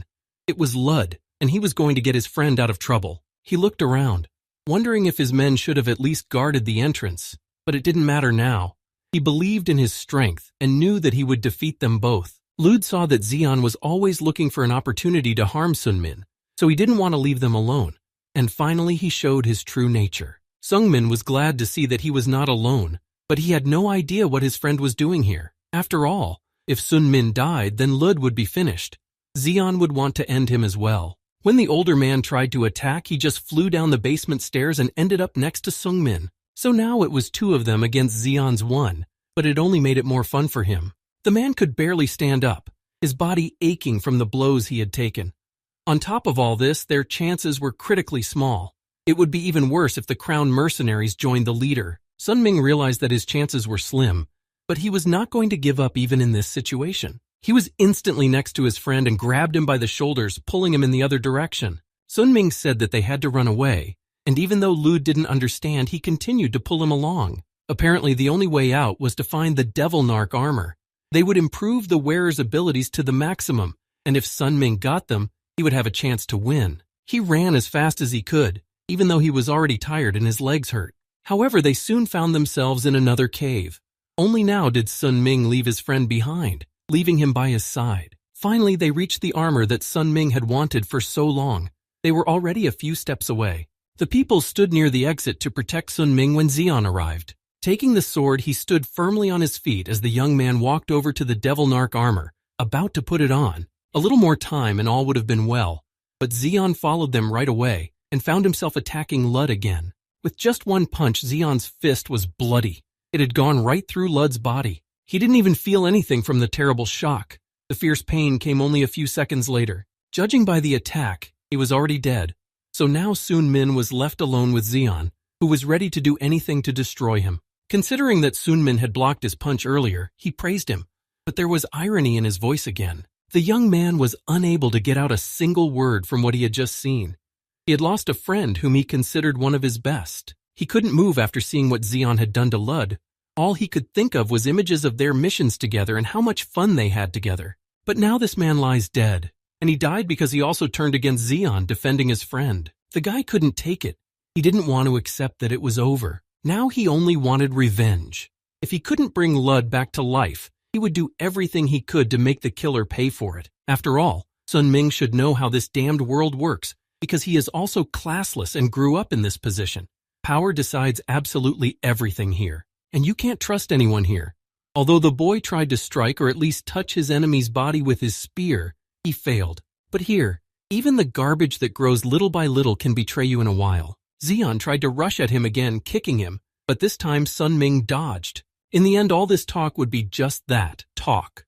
And Zeon was used to action, so he wanted Sun-min to die right there on the spot. Of course, the older man was stronger, and it didn't cost him anything to simply throw the young man into the wall, causing him to hit his head painfully. This was the best option of all, and at least he managed to block a direct blow to the body and only hit the wall. Zeon had already realized that the kid's weapon was good, so he decided to take it away from him while he was lying there almost unconscious. And it happened again. The martial arts master had his own weapon taken away from him, and it was another humiliation. When Zeon was already holding the spear in his hands, he noticed that the weapon was lighter than it looked. He was good at this, so he quickly realized that the spear was made of mephril. It was a good material for this weapon, so Zeon decided why not keep it. At that moment, something started to happen to Seung-min. He didn't realize what was happening to him at first, but just stared at his hand, which was changing. The armor of Devilnark next to which he was now lying began to disappear, moving to his own body. Zeon was shocked by what he saw.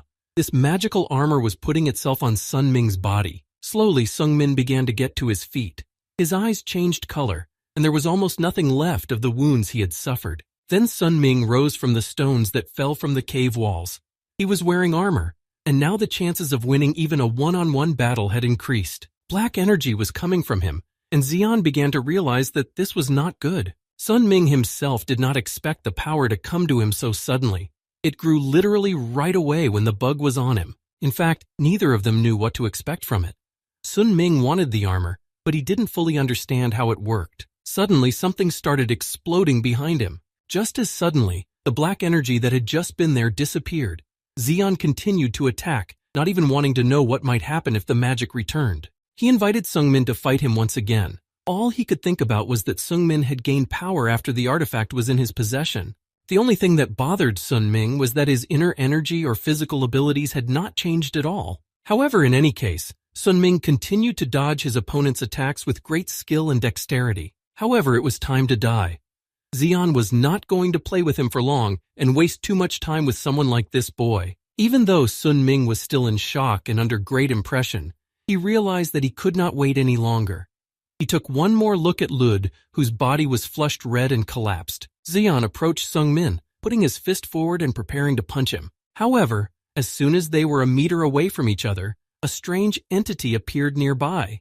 This caught the attention of both of them, and the black-robed entity began to talk about Devilnark's armor and told them that it was a very valuable and good thing. However, it would most likely have some incredible payoff. Sun Ming still didn't understand what was happening before his eyes, but these words of the creature stopped Zeon and he didn't even attack. Only when the leader of the Crown's mercenaries was about to continue his work did this creature say that the Devilnark contract had not been established, and it was really strange. And also Seung-min's soul was thrown off course. The boy didn't know what kind of entity was talking to him, but his sixth sense was screaming incredibly loudly. Then the creature said that Sun Ming would be the perfect introduction, especially since there was no point in competing with it. Burn and his men were already rushing to the basement when they heard a loud noise coming from downstairs. When they went downstairs, they saw a black wizard who was the master of the dungeon.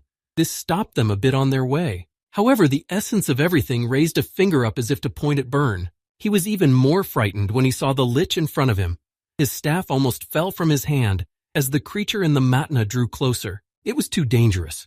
Since this was the lich's territory, it would be very dangerous to be here, so he was ordered to run as fast and as far away as possible. But the lich put his finger to his mouth, showing them to be quiet. In the end, Burn was killed.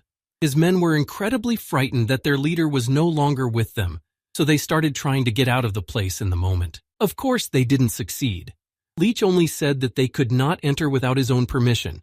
They are all here because he invited them. Today he was feeling very good and in a great mood, so he decided to have some fun with his guests.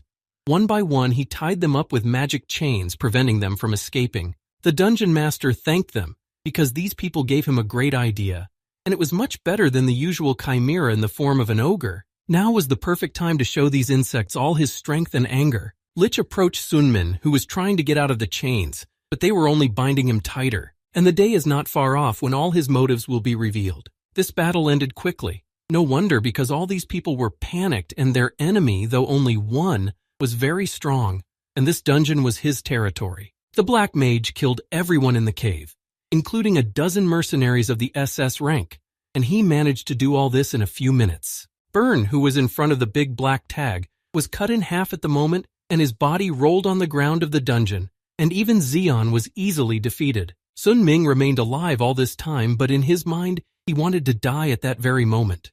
He didn't want to see what was happening and didn't understand why fate was so cruel to him, and all this was happening to him. In this life, he thought that everything would be completely different. Everything would be better. But now he was back in the role of a victim who could do nothing against his opponent. He thought he was no longer a larva or a cicada, that he had become someone else. However, it turns out that this is not the case. Everything remains the same as it was before. And what was the point of living here now? If everything was repeating itself, if so many people he knew had already died, he was still a helpless larva in the ground which could be crushed at any moment. The end was near, and so was his death. At least the boy hoped so, because he did not want to repeat the life he had once lived. He ran away from it. But the evil in the form of the lich chained him to the wall again, making him completely helpless. Only hours later did the young man wake up and realize where he was. The first thing he heard was the voice of the lich mocking Sun Min. The dungeon master happily welcomed the boy to his dungeon, calling it his own workshop. And as soon as Sun Ming tried to free his hands, the black magician told him not to even waste his own strength, because he would never get out of here. The lich laughed loudly after these words, and the echo carried it all through the walls and corridors of the dungeon, where only dampness and death always smell. The lich did not let go of him, but he spoke, and his voice did not sound so ominous.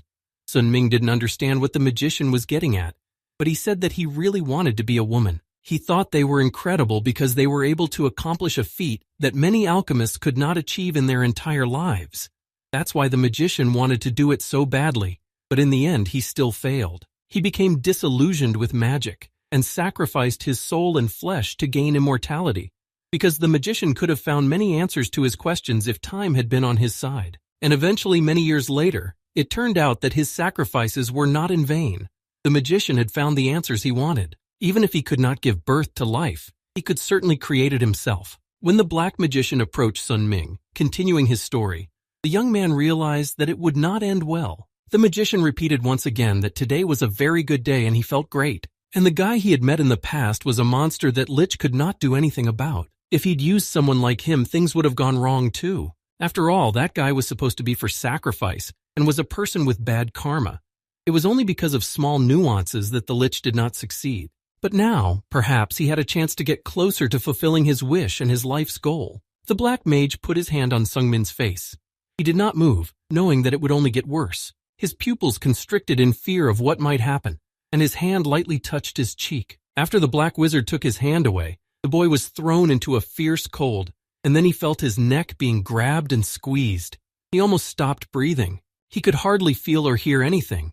But the echo of the Lich's head said that the black magician was offering Sun Min's soul as a sacrifice. Bloody tears spilled from his eyes and he could hardly breathe. At that moment, the young man felt nothing. His soul had left his body and he could not realize what was happening. Lich was very surprised when something went wrong in the middle of the sacrifice. The magician was sure that this time he would succeed and that he had done everything right. But something went wrong. Lich himself did not understand why. But it turned out that he had painted himself into a corner. It was simply impossible. The black magician could not have imagined that this would happen. It was only when Sun Ming was able to breathe in a breath of air that he was able to see everything that was happening around him. Although he was still chained up and couldn't even move, it seemed that the chains were no longer holding him down so tightly. Lich asked him very nervously and confused, addressing nothing, whether he was refusing to sacrifice. Hearing nothing at all, the young man gulped for air and then felt the Lich's hand around his neck. The skeleton was squeezing it with all its might, and he felt suffocated again. Who the hell was he that the king of fear demons himself wouldn't accept him as a sacrifice? Sun Ming's soul, so corrupted by karma, was of great value to his dream. But for some reason, the king did not accept it. The black wizard strangled him even harder, looking into the young man's eyes, which were filled with blood. But the black wizard kept up with him. If nothing else, he wanted to at least know why. Why he had wasted his time with someone like this again? Lich looked into Sung Min's eyes to see the boy's memories. He ordered him to show him absolutely everything, even all the secrets he was hiding. His mind was a mess. He was out of it again and didn't understand much. The only thing that seemed certain was that he would not get out of here alive. Sun Ming did not remember what happened next, because he simply passed out and fell asleep. And when he woke up again, he was lying on the floor, unchained, and there was no Sasso Lich in sight. Although the young man had not wanted to live before because of the stress he had experienced, he was incredibly happy when he realized that he was still alive, and he felt better. But then, after a few greedy gulps of air, he realized something else. The sounds in his head were incredibly loud. The boy was not recalling images of those he had seen recently here in the dungeon. He remembered the scream of the lich, which was unbearable, remembered what that monster had done to those Sun Ming had grown accustomed to. He couldn't take it anymore. It was unbearable, and most importantly, there was nothing he could do about it. The images in his head kept popping up. All those people who had been with him in the dungeon were now dead. He was the only one who survived. But those cicada sounds, they were back. Sun Ming hadn't heard them since he had defeated the ogre chimera, but their songs were back in his head. It was incredibly hard to get used to it the second time, but it was even harder to let himself die on the spot. So it was only after some time that the young man was able to move and stand up. This was not because of his own life experience, but because of his willpower as a third-class mercenary in his past life, where he fought for life no matter what, and also because of the promise he made to his friends. He told them all that he would not die, and in his subconscious he knew that it was meant to be. He could not deceive them. Sun Ming told himself and very quietly that he would never die. In fact, he was used to such situations. When he was pitied, shame and self-destruction, self-torture was all he could feel when he went back in time. As soon as he touched his spear, he heard a voice that surprised him. Someone was saying that they didn't know who was on the other end, but they were trying to get through. At first, Sun Ming thought it was sound transmission, but then he remembered that it was more likely telepathic magic. It was the first time this had happened to him. The young man stood up and looked around. He asked the stranger who he was and why he was talking to him. Then Sun Ming heard the answer. The man introduced himself as Lloyd and said that he was the master of the Golden Tower of Magicians and that he was now far underground in the place where the boy was. Li Sun Ming recalled information from his past life. He remembered this Lloyd. This man was an archmage and disappeared at some point in Sun Ming's past life. Now that he was thinking about it, he remembered that it was around this time that Lloyd disappeared. Sun Ming asked the master what he needed, and Lloyd replied that he needed Sun Ming's help as soon as possible. The archmage was seriously injured. He could not even move. Lloyd begged Sun Ming to come to his aid, but first the young man asked about the lich. He was worried that the black magician had gone somewhere. The lich, named Prescan, had run away. When Sun Ming heard this, he wanted to make sure that Lloyd's place was safe and that he would not be in any danger. Lloyd assured him that it was safe because all the enemies had fled, but Sun Ming still did not believe him, as he could easily tell a lie. The archmage didn't pronounce it. He just said that he swore by his mana and that everything he said was the truth. And if Sun Ming helped him, Lloyd promised a large reward. Since such an oath was the only thing he believed, Sun Ming decided to help this unfortunate man. He went in search of him deep into the dungeon and fortunately was not too late. Lloyd said that he began to communicate with Sun Ming when he experienced life in the dungeon. He was really lucky to meet this young man. Looking around, the boy saw the traces of a great battle, and Lloyd was sitting next to the wall where the black magician had most likely thrown him. When Sun Ming took a step forward, horror once again appeared on his face. Unfortunately, what he saw was true. The bodies of those who had been defeated in the fight with the dungeon master were lying before his feet. The boy asked Lloyd, a little scared, what had happened here before, but the archmage only said that it was not important now. First he asked for help, and then he would tell him about what had happened in the cave. The guy stretched his neck, looking around at the same time. After that, he asked Lloyd how he could help him, and took a step towards the man. Lloyd said that he had to lead him out of the dungeon, and he had one more request. The man pointed his finger at something a few meters away and fell silent. Then he turned his gaze to Sung Min and asked him to destroy what he had pointed at. A black heart levitated in front of him. Neither of them knew what it meant, but Lloyd said it was something Prescan had created and had to be destroyed. And everything he had created was very dangerous, and the heart had to be destroyed. Sun Min had no doubt about the danger of the lich, so he simply agreed to do what the archmage said. Aiming his spear directly at the heart, the young man tried to destroy it at the first stroke. He hit the heart, but it was not enough to destroy it. The young man was surprised when strange tentacles appeared and tried to grab him. He certainly did not expect this, so he did not immediately react to the danger. But after standing there for 5 more seconds and plunging his spear deeper, his heart shattered. The aura of his sword turned purple, and the young man lowered his weapon and breathed a sigh of relief. However, it was so strange. He could not believe that he had destroyed his heart so easily and began to feel something strange. And no wonder, because he had not defeated it. It was as if the heart had moved into him and was now controlling him from the inside. All this had been planned before. Even a few hours before Li Sun Min received the black heart, Lich Prescan was completely exhausted when he left this place. All his strength had been dispersed because of this boy, and the mage still didn't know who he was. However, before he left the boy, Preskan used a certain type of magic on him, which has the ability to destroy a person's consciousness and take away his memory. However, somehow the magic was repelled from Sungmin. Other magic could work perfectly well on him, but for some reason this one did not affect him, and even the Demon King refused to accept it, which was also an indicator. Now Lich was unable to continue the fight because he had used too much mana and was severely injured. When he was leaving the dungeon, he saw the bodies of those he had fought before.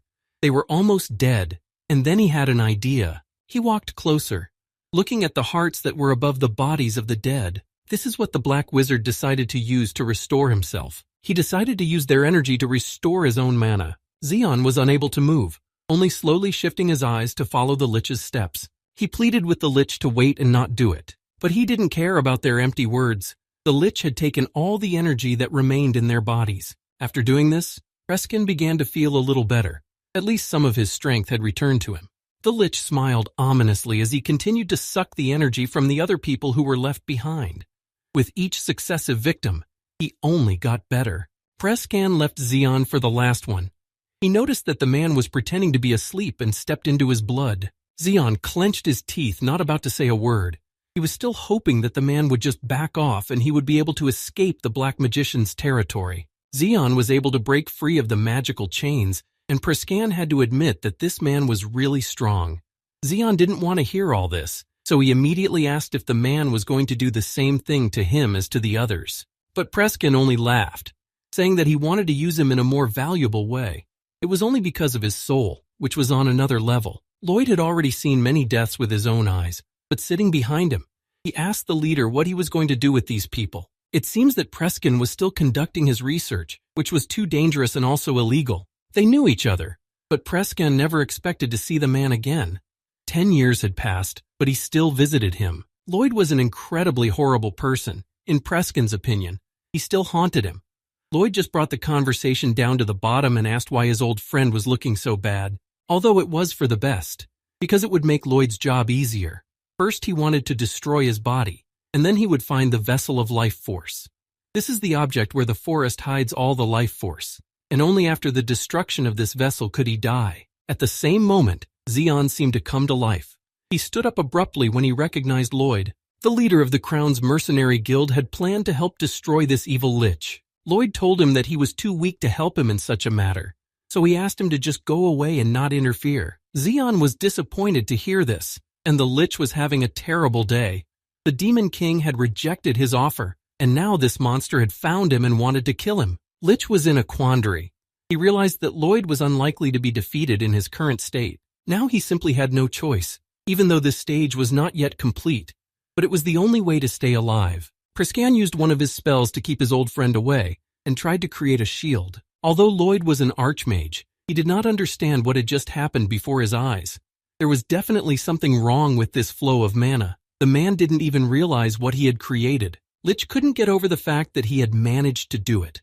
It was something he had wanted all his life. Now was the result of his long research, which finally proved successful. Preskan had managed to create a superior being, a Superman who could do the impossible. The light was too bright to see, but out of the corner of his eye, Lloyd could see a human foot on the ground. The man stepped back, and Lloyd smiled even wider. Now he was seeing what he had worked so hard to build and had devoted his entire life to. A girl stepped onto the floor. Her eyes were mesmerizing, but her aura was cruel and dark. Although the heart of this creature was not yet complete, nor was the physical body, the Lich had another heart that he was ready to sacrifice. With this heart, the Lich wanted to get out of this dispute to stay alive, and then he would complete the second heart so that it would be completely fresh. However, Lloyd quickly came to his senses and said that all his actions would be a waste of time. He wanted to get rid of what Preskan had created before it could get to him. Using magic and all his powers, Lloyd began to fight his fierce and old enemy. Preskan, who was standing behind the girl, told her in a trembling voice to deal with these people who wanted to harm her. At the same time, Lloyd had just started attacking them with the first spell he had put a lot of energy into. The girl stood steadfastly in place, as if she didn't care what was happening around her. But in reality, there was simply no reason for her to care about what happened here. Lloyd's magic shattered into little grains of sand as soon as she looked in his direction. It was beautiful. Preskin couldn't tear his eyes away from what he had created. He wanted to say something else to her, but the girl stopped him, calling the Lich father. At first he stammered, not used to being called that, but then he simply asked what she wanted. The girl spoke calmly, keeping her eyes on Lloyd, and said she was hungry. At that moment, Zeon realized that it was time to act. If he did not intervene now, the end of life would come sooner than he wanted. But when he noticed the girl's eyes on him, he stopped, because she said she was hungry again. Then the creature grabbed Zeon by his clothes, beginning to pull him toward it. Its claws were incredibly sharp and dug into his skin almost immediately, leaving a bloody mark on his jacket. It didn't take long and simply tore his heart out of his chest. This is how the captain of the strongest guild in Behenger, who was a master at the peak of martial arts, died. His heart was eaten, and he didn't even have the opportunity to fight for his life and resist. And what happened after that could be considered pure madness. Lloyd watched all of this, and now he realized that he was in touch with it. After several unsuccessful attempts to destroy the Lich creature, he began to feel that he was in deep trouble and had come here in vain. The Lich started laughing out loud when he saw Lloyd's frightened face, taking small steps away from them. She was a monster that the Black Wizard had created in the dungeon. Trying to forget his fear, Lloyd decided that he had to deal with what had just happened. After that, the fight continued. The Archmage used all his magic on the girl, but it did no good. After that, Preskin and the creature fled. This is what happened in the cave before Sun Ming came there. Lloyd was incredibly grateful to him for saving him, because if it wasn't for this young man, he would have died there. Sun Ming saved his life by coming to his aid. He also destroyed the heart that Preskin had created and broke the chain of evil. Lloyd believed that everything was over. He wanted to believe it and be left in peace and never have to face the Count again. Even though he didn't see it, because he fainted right after he asked for help and waited for Sungmin, he was still very happy to be in this world and not in the dungeon. However, the guy just said that he did what he had to do. He just helped someone who needed it. Lloyd thanked him again and promised to reward him. The man promised that he would fulfill his one wish, as long as it was within his power, of course. It was a blank form from the Archimagus where you can write anything your heart desires. But since the boy did not know what he needed, he decided to leave this possibility for another time when he really needed it. Sun Ming kept silent about the fact that his heart was in it, because there was a risk that Lloyd would kill him as soon as he found out. Preskin was the master of the dungeon and the Black Tower, but because he had broken orders and rules, he was put to death. And the person who was supposed to execute this order was Lloyd, the master of the Golden Tower. And so, over the course of 10 years of searching and pursuing, Lloyd accidentally met him on another raid back in his past life. And that's when he died, most likely because Sun Ming wasn't there to save him. He only remembered that this man was missing. The man who was originally supposed to die is now alive because of his regression. And this is not the first time that Sungmin has changed the course of events through his own actions. But not always these actions are for the best. The young man sighed heavily and swallowed his saliva. It still hurt him to remember what had happened, because the one who was supposed to be alive was now dead. Sun Ming walked out of Lloyd's room. All he could think about was that he was the only one who was changing things. He would be happy to change it all, but only if it was a positive change, not the deaths of those who were supposed to stay in this world. Back then, Sun Min was a frog in a well, and the top of his world was Zeon. Zeon, which is now dead and turned out to be completely different from what Sun Min thought it was. All these people he meets, they can live or die by his actions and decisions. Now there are many more monsters that can kill. Sun Ming thought it was the sky, but it turned out to be just a well lid. And it's always like that. There will always be a harder and bigger goal that could not be achieved before. Sun Min always thought about Wee Ji Hyun. He was very curious to know what level the girl had already reached after so many years. Still, he had to admit that he was still just a maggot. He had already known that when he was on Mount Musha, but so what? Whatever it was and whatever thoughts were haunting him, he didn't want to let despair enter his heart. As he walked, eyes downcast, thinking about the past, someone called out to him. He did not recognize the voice, but the person was very surprised to meet him here. Only when the boy looked around did he see Kim Jong-hyun. He had heard that most of the team had been killed in the raid, so he asked how he was feeling. And he was even more interested in the armor that Sung Min was now wearing. This armor is a valuable artifact. Jong-hyun came closer, keeping his eyes on the armor, and at the same time asked if he could take a look. Of course, Sung Min didn't protest and just let him. Jong-hyun also explained that this armor is a type of coercive contractual instrument. It binds you to the transcendent demon king or demon god. And it is an evil armor that skips the formal conclusion of the contract and forces its wearer to confirm a slave contract. To put it more simply, There is a third-ranked master, and he has the potential to become a master at the peak of martial arts. So if this person wears the demonic armor, then his potential will be awakened, and he will have the opportunity to become a master at the highest peak of martial arts. However, as soon as the person dies, his soul will belong to the Demon King. All this will happen regardless of what the user wants. But Sun Ming said that nothing even happened to him after he put on this demon armor. And this was already interesting because such cases were not recorded. And there are two possibilities here. One is that Seungmin has no growth potential, or he has already signed a contract with a master who is even stronger than the master of the demonic armor. Jong Yun thought it was the second option. That's why he asked if Seungmin had anyone in mind. It was only then that he remembered the words of the Lich when the Demon King did not accept him. Perhaps he was that master. But Jong Yun reassured him and said that even if the contract didn't work, he could still use this armor. It had several types of different magic on it. The young man was surprised to see what he did to the armor. They just disappeared and turned into an ordinary bracelet. The Black Wizard said that the armor could be worn like an ordinary bracelet, and if he directed mana or internal energy to it during a fight, the accessory would turn back into armor. Preskan was going to offer it to the king of the fear demons, but Seungmin didn't even know who he was. Jong Yun explained that the Demon King is a transcended being of a very high level.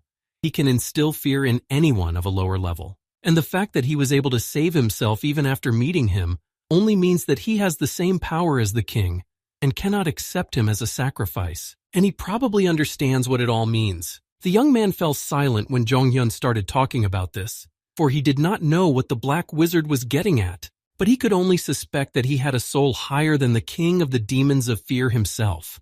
He was hoping for a response from Jong Yun, but he had nothing to say. Seungmin remained silent for a while, trying to realize all this. Something very strange had entered his body. Jong Hyun immediately realized that it was the black heart that Preskan had created, but he wasn't sure if it was true, because he didn't feel any alien energy in it himself. But Preskan was conducting research on the ultimate form of life, and the fact that the heart itself was it could mean something. But that something could give Seungmin even more than the dark armor. Jong Hyun apologized because he couldn't say anything more. The same thing could happen as last time. But Jong Hyun said that God would be able to tell him more and tell him what he could do. Then Seungmin remembered what Musha had said when she was talking about a test. She had told him to go to Dreammore and meet Dennis, the god of time. But Sun Ming still didn't know if Dennis would be able to answer all his questions. It was very informative, but it wasn't hard. Jong Hyun said that the young man could call him at any time. Then the magician added that it was because he really liked the boy. In fact, Seungmin was already feeling a little embarrassed by the fact that absolutely everyone around him was treating him like this, so he didn't know how to react. Eventually, the guy walked out of the place on his way home. Even though Jong Hyun hadn't said much, Seungmin had learned a lot from the conversation, but now he had even more questions. He thought that it would be best to go to Dreammore now, where he would continue his search and improvement. Suddenly, as soon as he stepped further, he tripped over someone and they both fell to the ground. Scarlet came out of nowhere, immediately reminding him of what she had said about Jong Hyun and how he was a psycho who was not to be messed with. Seungmin doubted that she was a magician at all, because she had beaten him up every time they had met somewhere. But Scarlet was sure that he would have turned to ashes by now if she had used magic. She emphasized once again that getting involved with this guy would not lead to anything good. Even though Seungmin had said that there were some important issues, she was only more offended by his words because she was an archmage herself, and this boy seemed to ignore her. Judging by the way she was addressing him, she was clearly not old, especially since most archmages looked younger than they actually were. So Sun Ming decided to ask her age. Scarlet was again offended by this question, and at first did not want to answer at all, although Sun Ming was still sure that she was much older than she looked. But that wasn't why she had come here. Scarlet had heard that Sun Min was the only survivor of the raid, so she wanted to know how he was doing. He didn't want to talk too much about it, because it was too painful to remember everything that happened. After all, his friend had died there, so he just said that he was fine. Scarlet could see in his eyes that he was feeling quite differently. She decided that it wouldn't help if she asked him about it now, so she just asked him what he was going to do next. Seungmin looked thoughtful and said just as calmly that he wanted to go to Dreammore, where he had some business to attend to. When Scarlet heard the name of this city, she was incredibly excited and immediately offered to go there with her. She made up a story that she also had some business in Dreammore, and since they both had to go there, it would be great to have company in a strange place. But really, she just wanted to travel with him. When Seungmin didn't say anything, She thought that he wasn't happy to see her anymore. But Sung-min hastily said that he wasn't, and that he was really happy to have someone else travel with him. But that wasn't what he had in mind. He didn't really want Scarlett to travel with him. Knowing her personality, she would just beat him up again, and that would be it. Sung-min didn't like the idea of traveling with Scarlett. Only she knew the magic that this girl used. Scarlett was a genius who would soon create the Rizir school and become the master of the Red Tower of Magic. And now was a great opportunity to make a good relationship with someone like her. But for some reason, Sun-ming doubted it.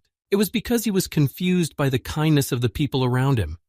He still hadn't figured out why this was happening, and he suspected that everyone else wasn't acting this way toward him, but toward the person behind him. And all the connections he had made with them before were nothing more than just lies. What was the death of Lud, who decided to take part in the raid because of Sun-min himself? After all, they were good friends. If it weren't for him, Liud would have been alive as he was supposed to be. He had no proof, just a hunch that Scarlett wanted to be with him in Dreamland. But if he really had something in him like Young-yun was talking about, it could end badly again. If something goes wrong this time, she'll meet the same fate as Liuda in the dungeon, and he didn't want to be the one to lead people who should live to their deaths. He had already killed one person, and if he continued to do so, Sun-ming would not be able to forgive himself, feeling that he was the one to blame. Back when he saved Lloyd in the cave and received the Black Heart, he decided to search Xion's corpse, which was lying nearby. A man like this would definitely keep all his precious things to himself, but what Sun-ming found on him shocked him. Xion had a small and a large transformation pill, as well as Shaolin martial art techniques. While all of them were indeed incredibly valuable, the most important thing to Sun-ming was the transformation pill. Regardless of his thoughts and the strength he had already gained, he realized that he needed to become even stronger to achieve his ultimate goal. So to begin with, he decided to circulate his own energy. As Sun-min sat in his room, he focused on this task alone. He sat on his bed, closed his eyes, and thought only about his own energy and how to improve it. But soon he gave up. He got up because he hadn't succeeded despite his best efforts. The young man didn't understand what was happening, because Sun Myung-min felt nothing at all. There was not even the slightest change. Normally, when one eats a small transformation pill, the internal energy of the pill should quickly enter the body. But now he didn't feel even the slightest change, so he could only conclude that it was a fake pill. But almost immediately after he said that, he began to feel something. At first, he was a little creeped out by what he saw and a little scared. But in the end, what he expected from this pill happened. His inner energy increased exponentially. After all, it turned out that it was not a fake pill, and its internal energy was transferred to Sung-min's body. However, this was not the end. To be complete, he needed to strain all the energy to appropriate it for himself, but he didn't need to do anything else. Somehow all the energy had already been absorbed by the body on its own. Usually it was difficult to absorb even a part of the energy. It took a lot of effort and time, but Sung-min managed to absorb it all completely. After the process was complete, he felt something strange, thinking about what could have caused the easy absorption of energy. The answer was the black heart he had received when he saved Lloyd. It must have been the cause. As the boy looked around, his eyes were drawn to a small box standing nearby. The young man walked closer, picking up a large transformation pill. Without hesitation, he decided to eat it as well. The energy passed through his body instantly. He managed to absorb everything in both the large and small pills, and now he was almost at the peak of the higher martial arts. But if it was true that he could absorb the energy so easily only through the black heart, then this thing was beginning to frighten him. He still hadn't figured out what it was. There was no exact answer, but it helped him solve the problem of insufficient internal energy, which was a problem he had always had. But now he had to do something about it. The young man picked up the books that he had also found at Xion's place and decided to read a few pages. He looked inside and began to read what was written in the book, and that's how he spent the rest of the day. The next day, he met Scarlett. Sung-min wanted to tell her that he wanted to go to Breeden instead of Dreamer. The girl was not happy to hear that, but she didn't seem to be going to refuse. He politely apologized, saying that he couldn't go to Dreamer with her, and he was happy to be rid of Scarlett. However, she wanted to at least understand why he had changed his destination so suddenly. The young man immediately told her that he had received the secret martial arts techniques of the Shaolin Temple and wanted to bring it all back, and that this temple was located in Breda. Scarlett did not understand his thought process at all. If he had already received these materials, he should study them and then sell them for a lot of money, not return them. The young man said that he was already studying them, but it would not be profitable to sell them, because many people in the market were selling them. It would be too difficult to sell them for the true price, and a little money for such efforts is not so important. Therefore, it would be better to return them to the Shaolin Temple and get a reward from them, which would definitely be bigger. That was the reason why the boy could not travel with her, because Scarlet, as she said, had business in Dreamer, and that was the next city he would go to. But it wasn't as simple as he thought. Scarlet thought about it for a while and said that she had business in Bredon as well, so she could go with him there as well. Sungmin's whole plan fell apart when the girl said that she didn't really have anything to do. She just wanted to explore the world and travel everywhere, especially since she felt that cities didn't suit her.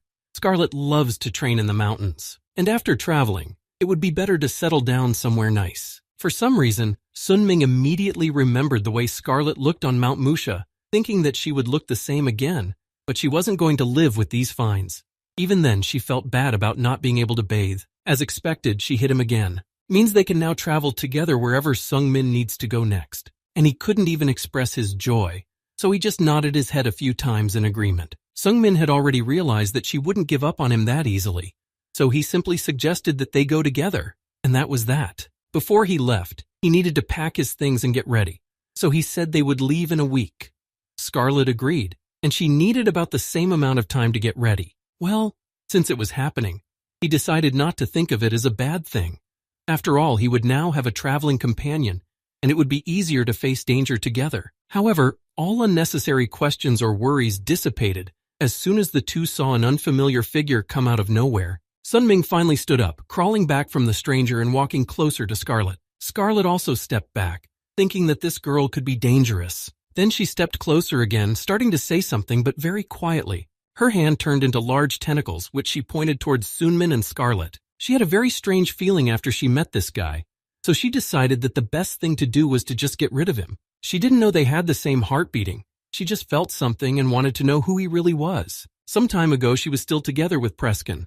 They ran away from the dungeon for a long time, trying to get as far away as possible so that no one could catch them. Even though they managed to get out alive this time, Preskin could not have imagined that Lloyd would be so strong. Leech had barely managed to survive, and now he realized that the word genius was used for people like this man. And if Prescan hadn't awakened the creature he had created in time, he would not have survived. She was his creation, his child. Lich sat nearby, muttering all these words under his breath, looking at the girl who was lost in thought. Prescan called out to her, but again she did not respond to him. Apparently he still didn't have full control over it because he had woken it up too quickly and hadn't done enough. He had to wake this monster up faster than it should have just to survive. It didn't obey his orders at all. But when it did turn its head toward Prescan, Lich noticed that the creature's mouth and hands were covered in blood. This made him uneasy, but the black wizard was confident that she would not harm him, for the seal he had placed had worked well. Lich stood up and stood next to the girl, asking her if she remembered what he had said to her. Prescan wanted her to go to the place where she first opened her eyes to take his heart. She didn't say anything, just nodded her head to indicate that she could do it. Then Leech asked her how quickly she could do it, and she nodded again several times. After a short conversation, she took off, heading for the place Prescan had mentioned. However, when she had gone some distance away, the magician was not so sure that this creature would do what he asked her to do. She didn't go in the right direction at all, but in the opposite direction. Despite the fact that the girl rushed to another place, he did not stop her. And even if he wanted to, he would not have had time to catch up. This creature ran wherever she wanted to go, as if disobeying his orders completely. Even though her father had told her to go somewhere else, she felt something very strange in the direction she was going. As she walked in that direction, she could feel her heart beating fast, and it felt very strange, so she wanted to check it out. The feeling was so strange, and when the creature noticed two people walking calmly in front of her, the feeling intensified, and it didn't like it even more. It was then that Sunming noticed someone was next to them and looked around. It was then that he spotted her. It was a girl, and she looked like she was about to be born. It was a girl. She didn't look very old, but for some reason she made the boy feel uneasy. Perhaps he felt something from her himself, but he did not realize it yet. He just subconsciously moved away from the danger. Sungmin stepped back just in time as she turned her hand into tentacles and took a step forward. His breathing quickened as it got closer, but Sungmin couldn't take a step back. He was stunned when it lunged at him, about to knock him down with its hand. He stood motionless in one place, staring at the monster in front of him. But Scarlet wasn't about to stand there and let herself and her friend die. She immediately decided to start casting spells, trying to wake Sung Min up at the same time. It was only when Scarlet threw a fireball at the monster that Sun Ming came to his senses. His friend told him to step back and gather his strength if he didn't want to die. Sun Ming apologized to her, explaining that his heart had suddenly started beating fast. Scarlet decided to try her magic again on the stranger, but this time she noticed that it was not working. When the smoke cleared, all she could see was that she had lightly set the monster's tentacles on fire. There was something wrong with this child. Aside from the way she looked, Sun Ming felt that they both had a connection. It was only after a while that he realized it could be Prescan's chimera. It was probably the one Lloyd had told him about earlier. The boy guessed that this girl had come here to get her heart back, and that's why he was scared.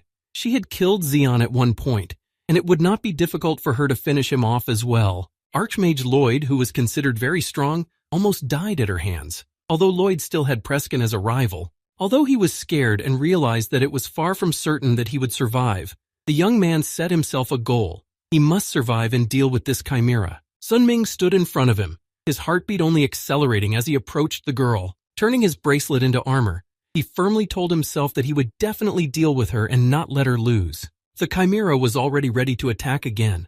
Its regeneration was very fast, so now there was nothing to prevent it from attacking again. The girl did just that. She hit Sun Min with all her might while he was barely able to stand on his feet, defending himself. She was even stronger than Sun Min had expected. Moreover, as she got closer to him, the young man only felt worse. However, he summoned all his strength to repel the chimera's attack and survived. Although Sun Min managed to ram its tentacles with his spear, it did not stop being aggressive and attacked him once again. He barely managed to dodge the monster's attacks, but Sun Ming continued to fight, hoping that he could win. The boy noticed that the attacks of this chimera were very unusual. He had never encountered such techniques before. On top of that, its fists were much stronger than the ogre chimeras. And if he hadn't boosted his internal energy with the 2 pills, this battle would have been very problematic right now. Luckily, he had asked Selgaris to make his armor lighter, and now he could move much faster. Scarlet, who was standing behind him, ordered the fool to move away. She could see that Sun Min was about to be killed, so she wanted to use her own spell. She flew into the air and sent another fire attack at the chimera, reinforcing it with her own energy. However, the creature was not frightened for a moment and did not retreat. On the contrary, it decided to take the entire attack on itself. This proved to be harder than the creature expected, but it still deflected its blows. It was very painful and there were burns on her body, and Scarlet felt a strong resistance to magic from it. Although this girl had a strong resistance to most types of magic, Scarlet's magical abilities were unique. The usual resistance would not work for her, because Scarlet herself had created this magic, so she advised her to act immediately if she did not want to turn to ash. However, Scarlet did not calculate Valana's abilities here either.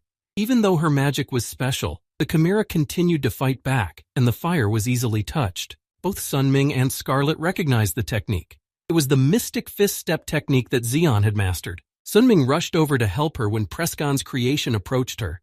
Perhaps the best way to thank her for her help would be to save her life, so they both decided to get out of here as soon as possible. However, when they were about to leave the place, Sun Ming remembered something and thought about it. Lloyd said back at the hospital that he saw that monster eat Xion's heart. If it was what he thought it was, then he and Scarlet were in deep trouble. Sun Ming could only speculate, but the possibility that this girl could absorb all the abilities of the people whose hearts she had eaten made the most sense. Nevertheless, the young man continued to fight her, hoping to get out of the terrible situation. Now he is facing a monster whose strength exceeds his own thousands of times, and this creature is ready to eat him at any moment. The girl released her tentacles again, trying to catch Sun Min.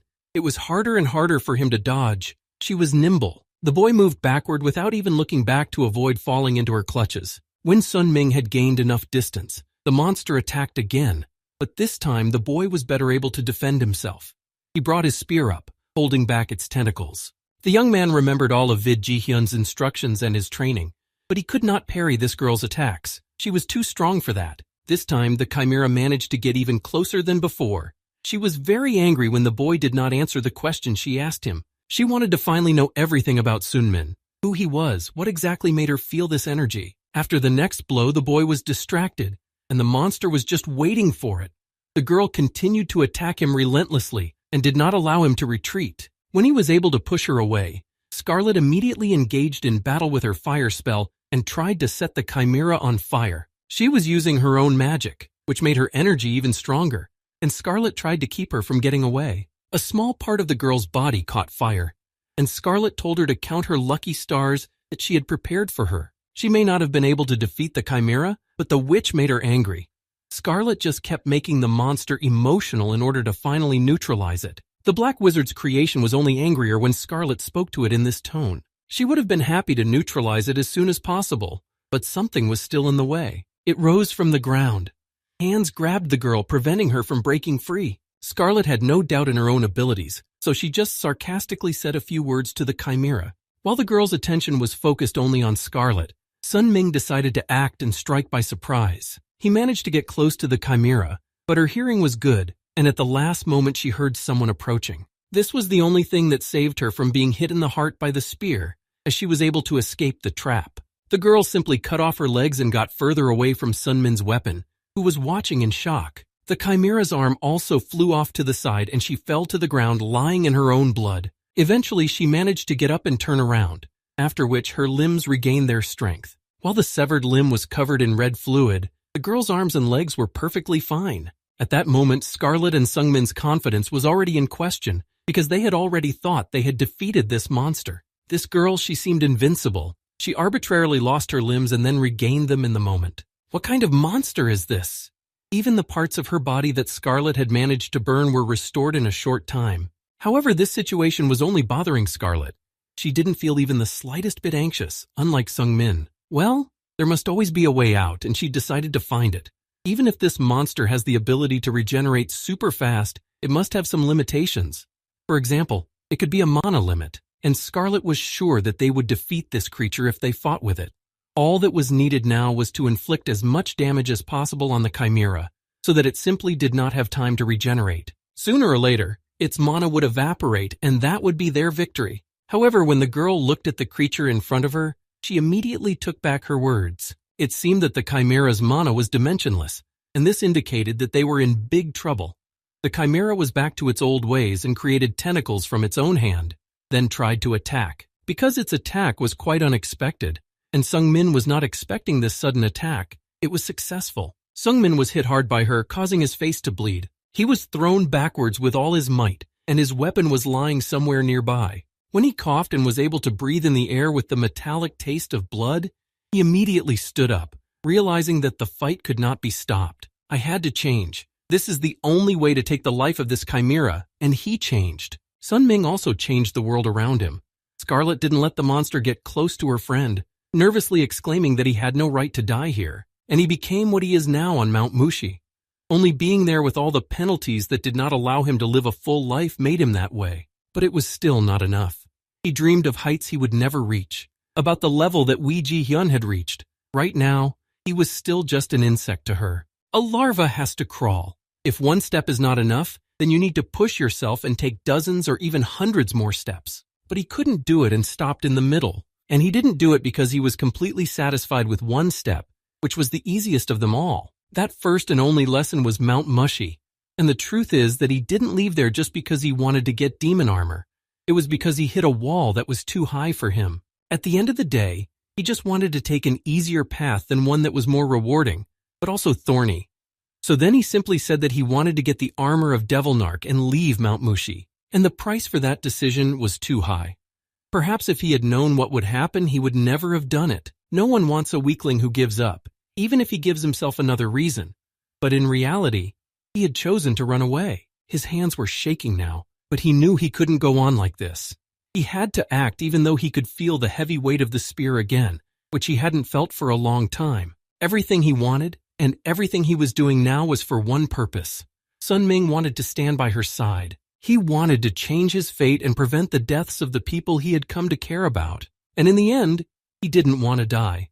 It seemed like he was thinking forever, but only a moment passed. A moment in which the chimera managed to attack Scarlet again. The girl stepped back in time, protecting herself from the monster's blows. Perhaps it had too big a dream for an ordinary maggot, but Sun Ming did not want to die here. He had promised that no matter what, he would achieve what he wanted, even if it was too difficult a goal for him today. But in this case, the one step that comes so hard will be the greatest value he deserves. All he could say for sure was that he would continue to take steps, no matter how hard they were, step by step.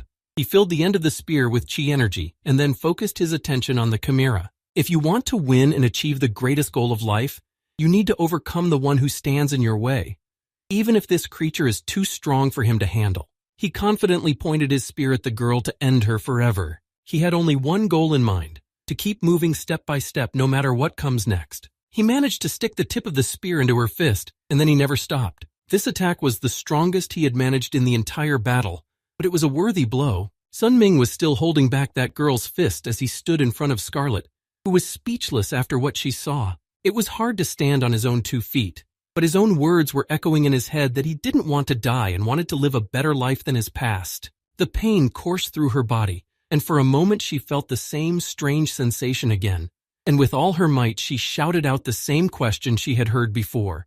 She still did not know who the young man was. Her limbs shattered into pieces of meat, and the girl looked at her enemy with an angry look. It might have seemed that he was barely standing up. This was true, but it did not mean that Sun Ming was going to give up. Scarlet hadn't expected anything like this to happen. Even though she was confident in her own abilities, she knew in her mind that her end could come very soon at the hands of this monster. Only when he took a deep breath did he say his name, Lee Sunmin. His voice sounded tired but firm and confident. Once again losing her limb, the girl stepped back. The entire ground beneath them was covered in their own blood. And finally, the girl said her own name. The bloodthirsty creature's name was Aina. The pacing hadn't stopped, but now Sun Ming and Aina stood silently opposite each other, staring predatory eyes. The chimera sighed, and blood spilled from its mouth as well. It stared at its enemy for some time, but no action was forthcoming. Finally, Aina simply turned away from them both without saying a word. After that, the child of evil created by the black magician simply left them. Aina flew in another direction, trying to get away from Sunmin and Scarlet as quickly as possible. And that was the end of their fight today. The young man opened his eyes in a different place. Scarlet was sitting next to him, looking very calm and reading a book with her glasses on. As soon as she heard her friend's surprised voice, she was immediately distracted. Luckily, he didn't die, but just lay unconscious for 3 days. Scarlet dragged him to the village of Nepadilk, where they both received help. Sun Min was examined by a doctor, and then she used a potion to heal his superficial wounds. Scarlet asked how he was feeling, and he told her that he didn't feel any heaviness in his movements. However, she only kicked him for his actions and ordered him to lie still and stay there. Sung Min had more than one broken bone, even though he said he felt fine. In any case, the fact that he could recover in just a few days was very strange, and Scarlet could not believe it easily. It was indeed impossible, but the young man thought again of the black heart he had consumed. Could this be one of his powers as well? He couldn't tell Scarlet about it, so he sat quietly and remained silent, although his friend was waiting for at least some explanation. Only a minute later, she took off her glasses and said seriously that Sung Min was hiding something from her. I could feel it clearly. And about this monster they came across on the way. She was sure that Sun Min knew more about her than she did. She didn't want this to be hidden, especially since they were now stuck in this problem together. Scarlet demanded that he tell her everything he knew. Sung Min wasn't too happy about the idea, but he already knew that Scarlet wasn't going to back down from the topic, so he decided to tell her everything about the Black Heart. Of course, she knew what it was, and now she understood what was happening. And now she understood why her friend had gone to see that psycho, Kim Jong-hyun, because he was very good at such things. He'd been through hell and gotten a piece of mana with incredible power. Scarlet couldn't even tell if he was lucky or not. But no, he was definitely lucky. If the girl hadn't gone with him, Sun Ming would have died by now, but he just survived a few fractures. Although his reaction was so-so, he didn't even express any gratitude to her, which made Scarlet look unhappy. Instead, the young man asked his friend something else. He wondered why she didn't just leave him there and run away when they came across the chimera in the forest. In that situation, Scarlet could have died, even though Aina's target was only himself. So nothing would have happened to her if she had decided to run away. The monster would have just gotten what he wanted, and that was that. But Scarlet stayed and fought, which is what Sung Min wondered. So she didn't leave him to die on his own, and gave him a chance to survive without leaving him alone in the clutches of this girl. Scarlet stood up from the bed looking across the room and said that she didn't mean to do this to him. The girl fell silent, moving away from Sung Min as if she didn't know how to dare say anything else. She scratched her head thoughtfully, not even turning her head toward her friend, who was still sitting in thought. Finally, after some more time had passed, she asked him if he had been through the war. She didn't speak very loudly, but she could hear him. Of course, Soon Min said that he had not had such an experience as she had thought. Scarlett didn't dare say anything about it right away, but later she spoke up. She said that she had gone through something terrible once, and before she became so sexy and strong, she was just a sweet child. She didn't know where or when, but a war broke out. People were dying every day from brutal killings. War is a terrible thing. It burned everything that was dear to her on its way, including her hometown where she lived. And along with the whole city, the shots took away all the people who were important to her. Scarlett was left all alone in the ruins of the burning city. Then her friend became quiet, as if holding back her regret. She didn't cry, but the memories of that time haunted her so often and caused her great pain. It was hard to get used to the emptiness in her heart, and that's why Scarlett didn't want to get close to anyone so that it wouldn't hurt later. But what could she do when her friend was attacked in front of her own eyes? She couldn't just leave him there to die. She knew the look on his face. She didn't want to hurt him again, but she could see in his eyes that Sung Min had lost someone before. The guy also did not dare to answer for a long time, because the memories of all this did not leave his head. He slept and woke up with these thoughts. However, Scarlett decided to comfort him and told him not to worry. She was still alive, so everything would be fine. She had survived the war, remaining almost unscathed. Fate is definitely on her dock. Her voice sounded as if she had never seen death, even though she herself had been on the brink of it. However, Scarlett said that she had one technique for such cases that was even stronger than the one she usually used. This technique requires a lot of mana, so you can't always use it, but she kept it for such moments. Scarlett said she would have survived even if he had missed Aina's last attack. Sun Ming was traveling alone because he was afraid that his loved ones might die on these journeys, so she decided to give him advice as an elder. And she said the same thing that was going through his head. Scarlett said that he just needed to become stronger if he didn't want to lose the people who mattered to him. It was better to become so strong that he would never have to be in danger again. After all, she's been doing that herself lately. It was a really good idea, and Sungmin really wanted to do that. But for a while he just looked at the bed and thought. After a moment he smiled. I don't think anyone doesn't know that. It was all obvious, even though it was very difficult to achieve this power. Still, he felt better about what the girl had said, which was what she wanted. Well, since Sun Ming understood what she was saying, Scarlett decided to leave him to gain strength. She said that they would be leaving for Braden tomorrow. The young man thanked his friend in the end, and she told him not to work too hard. He would need a lot of strength for the next few days. He was really relieved to have someone who understood him, and Sun Min realized that he could trust this girl. Becoming stronger is their goal. Soon they set out to conquer her. The boy took the knife from his spear, which the girl had placed nearby. He remembered what happened at the last moment of the fight, as soon as he touched the blade. What was released from his spear at that moment was intense energy. He finally managed to move to the next step. If so, then all was not lost and he must continue. From that moment on, Sun Ming decided that he would not think about such unnecessary things. If he wanted to become stronger, he had to forget about the unimportant things and focus on what would help him achieve his goal. The very next day, Scarlett came to see him. They were both ready to conquer the next city. They arrived in Braden quite quickly, tired but very happy to be here. It was Scarlett's first time in a city in the Central Plains, and it was good that they hadn't been attacked again. She asked Sun Ming what they would do next, because it would probably not be a good idea to go to the Shaolin Temple right now. Scarlett then suggested that they rest a bit before going to the temple, or at least have something to eat. Sun Ming did not refuse the offer. He was also very hungry from the journey. Eventually, they entered the first hotel on the road, which also had a restaurant, and chose a table. Scarlett asked her friend what he wanted to order, although Sungmin had no idea what he wanted. She was not familiar with the local food, and Scarlett had never tried Central Plains food, so she didn't know what she would like. She also didn't know what to do about the bastard flies that were sitting on the second floor, but right above their table. Sun Ming immediately realized that Scarlett felt the same way he did about them. The two looked them up and down as soon as the travelers entered the building. It was impossible not to feel that look. It was so annoying. And most importantly, they had no idea why these people were doing this. Sun Min replied rather thoughtfully but confidently that it was all because of him, although Scarlett could not draw a parallel. The young man explained that at the moment when a martial artist reaches his peak, his essence changes and others notice it, but they do not see another reserve of internal energy. Li Sun Ming met one of the criteria for energy volume, but he was minus on the others because he had not yet become a full-fledged martial artist. His inner energy was bubbling over and Scarlett could see it too.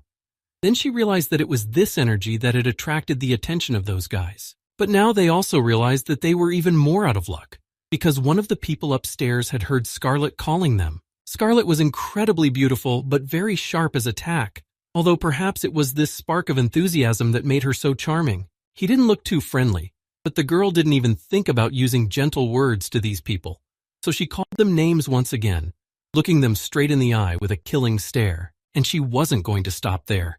Scarlet told the bastard that he was definitely not in his right mind, and then spiced things up with a few words that didn't sound too nice to him. As expected, the beautiful flower has sharp thorns.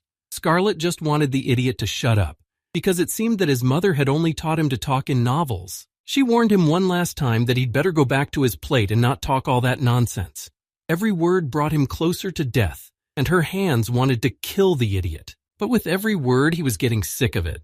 No one would want to endure so many insults. It seemed that this man was already out of his mind, even though Scarlet had said she had only just begun. He took up his sword, saying that he was giving her one last chance to take it back, but she didn't think about it. Especially since this idiot couldn't do anything to her, she continued. Since this warning didn't work, the man decided to do what he said he would. But when he started to attack her, Scarlet stood next to the table with a monotone face, saying that she was incredibly scared. However, Sun Ming already knew that this man was a martial artist and was in the first class, so why Scarlet was acting like this was still unclear to him. But something didn't go according to his plan, and he just collapsed. Sungmin watched the whole scene in silence, not understanding anything. An unfamiliar voice came from the entrance to the inn. The man calmly replied that he didn't see the point of behaving like that in a hotel with guests. He said that the man who had decided to attack Scarlet was not that experienced and did not know how to assess his enemies. It made no sense to attack an enemy who was stronger than you. Sun Ming noticed a moment later that was lying near the man. He was already unconscious on the floor. It may sound strange, but this guy was able to put him down with just this small coin. He introduced himself as Namgun Hewan and said that he didn't want the corpse to disturb the waiters, and Sungmin knew him to be the young star of the Namgun clan, the Dragon Swordsman. Scarlet had also heard of this clan. It was said to be full of strong martial artists. In fact, Sungmin said that no one here was going to kill the man. He started the fight himself. Hewan asked if he could join them at the table, and Scarlet said he could if he paid for them all, and he agreed with pleasure. Hewan's attention was riveted on Sungmin. He looked at him silently, as if waiting for him to say something. Finally, the young man decided to ask him why he was looking at him like that.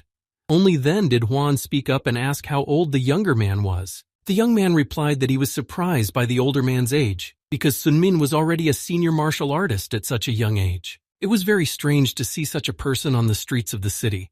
Huan thought he was good at it himself, but he met an even greater talent. Sungmin was quietly drinking the drink he had ordered when Hewan asked if he was a little celestial demon named Huichi Ho Young. Scarlet was the worst off because everything in his mouth ended up on her face. Huan thought so. Because of all the peers he knew of this boy, Huichi Ho Yan was the only monster with a similar level of fighting skills. Hewan knew about this little demon. He was quite a famous personality, especially here, and there were only 3 martial artists in area who were called heavenly demons. The first was the blood demon Baek Wusong, a berserker celestial demon named Baek Wapni, and a little celestial demon named Huichi Ho Young. And judging by his strength and nickname, you might think that he was the weakest of the 3. But that wasn't the case. Scarlet was ready to kill Sunmin for what he did when Hewan approached her. But all that meant was that Sunmin wasn't a celestial demon, and that he was just confused. And there were also rumors that he was actually a girl, and only pretending to be a boy. In that case, the young man is only the same age as the little celestial demon, and is also a great martial artist. Huan asked him who he really was. The young man told him his name, but the older man said he had never heard of him before. However, all Sungmin was interested in now was the little demon. He asked if Hewan knew anything else about him, but Hewan advised him to ask other people around him, and added that the demon was rumored to be very violent. He said that he would like to spar with him. Hewan immediately added that he shouldn't think anything bad. It was just a competitive spirit that came up in him when he saw a worthy martial artist. Sungmin thought about the offer for a while, but came to the conclusion that sparring with a strong competitor could help him overcome the plateau in his development that he had encountered, so he agreed to a friendly match. However, a regular sparring match is too boring. It would be better to bet on something. Sungmin hadn't prepared for this, but Hewan suggested that they bet on something not too serious. He made it sound as strange as possible by suggesting that the loser could become the winner's brother. As a result, they agreed on the terms, and went to the battlefield for this duel. There was almost no time to prepare, but Sun Ming did not expect to fight to the death, so he was not so worried. He didn't believe he would be able to live up to Haiwan's expectations, and he warned him about it right away. He just laughed in response. He must have seen something in him that Sung Min hadn't recognized in himself, and he was too modest even to himself. Jiwan was sure that there was something special about this guy.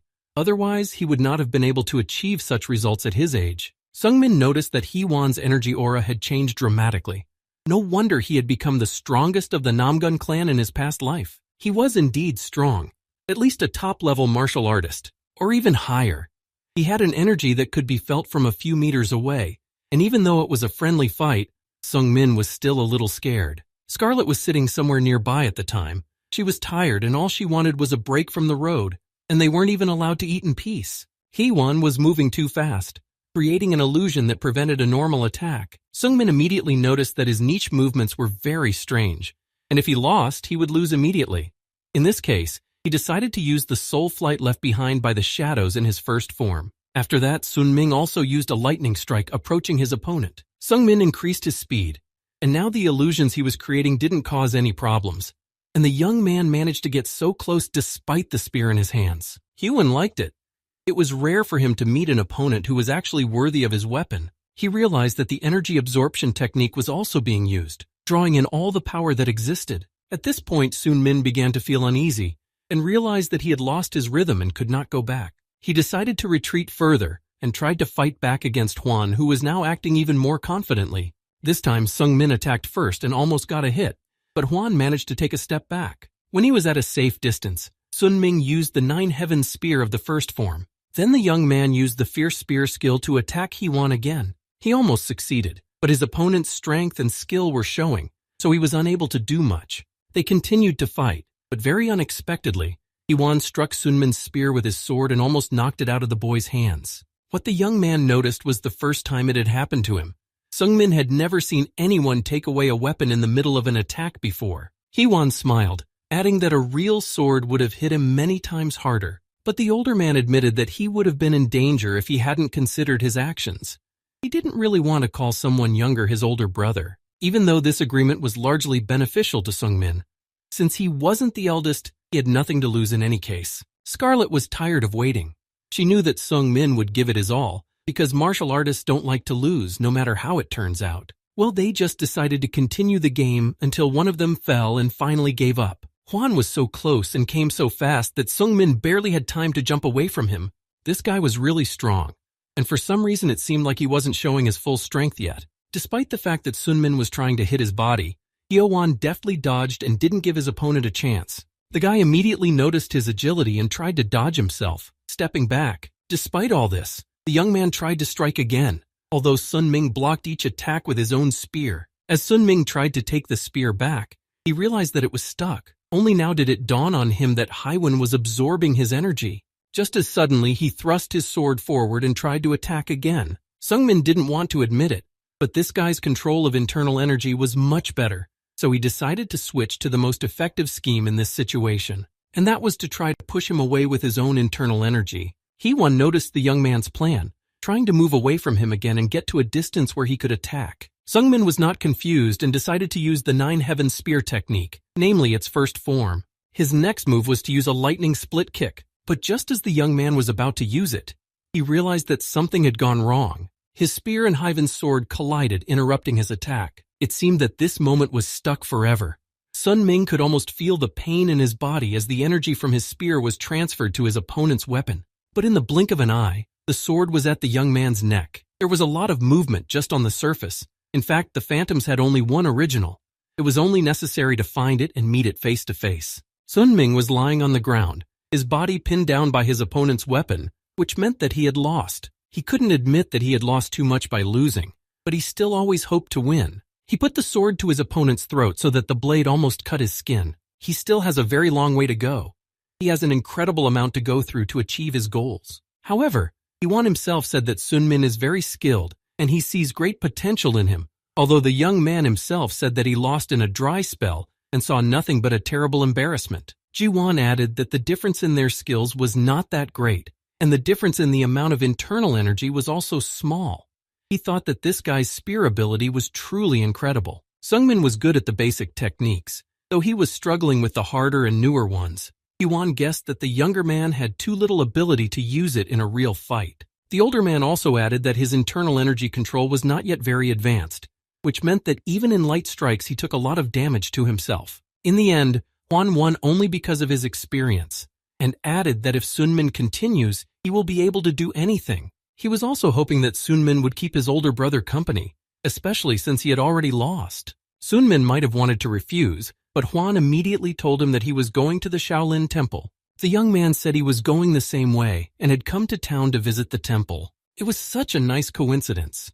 Scarlet wasn't happy about the company, though. They talked too much and made too much noise, and she didn't think their duel was fun at all. She stood up, glancing back at them as the two continued to laugh out loud. Scarlet didn't know what the hell was going on with them, and she didn't like it. By the time the three of them made up their minds, they could feel a new energy rapidly approaching. The almighty god of chaos was very close. The most puzzling thing was that Namgun Haiwan was also going to the Shaolin Temple. Strangely enough, he said that he had to visit their monk, Master Bullion, once a year. The other three clans had to go there as well, although Scarlet still didn't understand why they had to do it every year. Havan explained that it was because of an old promise, and said he would explain everything on the way there. They were tired and it was hot outside, but they made it to the Shaolin Temple without any incident. The Namgong clan, the Chagel clan, the Moyong clan, and the Tang clan.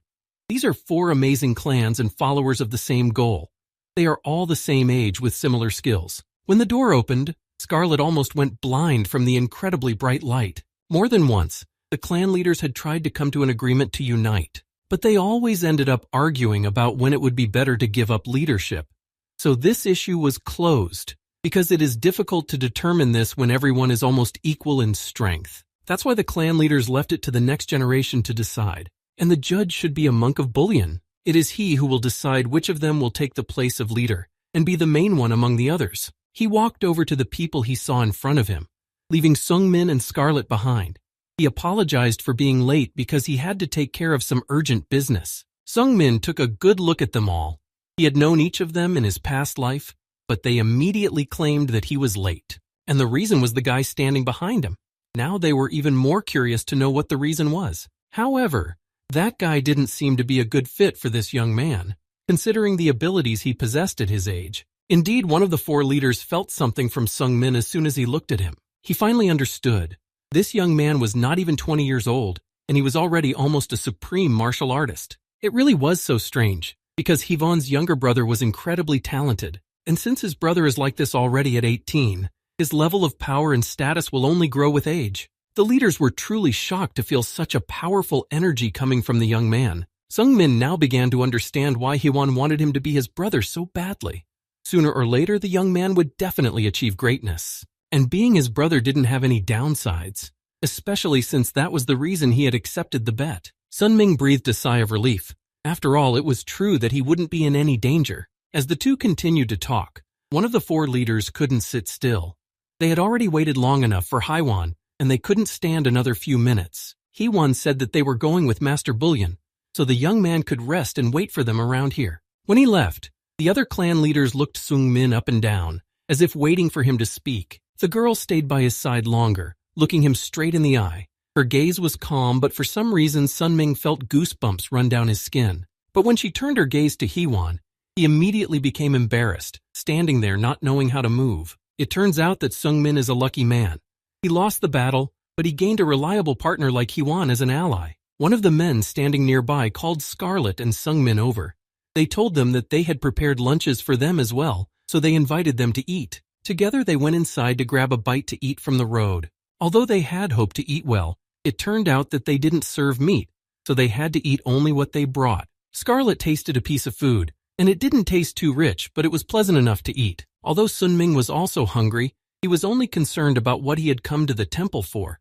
Namely, he needed to return the things he had found at Xion's place, and then he wanted to go to Dreamore. While they were eating quietly, and Sun Myung-min was sitting in his thoughts, a man entered the room, having knocked on the door beforehand. He came to tell him that the monk wanted to see him.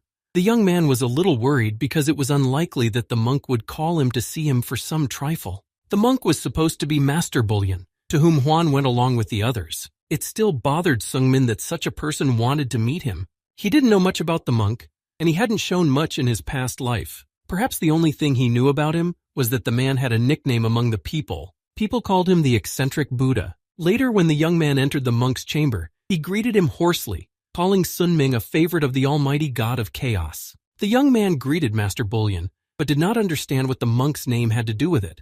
Then the monk replied that the god of chaos is a name for a being that is beyond human understanding. From the very first words, Sun Myung-min was interested in what the man said, so he asked for more details, but the Bullion of resentment denied it.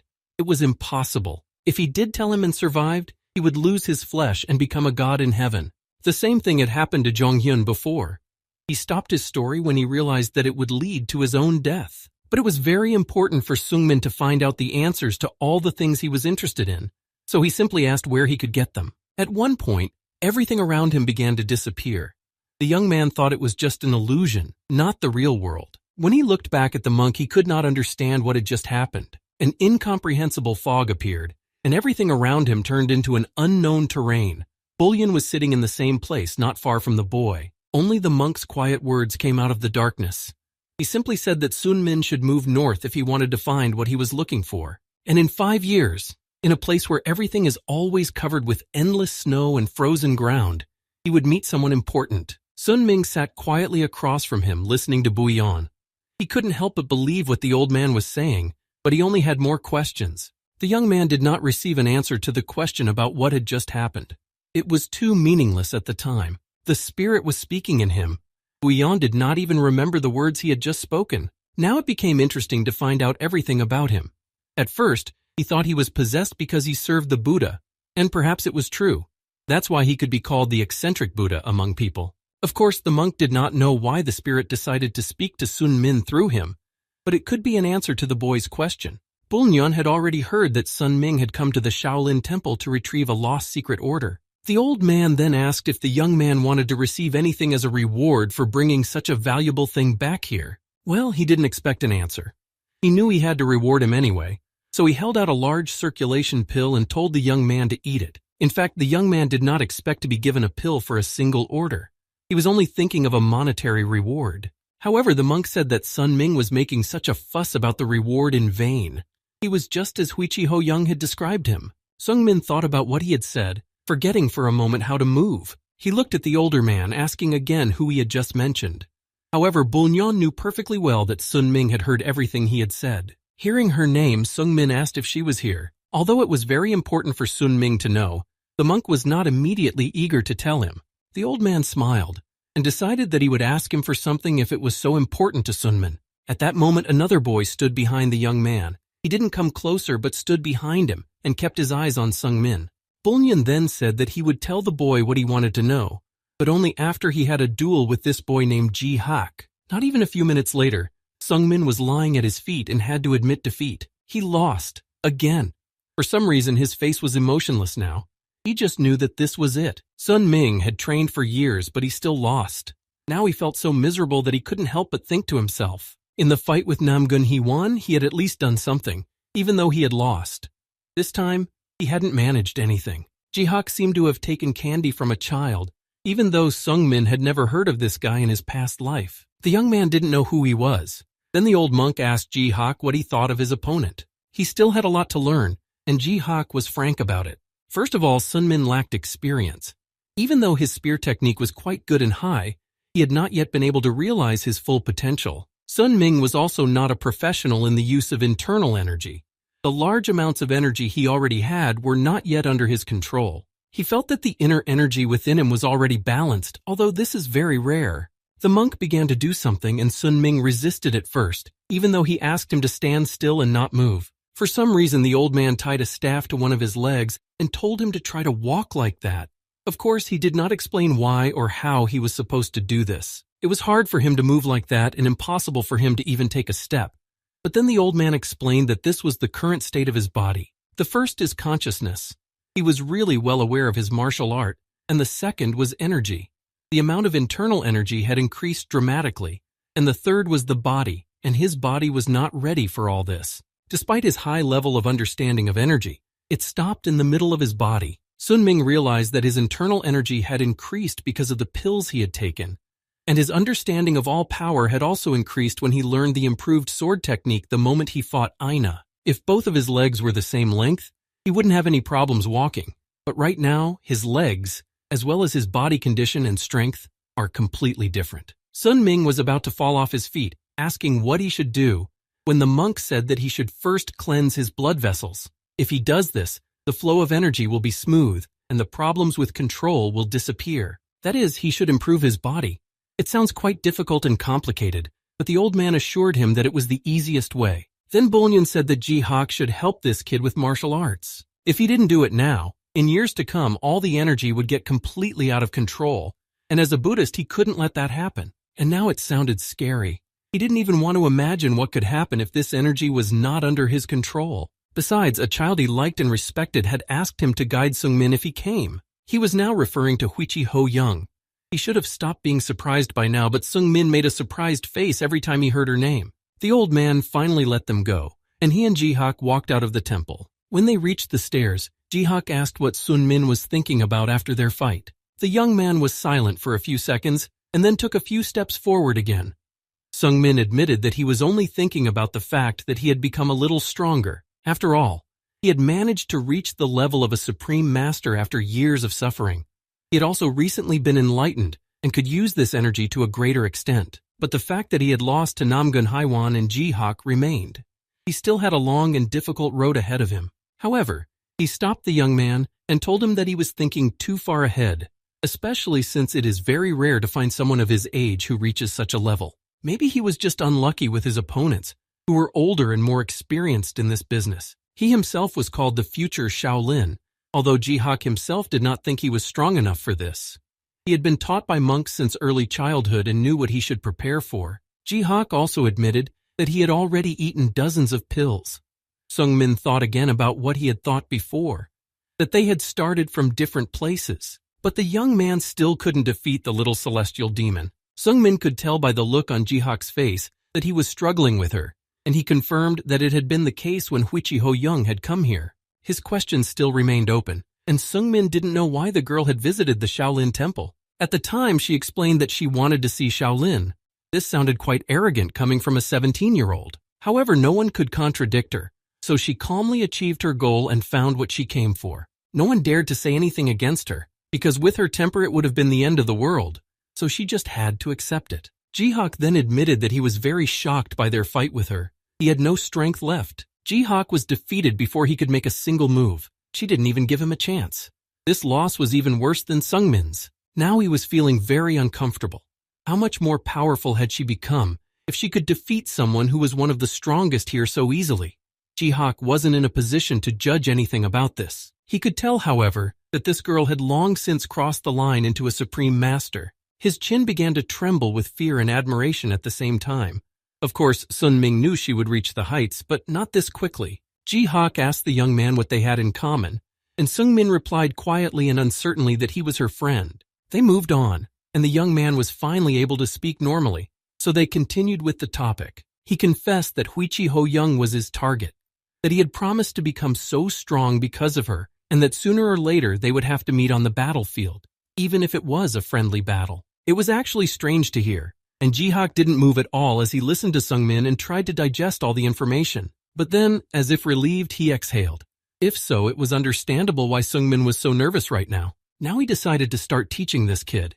Ji-Hak had already said that what he lacked in the first place was experience, but he would make up for it. Although he had already warned him that he would face many obstacles and despair as he gained experience, he hoped that he was ready. Sun Ming had become accustomed to despair, and the word didn't scare him at all now. He had experienced something similar on Mount Musha, but he had never let it get too close, which was why he had been rewarded by the goddess. Of course, it was still very difficult to get up from his knees again and again, but he kept doing it every time he fell. At first, Sun Ming thought he was catching up with her, but he jumped to conclusions. She was still very far away from him.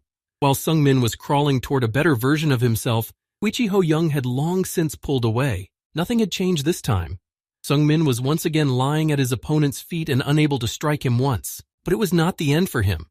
He wanted to go on, even though he knew how hard it would be. After a few bad moments in the fight, The young man was bruised and beaten to a pulp, but he was going to stay in Shaolin for a while longer. Finally, he approached Scarlet and Hyven, who were playing cards at the time, but when they saw their friend, they turned their attention to him. It was hard to even recognize him with all those bruises, but he soon felt a little better. Of course, when Jiwan heard that his younger self had sparred with Jihak, he was shocked to say the least. Master Bouillon, that old fool, hadn't even raised an eyebrow when Haiwan asked for a match with Jihak, and then he just let the guy he'd never met do it. Jihak is really strong, but Sunmin hadn't heard of him before, but Haiwan himself said it wasn't that surprising.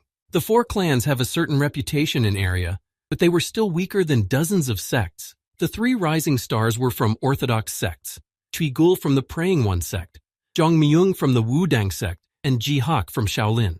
The site focuses on the training of these people the most, because they are the secret weapons of these sects and will never leave.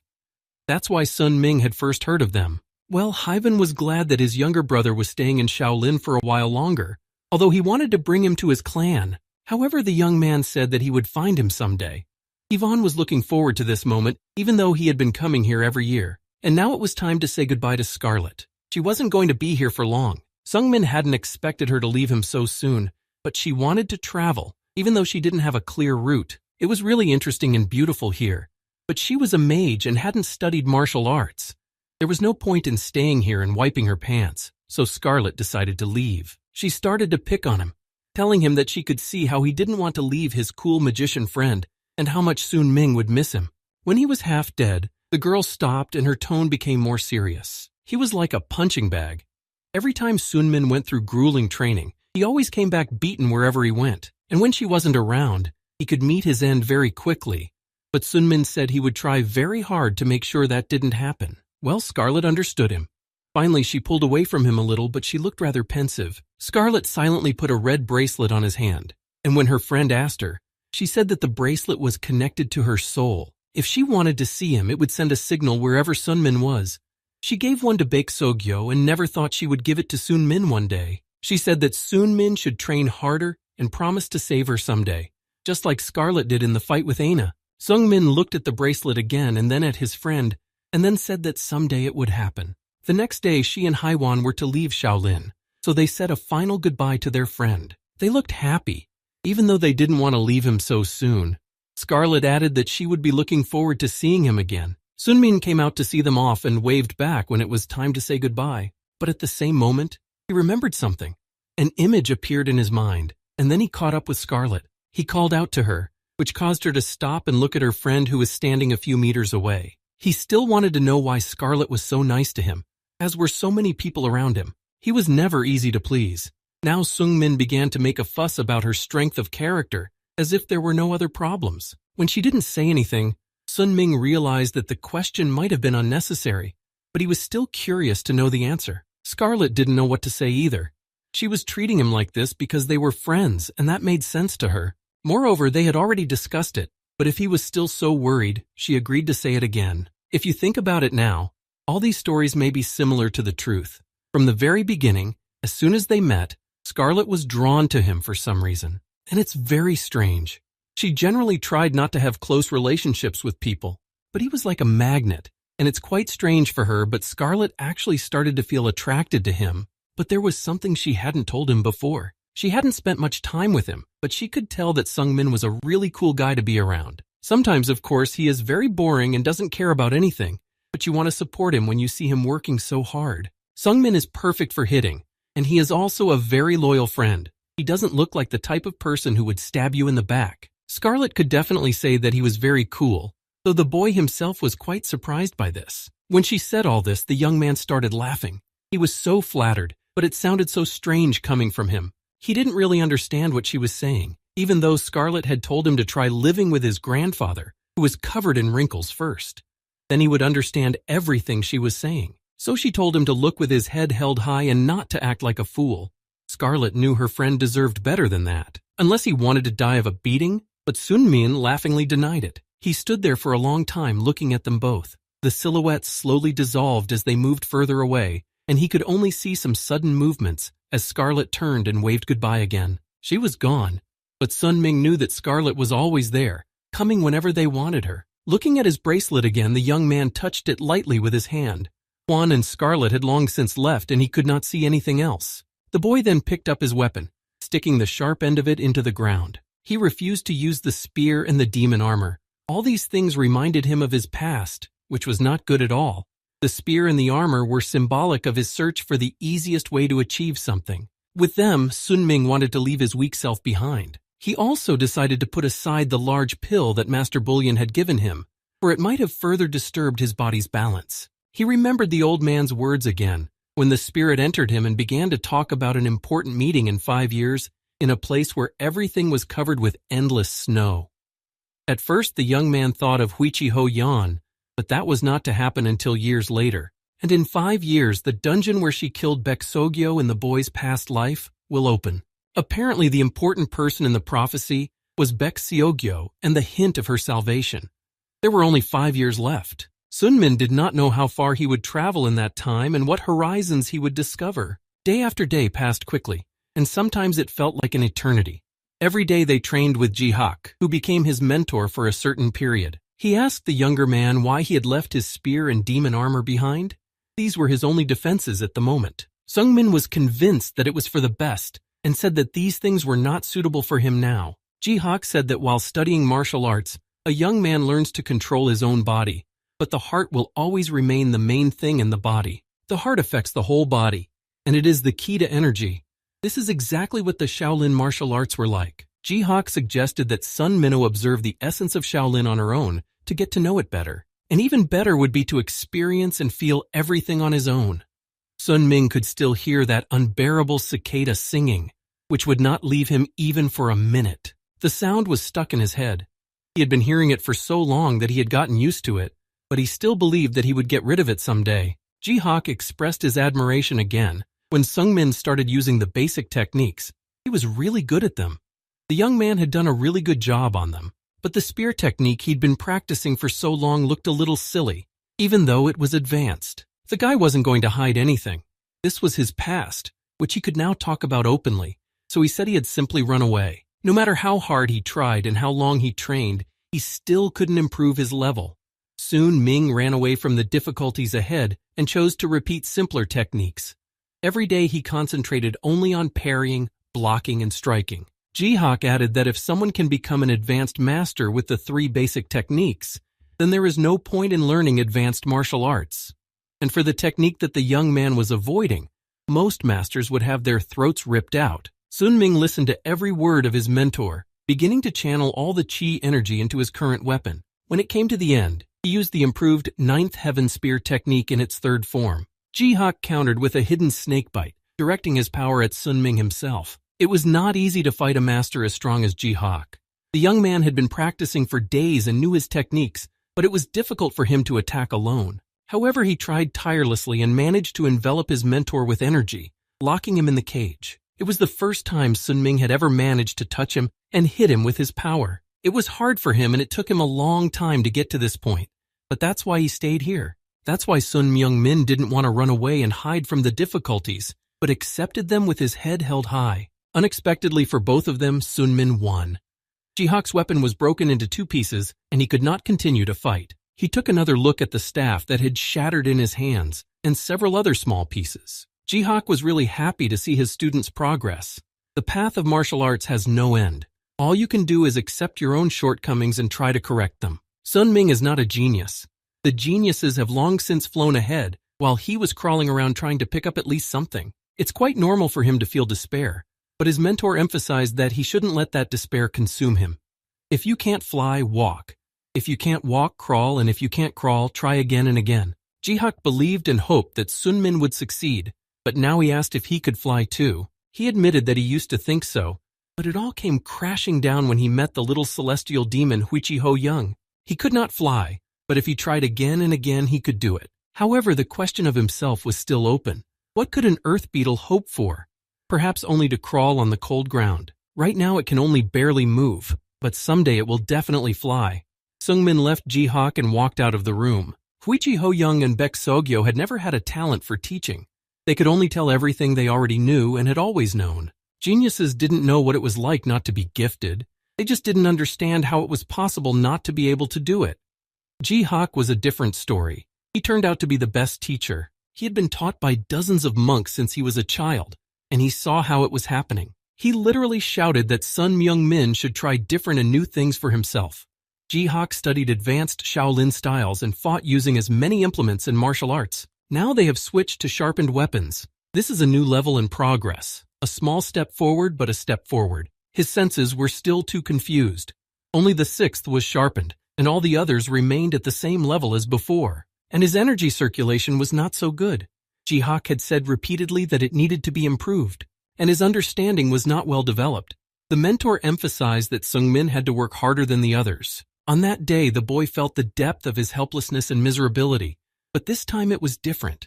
He didn't run away. He just continued to practice the improved Ninth Heaven Spear technique, but his progress was stagnant as usual. Sun-ming tried to train the energy circulation and again found himself failing. The rest of the time he spent sharpening his five senses and finally felt a change. He found a balance between them. He lacked insight, so he raised the bar and trained harder when he felt it. As the seasons changed, Sun-ming continued to train. However, from that moment on, he was unable to defeat Ji-hak. The experience of all the monks who had trained him was concentrated in this man. He was the true embodiment of Shaolin, and Sun-ming said that he would follow Shaolin. His desire to conquer himself was boundless. The young man said that he would experience it all on his own flesh to achieve the goal, and every time he continued, even though he lost every day. The days passed so quickly that he lost count. The struggle haunted him every day along with his defeats. One evening, the young man realized that he was just a small grain of sand in a giant world.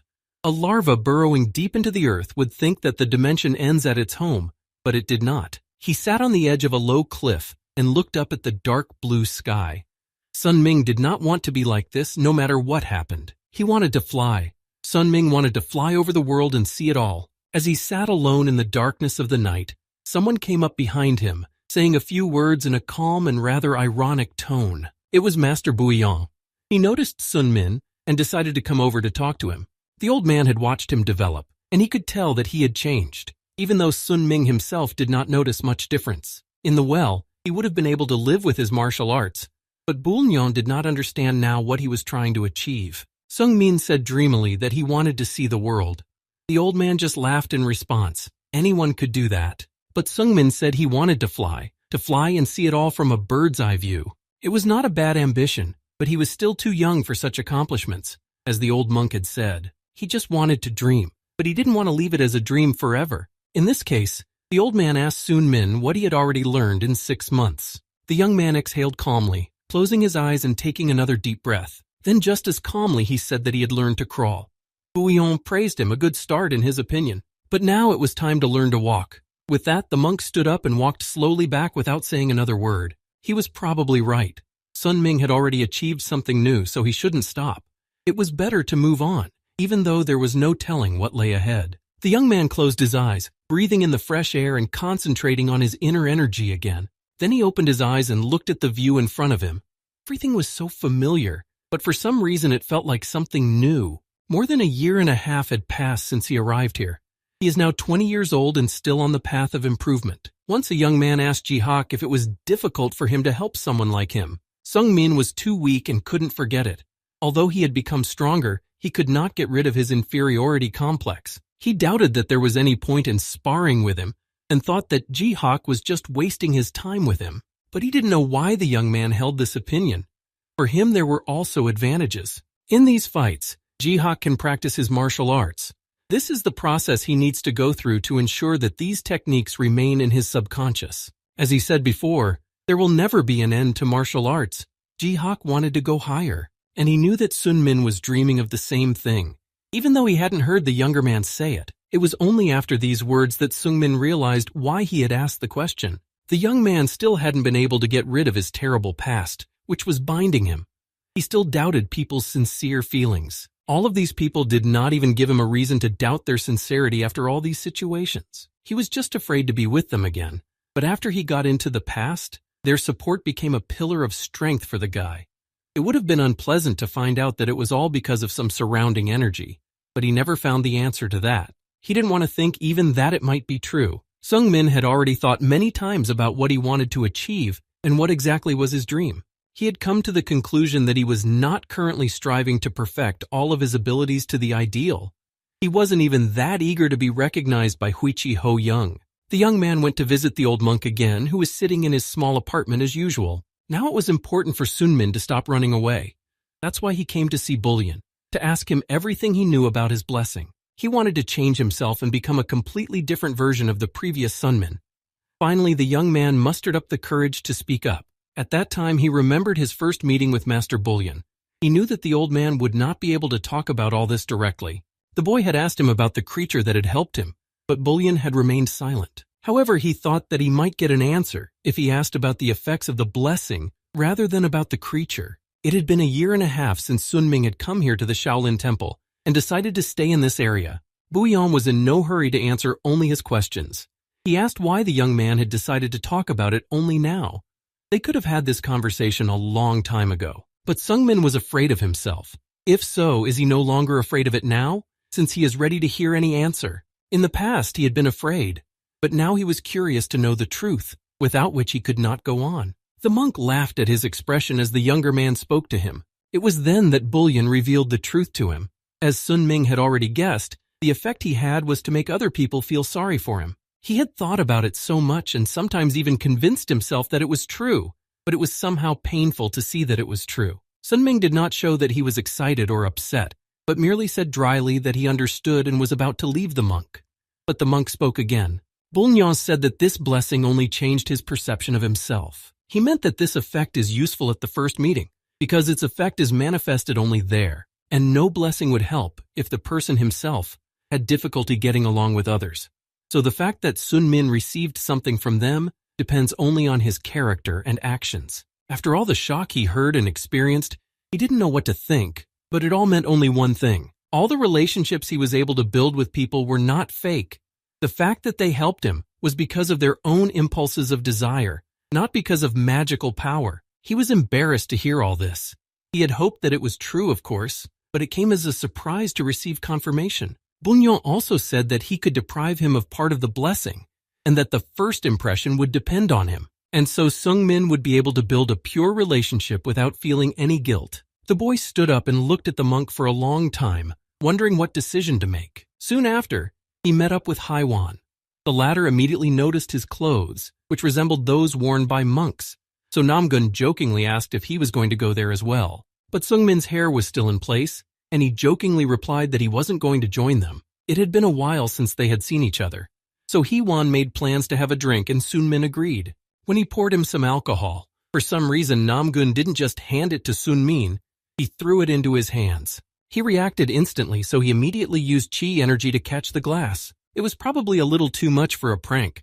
Although Hyowan just wanted to test his reaction time, he could already tell that the young man had grown much stronger since the last time they had seen each other, although Sungmin himself hadn't noticed it as clearly. Hwan congratulated his younger brother on reaching the higher level that he had managed to achieve in this short time. After Hwan took a small sip of his drink, he said something about Lady Moyeon and how she had married Jagul Tae-young, although this was the first time Sungmin had heard the names and had no idea what he was talking about. Then the elder said that these were the two leaders Sun Ming had seen on his first visit to Shaolin.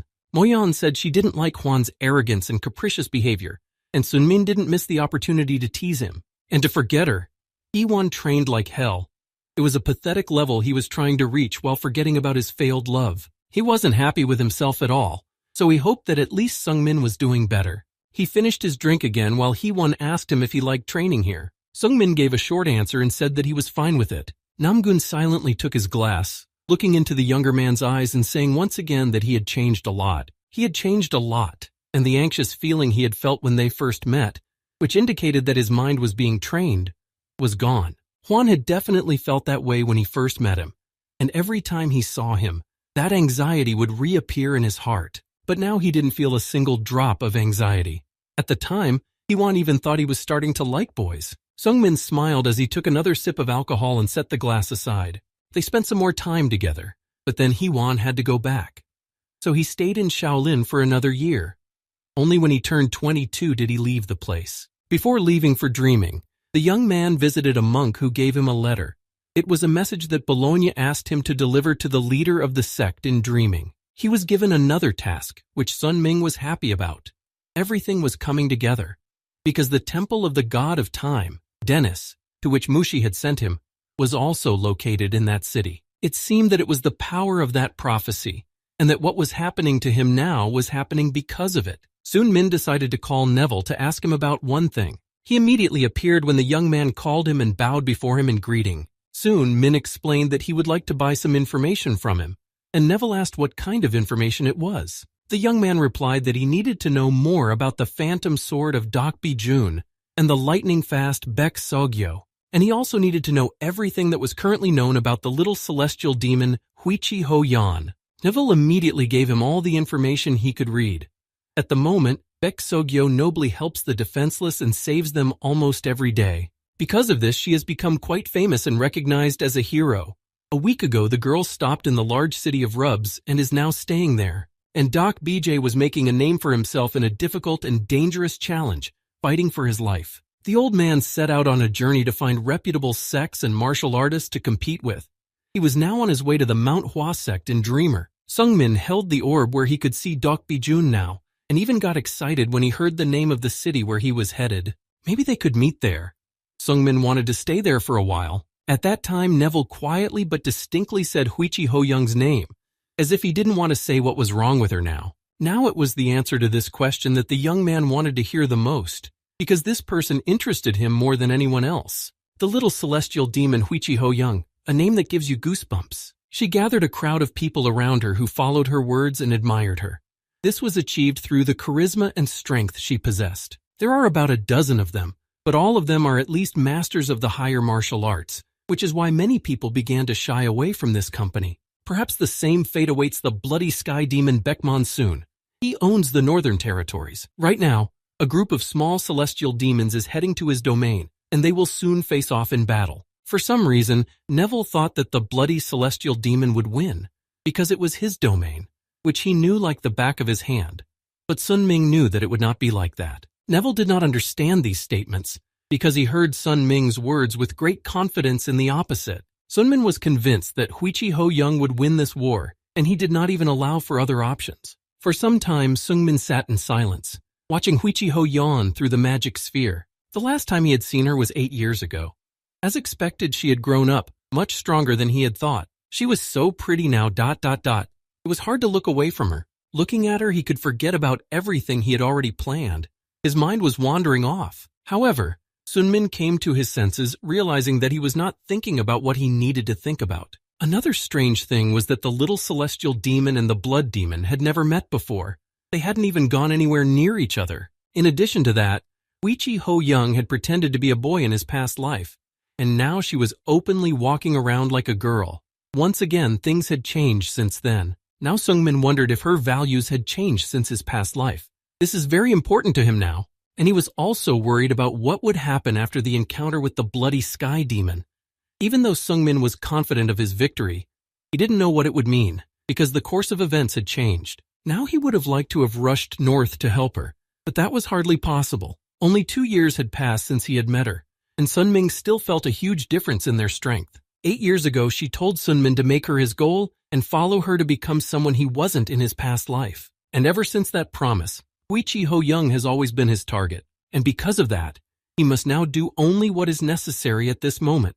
And she herself will need to defeat the blood demon, and then she will be waiting for him at the top. Sun Ming wanted to keep his promise to the end and become stronger. As Sun Ming moved forward toward Dreamer, something stopped him on the road and he stopped on the path. For some reason, he had the feeling that he had already broken one of his promises. While Sungmin was thinking about all of this and slowly moving forward, Huichi Ho Young was not particularly happy. She stood apart from everyone else. She hadn't been able to grow big breasts like she had imagined when she was a child. While Ho Yan was worrying about this, a man approached her. He called her his lady or queen. He also added that it would be better if she slept a little more. It was too early to get up. But Ho Yan coldly replied that this was the second time she had told him not to call her that. She had never taken these people under her care to hear them say that now. The girl said they could follow her, but not to expect any help or mercy from her. Of course, this was not what he wanted to hear, but he just bowed his head and accepted it. Huichi Ho Young looked around at all of the people standing behind her, not saying a word. And those eyes, which seemed to be waiting for something, she didn't like at all. Ever since she had become the young leader of the demon cult, they had followed her everywhere. She even thought about killing them all to make it easier. In the end, she just sighed and missed Sunmin very much. But there was no time for sadness or memories. Someone came up to her and asked if she was the little sky demon. When she opened her eyes, she saw Baek Musong standing in front of her. He felt that Ho Yan was full of energy and asked her again if she wanted to compete with him. Which Ho Yan replied that as a celestial demon she was very curious to know how strong another celestial demon would be. It sounded like she wanted to test him. Then she looked up thoughtfully, saying that he might just think he was unlucky. Only Baek was within her range, for she could not find the location of the third demon. He just laughed and called her overconfident. It was unlikely that Huichi Ho Yan would say the same thing after she faced him on the battlefield, but there was one more question. It was strange, but she asked him which hand he was using to hold the spoon. After that, a red and powerful aura appeared around her, and the girl said that she would leave that hand intact and would not tear it off. Sun Ming had just approached Mount Hua, where the entrance to the sect was located. Of course, no one could just sleep there, so he was immediately stopped and asked to state the purpose of his visit. Sun Myung-min did not spend too much time on the way to Dreamer. He got there quite quickly, but said that he was here on an errand from Major Bullion. The young man took out a tube with paper inside and showed it to the guards. When the two men heard the name of the master, their behavior changed immediately. They apologized to the boy and said they would take him to the sect leader. Meanwhile, Sun Ming was thinking that he would need to visit the god of time when he was done with this business. Not far away, a man was sitting and called out to the boy. The boy recognized his voice and remembered that it must be the same young man from Mount Mushi. The boy was happy to see Dok Bajun here, as they hadn't seen each other for a long time, and he had helped him out when they were in the trials together. Sungmin was a little surprised that the old man remembered him. Even though he was visually impaired at the time, he couldn't forget everything that happened on the mountain. It was the most difficult period in his life, so it was unlikely that Deok Bajun would forget it until he died. But the boy still asked him how he recognized him so quickly, even though he had never seen him before. The old man smiled slightly and replied that it was not necessary to see. He recognized him by the energy radiating from him. Sun Ming was just an ordinary child then, but he had really grown and changed since then. The young man came closer. This meeting with Bijun made him happy, because this old man was the only person he knew here. It was nice to see a familiar face, but the old man told him not to waste his time with him if he had some business to attend to and to go finish it. There was an awkward pause between them, and they sat quietly, as if they didn't know what to say. The two guards behind Sung Min were getting angry as they moved closer to him. Eventually they left him and went off to do their own thing, leaving Bijun alone with his weapon. He breathed out a sigh of relief when Sung Min stepped away and thought. For some reason the old man's hands were still shaking. It was strange because he hadn't noticed it until he met his old friend. Instantly, everything around him became different. A fog appeared, and Bijun saw Sun Min running in the opposite direction. He could not understand what was happening, but a spirit appeared behind him and grabbed his back with both hands. At that time, the young man was already far away and had just been taken to the head of the Mount Hua sect, where he received him for a visit. He introduced himself as Sung Ha. He was called the Drifting Wind, the Sword of the Immortal. Then the young man also introduced himself and added that he was here on behalf of Master Bullion, but the cultist only laughed at these words. Sung Ha said that the current head of the Murima Alliance had resigned, so he asked Master Bullion to become the new head. Sung Ha was waiting for a reply from him, so he really hoped to read positive words and confirmation, but he only wrote 2 words, "I will not." The man just sighed. In the end, it was all expected. That old man was very harmful and the chance that he would agree was very slim. What was more important now, however, was that Sung Ha had heard from the students that Sun Ming was familiar with the Phantom Sword. The young man made no secret of it and said that they had crossed paths in the past. Sung Min also said that the old man was waiting at the entrance and was probably still there. Sung Ha thought about it for a while and told him that Phantom Sword wanted to fight him, but he didn't want to do it at all. Cautiously, the young man asked if he could find out the reason why Bijun was so eager to compete with him. As a martial artist, he really liked to fight those who were worthy of being his opponent. Sung Ha accepted challenges from those who were strong enough and experienced enough. But when he first heard the challenge from this old man and met him face to face, he knew he would back down this time, because the Phantom Sword is a strong but very dangerous opponent. After hearing all these stories from Sung Ha, the young man decided to ask the old man directly about such stories, so he left the cult. When Sung Min approached Bijun again, he looked surprised and a little timid, but he still dared to ask him if he used dark magic in his wrestling. He didn't give a direct answer to his question, but instead asked if Sage Sungha had told him that, and only now did the old man realize why he didn't want to compete with him. This really made him laugh, and he laughed out loud. Sungmin was also curious about what kind of dark magic the man was using, because he thought he was only focusing on his own sword technique. Bijun followed up with another question. He asked if Sun Ming had ever reached his limits, and he said that he had. Despite this answer, the old man stopped and said that Sun Ming was too young to talk about such things. He had never experienced old age before. Even a user of internal energy will eventually feel the power slipping from their fingers. No matter what you do, you can't get back a year of your own power. Sun Ming hadn't experienced such despair yet, because he was too young to have felt it. And even if he were to practice dark magic and cast aside his pride as a martial artist, he wanted to know if he knew the feeling of being left with nothing but desperation to reach greater heights, despite all the obstacles that were in front of you. After a few emotional phrases, he fell silent as if nothing had happened. He exhaled heavily while Sungmin remained silent, looking at him. Only after a few seconds did he continue to speak. His voice was tired, and he sounded desperate, as if he was going through something. But Baijun didn't want to show him that side of himself anymore, so he just wanted to shut up. In the end, Sungmin left. He felt that their conversation would not end well if they continued, so he decided to concentrate on other tasks and not think about it. That same evening, the young man began searching for the temple of the time god named Dennis, whom Mushi had told him about. He knew roughly where it was, but he only came across a small hut in the middle of a dense forest, and it had little to do with the temple. As Sun Ming was looking around at what he had just seen and wondering whether to continue on, he heard a voice next to him. A young man was sitting on the floor. He looked like a child, but he was the god of time. Sun Ming turned around and stared at him silently for a while, as if he didn't realize who was talking to him. He recognized the mark. The mark belonged to Musha, but Dennis did not understand the fact that she had sent such a problematic person here. Dennis then asked if Sun Ming had traveled through time to get to his territory. As expected, the gods noticed such things immediately. That's when the naughty boy confessed that he was Dennis, the god of time. He looked too young for that, but it was the truth. And that's why he wasn't happy with any people who cheated time to get here. And Sung Min was one of those people.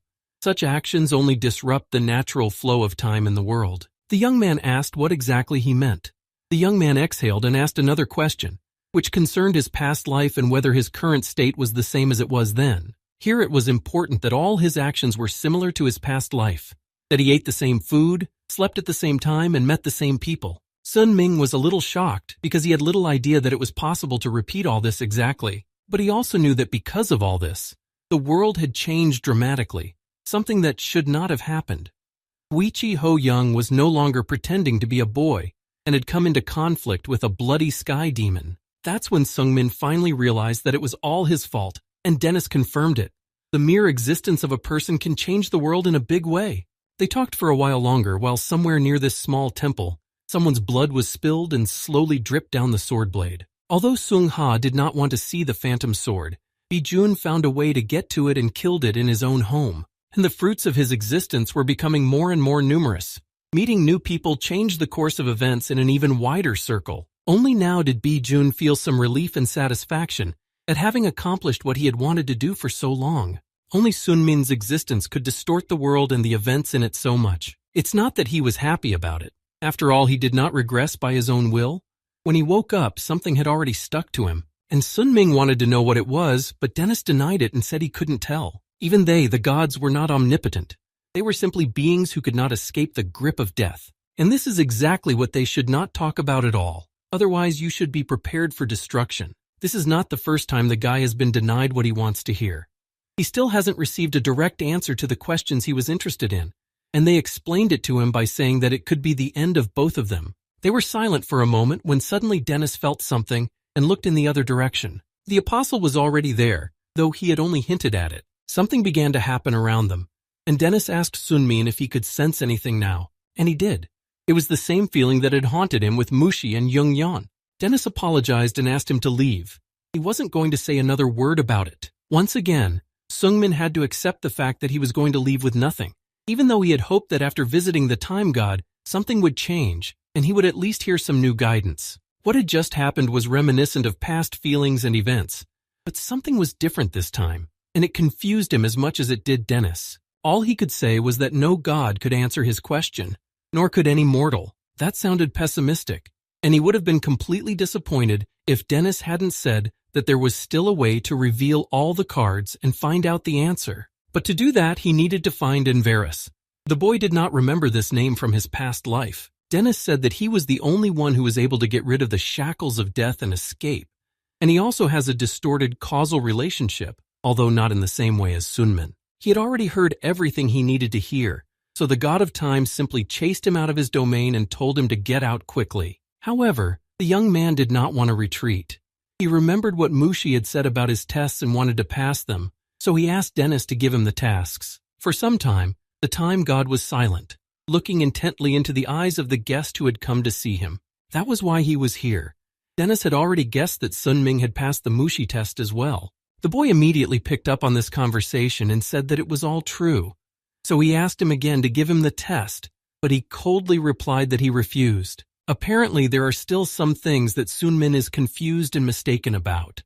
Dennis's trials were nothing like the training he was doing on Mount Mushi. He was sorry, but those who took this test were stronger than Sunmin, but it didn't help them much either. All of them went crazy after what awaited them there, and as a result, none of them could stand it and died. In the end, Sunmin was simply kicked out.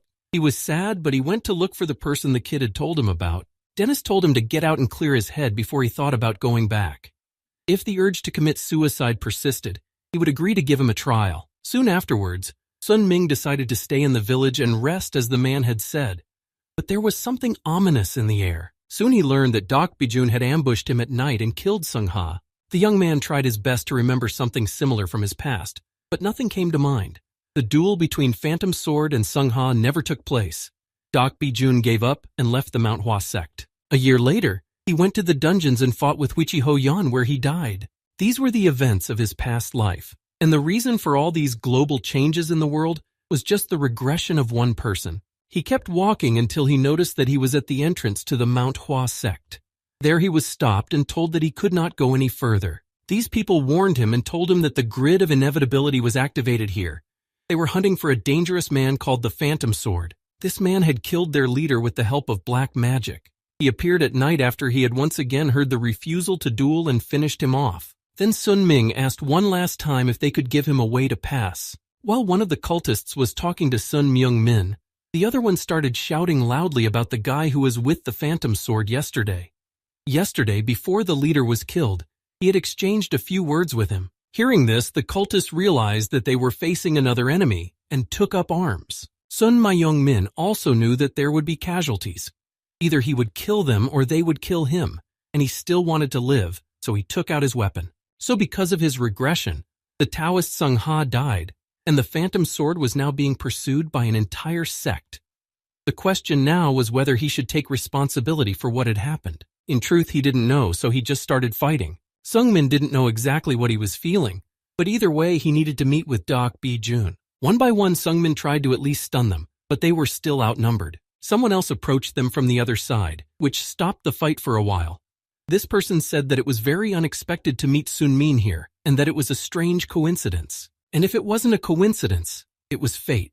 Jong Hyun calmly walked closer as the fight that had just started died down. The men asked him if he knew the boy, and he nodded in approval. They said that they had been searching for the enemy, but then this boy had imposed himself on them and demanded to be allowed to pass. They were all sure that he had come to help the Phantom Sword, so they decided to finish him off as well. Then Jung Hyun, in his usual calm manner, asked Sun Min about Dok Bijun and whether he wanted to help him.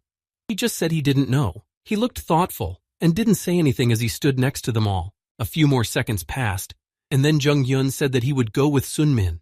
The others were almost speechless when the mage sided with this guy. They were hoping that Jung Hyun would help them deal with him. Jung Hyun said firmly that he would not go there without him, so he would go with Sun Min to the affected lands. He also assured him that everything would be fine and that if he wanted to help Phantom Sword, he would just kill him. As they turned away, Sun Ming quietly thanked him for helping him out, but it was nothing. Together they moved forward.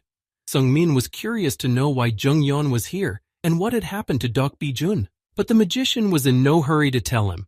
He said that the young man would understand everything himself when he saw it with his own eyes. When they had walked a few more meters, Jung Yeon stopped next to the dead body of a man whose face was forever frozen in terror. Jung Yeon explained that energy absorption can suck all the energy into the goals one sets for oneself. When he was told that magic was used here, he immediately thought it was the art of illusion. What they were witnessing now was done by Doc Bijun.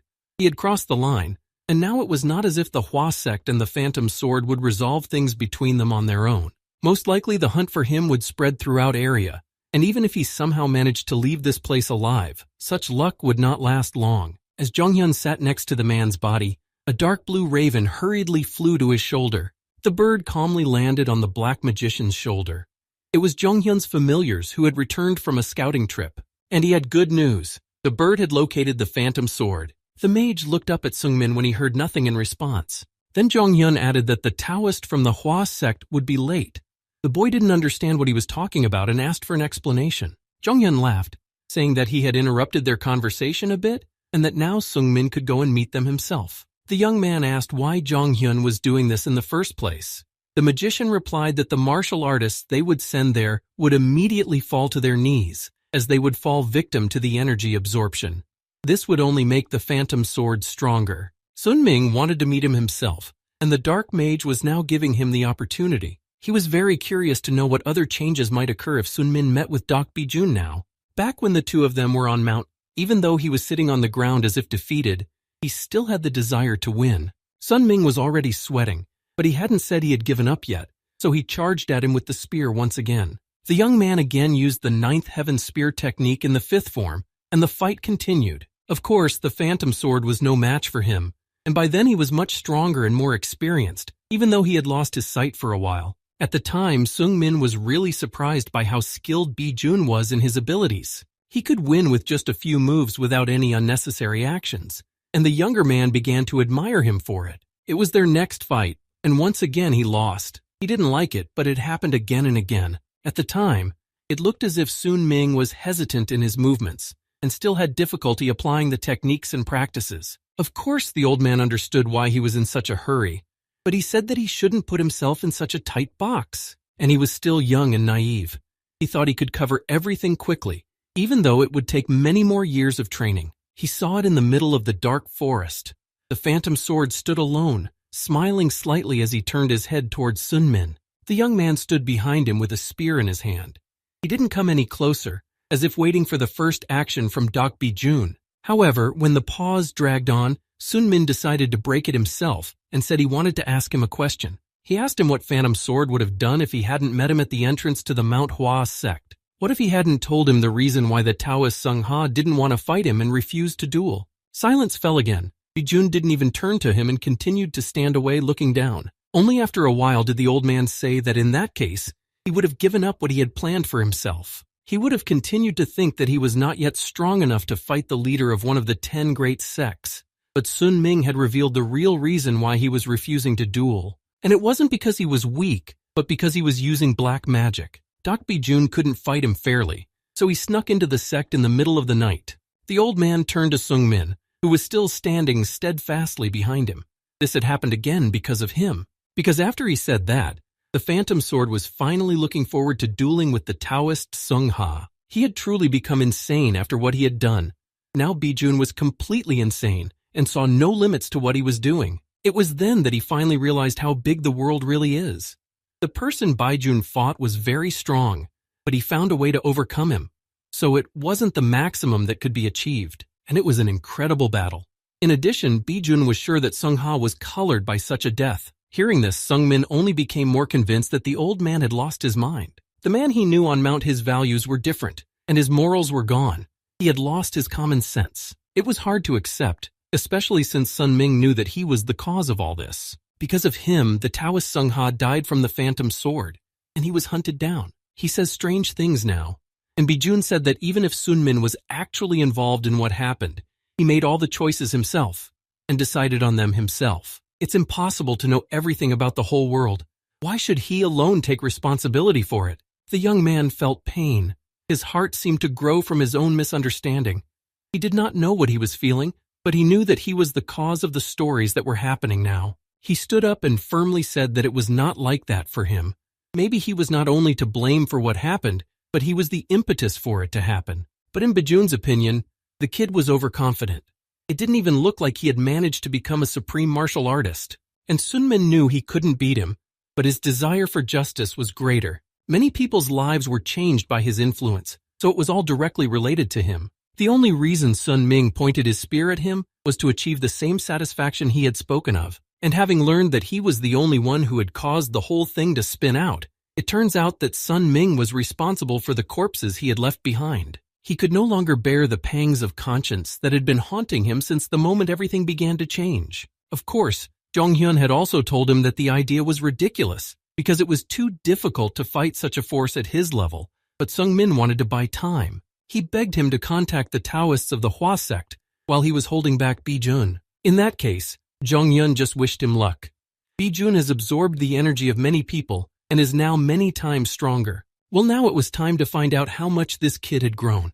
The Phantom Sword was ready to start fighting right now. What was happening in front of him now looked terrifying, considering that this old man was out of control and ready to do anything that came to mind. Night fell. A blood moon appeared over the murderer's head. When its rays fell on Bijun's body, he turned into a real vampire.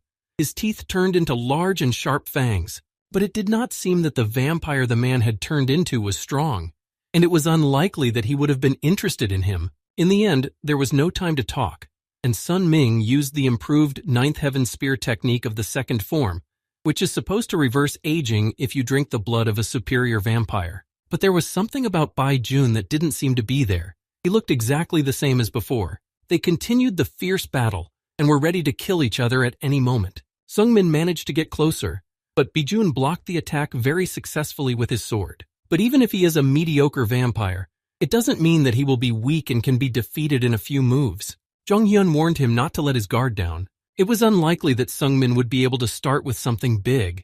He accepted that he couldn't just walk up and plunge a spear into the madman's body. So he began to use the technique he already knew so well over and over again in order to achieve at least some result and survive. Sunmin used a furious fatal kick with the hope of hitting the target, but he missed. Now it was Bijun's turn.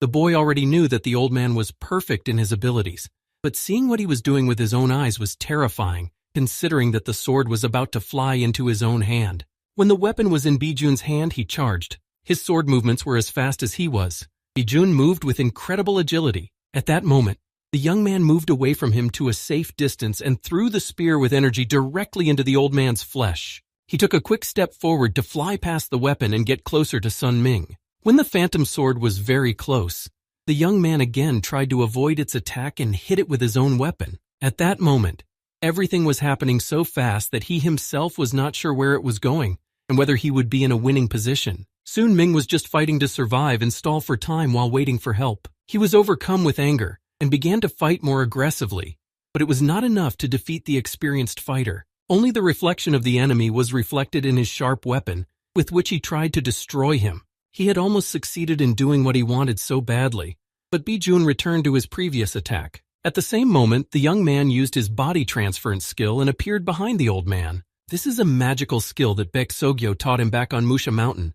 Sungmin was able to master this skill well. Even though he had made this move and moved to a more favorable position, it was still not easy for him. He had already raised his sword over Sunmin's head and was only a few seconds and one move away from death. It was good that the guy managed to move away from him in time, and the blow did not directly hit his body. While Bijun continued to frantically try to kill the man who had once been a good friend, Sunmin wasted no time in repeating over and over the techniques he had spent so much effort practicing. After full preparation, he decided that it was time for the hidden snake strike. Bijun looked confused when he saw this burst of energy from him. Everything was happening too fast to know which side to expect the strike from, and he couldn't attack now. Bijun closed his eyes, and at the same time, he moved away from Sungmin so that he couldn't hit him.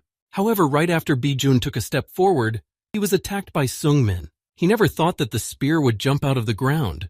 The technique this guy used was truly bizarre. If Bijun had been just a second too late in dodging, the spear would have been able to ram through his head. He laughed slightly as if to mock Sungmin for failing and tried to stand up. But what happened might have been a good start if the old man hadn't been a vampire. The wounds on his body began to heal quickly. Bijun would never have thought that a child from the mountain would grow so much in just a few years. To be completely honest, he was even envious of him at the moment. The old man's words sounded incredibly crazy, and the tone with which he said them only frightened Sun Ming. Because of his vampiric abilities, he was instantly able to be near the boy, and repeated once again that he was very jealous of his talent. Only reflexes worked, and Sun Ming threw the old man away with all his might, hitting him in the stomach with his spear. But at the same moment, Bijun attacked him himself, and this attack was successful because he managed to hit his arm quite hard, and he didn't seem to be going to stop there. Bijun took a step forward, staring predatory into Sung Min's eyes, keeping him in even more fear. The young man still couldn't understand when he had become like this and what had caused him to behave like this. The old man wondered why he didn't even attack him for a moment and stood still. Later he said that he had become like this when he came down from Musha Mountain. He felt incredible despair when he realized his limits and strength. He was so disgusted by his old age, he wanted to do more and go further. But his body was covered with numerous wrinkles and was not as strong as it once was, and this began to irritate him greatly. For 50 years, Bijun had been swinging swords and hoping to become stronger, but it was very foolish to wish for someone who could not cross his own boundaries. He would never have been able to transcend age and age-related changes on his own, so he chose another way to defeat old age. That's the only way the Phantom Sword became a vampire. Well, he wasn't going to talk for long, and he even hoped that the reinforcements the young man was waiting for would arrive very soon. He would become incredibly strong when he drank all their blood. And with that, it would be possible to get his youth back. But even after hearing these words, Sun Ming did not want to give up and retreat. Even though he had truly respected the Phantom Sword before, when he was on the mountain, he was a different person now. Sun Ming used an enhanced sword technique that surprised the old man. This was simply impossible to do at the highest level. Their fight was becoming more and more intense and exciting, and he didn't want to stop. The thing is that when a martial artist reaches the highest level, he is able to put all his power into his weapon. This is called sword energy. This is how you can multiply the power of destruction and cut through steel like butter. In the future, it may be possible to learn how to give another form of sword energy, called enhanced sword energy. In this way, the weapon could be made even stronger and could kill with a single successful strike. Of course, there was a way to defend himself, and Bijun only liked it more. He used an amplified defense energy, like armor. It would cover his entire body, and it would also allow him to resist even the amplified energy of the sword. Only Li Sun Ming had not yet fully mastered this ability due to his understanding of enhanced energy, and could not use them in a similar way. Now the boy realized that he had lost his way, and there was no clear path to victory. At the same time, his despair was as strong as his desire to win. So he gathered all his strength and concentrated it in one place and tried to attack again. However, the old man was more agile and did it first. The shockwave threw Sung Min back a few meters. He really didn't want to give up, but he couldn't help but recognize the fact that Bijun, who was much stronger than he was, would definitely not be able to handle him alone. When the Phantom Sword was about to attack again, Sun Ming had already recovered and was trying to defend himself. But as he thrust his spear forward about to receive the attack, he noticed that Bijun had simply disappeared. Now he had no idea where he was, as the Phantom Sword quietly walked behind him. After that, the old man didn't wait any longer and hit Sun Ming hard and close. His blow was so hard that Sun Ming was unable to stand on his feet, and this time he fell on his back. Despite all this, he still tried to defend himself. The young man did not lose hope that help would soon arrive, and they would get out of here. With the last of his strength, he touched Bijun's leg with his sword, trying to transfer all his energy there and stop him. At this point, the sword demon stepped back, even though he knew full well that a new opportunity had opened up before him. The Phantom Sword demon's face once again had that crazy, goosebump-inducing smile on it. Li Sun Ming only now realized that the demon had been merciful to him, that it had just not killed him and let him go. It was really annoying, and Sun Ming couldn't accept what was happening for a long time. There were so many battles, but Sun Ming could not win and always came second. For 4 years, he practiced and fought with new people to improve his skills, but it was all in vain. Nothing seemed to come of it. He had spent those 4 years in Shaolin, and now it seemed like a waste of time. His fighting skills stabilized after daily martial arts training with Ji Hawk. Slowly but surely, he was moving up the ranks. This level of strength was really rare at his young age. Therefore, Li Sun Min was not objectively weak, but he met 2 strong opponents. He had encountered too many strong personalities on his way, compared to whom his strength was at the bottom, and he would never be able to catch up with these geniuses, even if he trained until he lost his pulse. He also developed a large inferiority complex due to memories from his past life. He was just unlucky. It would have been a simple life if he had lived in a small town and paid attention to only small things. However, this frantic Shaolin training was able to cure him of his inferiority complexes at least to some extent. Perhaps if he had met a Bijun like this a few years ago, He would have died almost as soon as he attacked. But now Sun Ming was truly stronger than he had ever been. But he still considered himself too weak to conquer the geniuses he had always looked up to and wanted to catch up with. But such thoughts are no longer the fault of an inferiority complex or underestimation of oneself. Unfortunately, this is an objective assessment of reality. He is weaker than the Phantom Sword, although the problem was not only weakness, but the fact that he took on an incredibly heavy burden and took responsibility for the lives that were destroyed because of his actions and decisions. For the vampire, everything that was happening now was nothing more than a fun game. He knew he was stronger, and he knew that Sun Ming was no match for him, so he was just playing with him. And to feel that your enemy perceives you as an empty and weak point was an incredibly terrifying feeling. That's why Lee Sun-min trained relentlessly and tried to become even stronger. He trained because he didn't want to be a weakling anymore. He didn't want to feel ashamed in front of anyone because he wasn't strong enough. He just wanted to free himself from his inferiority complex and become someone who would be feared by his enemies. With these thoughts, he rushed forward. Knowing that he was weaker than Bijun, he still didn't give up because he was ashamed to admit it. In his eyes, he was not sure of victory, but Sun Ming was sure that he had to try. Without it, he would never forgive himself. He took one more step forward and approached the vampire, who had been waiting for this moment. The next moment, Sun Ming fell to the ground, and for a moment he thought he would never be able to get back up again. However, he got up anyway and made another blood sacrifice to Bijun. He wanted to change and never be the same person again. All his energy was now in the weapon. He wanted to use all his strength to finally kill this old man and end all horrors. As he waited for his victim, Bijun gripped the dagger with his hand and watched Sun Min's movements closely. He was ready to fight back, and he had no doubt of defeat. But something else happened. Sun Ming plunged his spear into the vampire's body and rammed it through. At that moment, he himself did not understand much of what was happening before his eyes. The young man had wanted to do this so badly, but he hadn't even expected it to happen right now. Now Bijun's face was frozen with fear and pain, and his eyes were empty. He staggered backward as he felt a very sharp pain and tried to breathe in. Sung-min didn't leave his side until Bijun grabbed the bloody spear in his body. Now there was only one question. How had he done it to defeat someone who was many times stronger than he was? The young man let go of the spear and backed away from the unexpected turn of events, but kept his eyes on the Phantom Sword. How this happened and how he managed to do it, he did not know. Sun Ming didn't even feel happy about it because he was too shocked. No one knew how he did it, including himself. It remained a great and unsolved mystery. There was no way out of it. It appeared only when Sung Min's consciousness was shut down and he started acting instinctively, without thinking about how it might end. He didn't think about fear, he just knew that he had to survive and kill. The spear that flew out at that moment was much faster than Bijun and was able to pass even through the enhanced defense energy. However, the young man still couldn't recover and understand what had just happened. He stared in horror at the half-living Bijun, who was bleeding to death. Sun Ming had already thought that he had been swallowed up by enlightenment when he awakened the enhanced energy, but he did not have any particular feeling at the time. Meanwhile, Bijun was standing in the same place.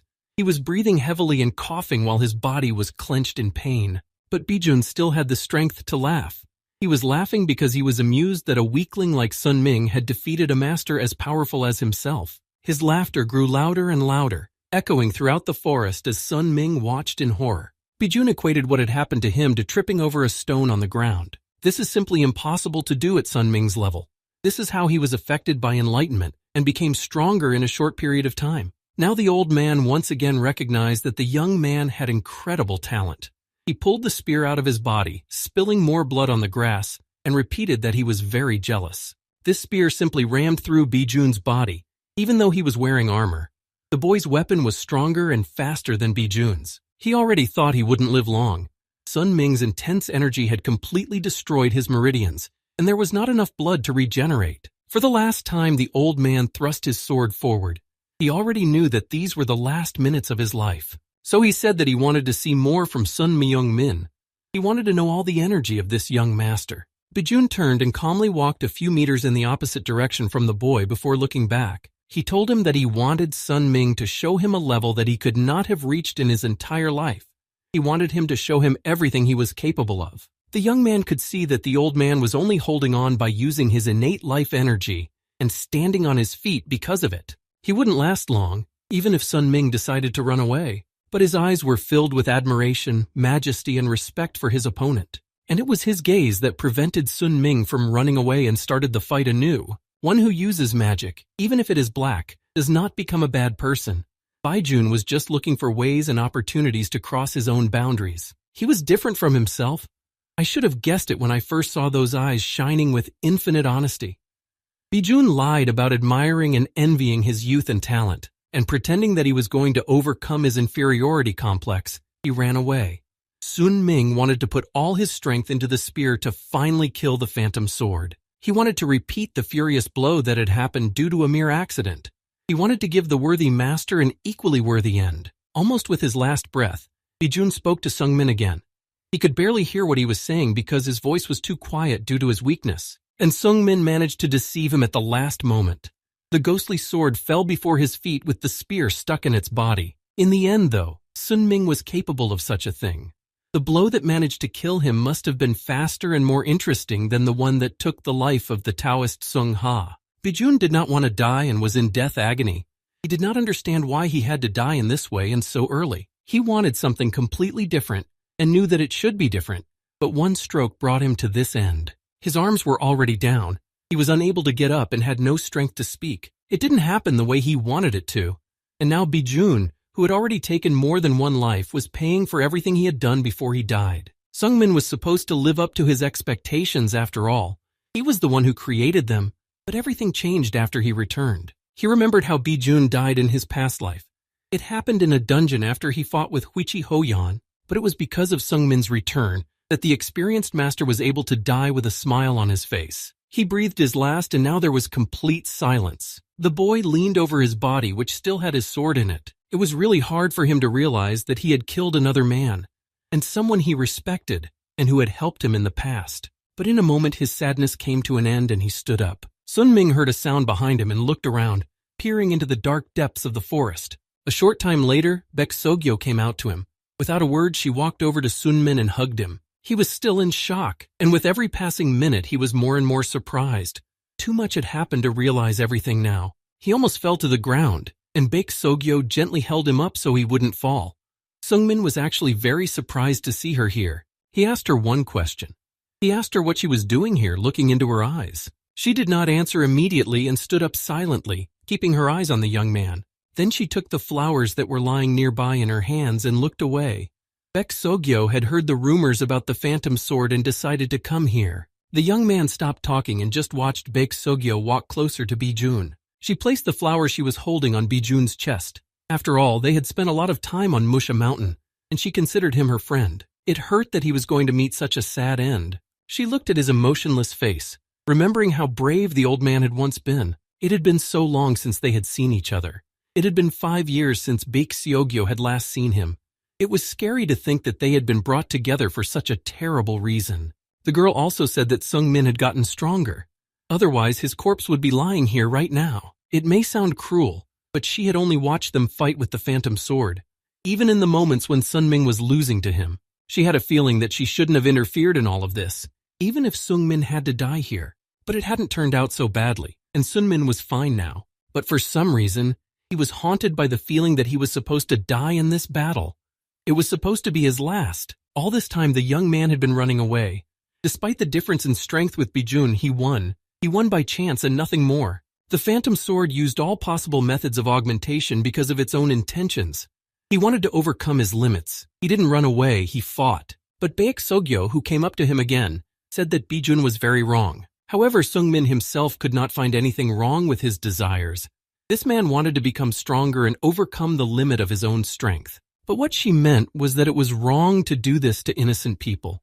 They should not suffer because of his desire, and there was no excuse for it. She didn't know about his problems or any other things that made him want to do this, but Baek Sogyo was very much against innocent people suffering. All the reasons he would give are unimportant. The Phantom Sword's actions were wrong and immoral. Therefore, he received in return the same thing he had done. For a while, they stood silently next to each other. Peck also had a hard time accepting what had happened, and her sense of justice was completely different from his, but she wondered what thoughts had made Sunmin stop Baijun. He answered almost immediately. Sungmin felt responsible for what had happened because of him and wanted to stop it. Now it all made sense. The girl didn't show any emotion. Afterwards, she looked at Baijun's body in silence and looked very thoughtful. She also added later that she was part of Marim's alliance. It all suited her because she could do justice and was able to get information about the Phantom Sword through being there. They were familiar with him, so she wanted to be one of those who would stop him. In fact, she hadn't expected to meet Sungmin here at all. The boy said her name very softly as she sighed once again, looking at the old man's body. He asked her a strange question, but one that was very important to him. Sunming asked what he looked like in her eyes. The girl thought for a moment and gave away that he had changed a lot. Since she had seen him on the mountain, he had grown even more by climbing a clique of levels. Back then, she had noticed a lot of pessimism and hardness toward himself, and she was glad that he was changing, even though the young man himself realized that this was not the case. She was really sorry, but now that it was over, it was time to leave him. Sogo said goodbye and added that she had to abandon her mission to come here. Sungmin stood up and started asking about the mission she was supposed to have completed. And as he guessed, it had to do with Huichi Ho-young. Baek Sogyo was currently transplanting a small celestial demon. He remembered what happened in his past life after the two of them met in the dungeon. This was also his goal. He wanted to stop it all, and now he had a chance to do it. The girl said she couldn't tell him the details, maybe another time. She turned back and said that someday they would meet again. Of course, she couldn't promise anything, but she was sure that they would definitely see each other someday. Sungmin wanted to stop her and do something to convince her to drop the idea, but she disappeared as suddenly as she had appeared. If Baek Sogyo is pursuing Huichi Ho-yeon, and it's an order from the Murim Alliance, then none of this will end well. He realized that the same thing could happen as in the past. And did she follow Huichi Ho-yeon because she died at her hands in a past life? If that's the case, he's not going to be able to make her forget that idea. Baek Sogyo had just said that she had joined Murim's alliance for justice. But a sense of justice is not a feeling or a belief that can sway someone's intentions. This was what the young man feared most. He would fail to convince her, and everything would go back to the way it had been. It was still night. It was dark, and in the morning a thick fog descended on the ground. The rumors of the victory over the evil demon who used dark magic and the young warrior who defeated him spread quickly. This hero defeated the vampire at the highest level of martial arts under the full moon. Almost immediately he was called the Spear of the Demon. After all these events, a few days passed and Sun Ming visited Dennis again. Having rested for a while, Dennis had already told him that going through his trials would only lead to madness and death, but Sun Ming firmly told him to shut up. Dennis was shocked at his insolence, but now there was no doubt about the kid's serious intentions. He just wanted the god of time to give him this damn trial, even if it ended in death. Dennis could see that he was better prepared than the last time. Sun Ming came rushing in like a madman to take the test to the death, where he would lose his sanity first. This young man is really very funny. Dennis had already spoken and repeated his words again. He warned that Sun Ming would only feel pain, and that this pain was completely different from the pain he had felt before. However, he didn't care anymore.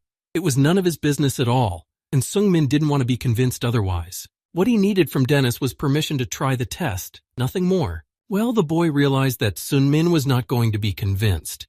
He had made up his mind that he had to pass the tests. There was no point in saying anything else. So Dennis finally agreed to let him in for the test. He fell silent when he saw where they were now. This place was definitely not earthly. The young man looked around him, and Dennis told him that they were now in Sun Min's consciousness space. The thing is that the training here should not affect his body in any way. That's why Dennis brought him here. It can only affect his consciousness. And there were no advantages of people from another world, like this window of status or skills. It was important to get out on your own and train using your memory and talent. Until all the sand in the clock is poured out, Sun Ming must stay in this world. Then the young man asked about the time he would have to spend here, and the answer was truly terrifying. Dennis said that he would have to stay here for 100 years. He also added that he could not take it back. At the very least, Sun Ming should spend these 100 years in oblivion. Such rude behavior should be punished, Dennis thought. Indeed, this number is very large, even though Sun Ming was full of enthusiasm and determination. In the beginning, everyone was like that. It changed later. In general, Dennis allowed him to stay here as long as he wanted. And when the sand runs out, he has two options: finish his training and return to the real world, or turn the clock back. With each turn over, another 100 years will be added to the previous term. If you turn it once, you'll have to spend another 200 if you turn it twice. And after the coup, there will be no turning back. We'll have to stay here until we run out of sand. Dennis just lied because he didn't want to take the body. After all, not everyone who passed his tests died. Only 3 out of 10. Most of the people here survive the first 100 years. They are confident, and because of this self-confidence, they turn the clock over again. And then the real horror begins. During these 200 years, they can't stand the tension and go crazy. Dennis asked how long Sun Ming planned to stay here, but there was almost no enthusiasm left on his face. He was beginning to regret coming back here at all. That was the last thing the time god said. After that, Dennis simply disappeared and left Sun Min to survive in the world of his consciousness. He began to explore new horizons here, and at first he felt quite well. Sun Ming was full of energy and believed that he could easily pass this test. Now he had so much time to become stronger that he could only dream of. And most importantly, this time would be reflected in the real world in a completely different way. The young man didn't feel tired, hungry, or in need of sleep, but it didn't take long for it to become a real hell for him. Sun Ming longed for hunger and thirst. He missed the pain he used to feel all the time. But nothing was happening to his body, no matter how much he wished it would. In fact, he didn't think that losing his senses would be such a bad thing for him. But Sun Ming really started to go crazy because he didn't feel like a living person when he didn't have all these senses. And it really wasn't just pain. It was much worse than Sun Min could have imagined from what Dennis had said. The young man doubted that he was doing the right thing at all.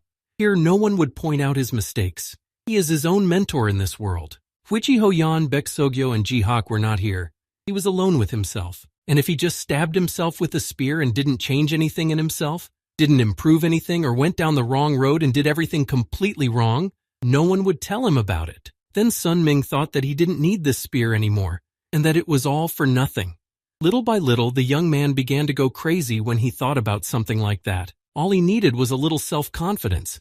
Then everything would have been better. He needed to be sure that he was on the right path, but there was no answer to that question anywhere. He was here all alone, and there were no senior mentors he could meet to ask for advice. There were no answers to his questions and doubts. He glanced at his watch as hope flashed through his mind that this hell would end soon. But from that moment on, not a single grain of sand fell down. A little more time passed, and Sun Ming met Dennis at his temple. For the whole time, the young man just stared at the god of time in silence, as if waiting for him to say something himself. However, the god only squinted his eyes and smiled at the boy. In the end, Dennis just sighed and said tiredly that he needed to prepare for the new corpse. He closed his eyes for a moment and looked down at Seungmin again.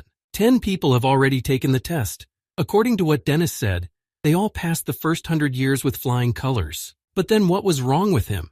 If he was already starting to feel terrible and go crazy, he was afraid that compared to those people, he would lack not only talent, but also strength of mind. But then he remembered once again the events that had happened to him recently. The sight of Bijun's mangled body was in his mind for a long time. He also remembered the past events in his life, where Huichi Ho-young had killed Baek Seok in the dungeon. As he thought about all these things, he realized why he couldn't give up. But he wasn't a worm to begin with, so he couldn't despair just because he was moving so slowly. After all, he had already made his decision when he was on Mount Musha. Yes, he is a worm, but he will continue to crawl until he catches up with all the geniuses. And even if he has chosen the wrong path, he will be able to find a new one if he does not stop moving. And the training that Sun Ming had received in Shaolin was not in vain. He could quickly come to his senses and resume the exercises. But can someone who has lived no more than 40 years, taking into account his past and present life, even imagine how long that is? Even a firm belief will become shaky and diminish with the passage of time. In the advanced Nine Heavens Spear technique, no progress was visible after so much training. He had once again drifted away from parrying, blocking, and attacking. And this could not go on. But Sun Ming realized this too late. People don't change after all. That's why they could only put on a mask and try to play someone else. But his hands didn't get calluses, and Seungmin never got tired, no matter how many times he repeated the training. He had lost count of how many times he had done the lunges. Neutralization with a spear is one of the best defenses in the world. The spear is for attack, distance, shadow, spearhead, and stamina. All these techniques for weapons in Shaolin were the same, but he is not a monk. Sun Ming laid down on the ground, closing his eyes and wondering why he was the one who got this fate, why he was the one who was like this. There was less than half of his term left, but he had accomplished almost nothing in that time. There was only a little time left before he could leave, so Sun Ming wanted to make the most of it. Right now, his skills weren't enough to make a difference outside. He thought he should kill himself. Such weak garbage needs to be killed. The young man really regretted killing him. He didn't think he was worthy of it. Sun Ming knew that he was deprived of talent. Even after 100 years, there was no change in his abilities. Even though he had been swinging his spear continuously all this time, it was very difficult to change all this, and he wanted to kill himself for showing weakness, even though he had come here to get rid of it. Still, he hadn't made any progress. The thought of stopping it all just wouldn't leave him. Sung-min thought about it every day, but then something else would come into his mind. He must not give up. All this happened again and again. No matter how much practice he did, his abilities remained in the same place. Even if he trained for years, he would not achieve anything.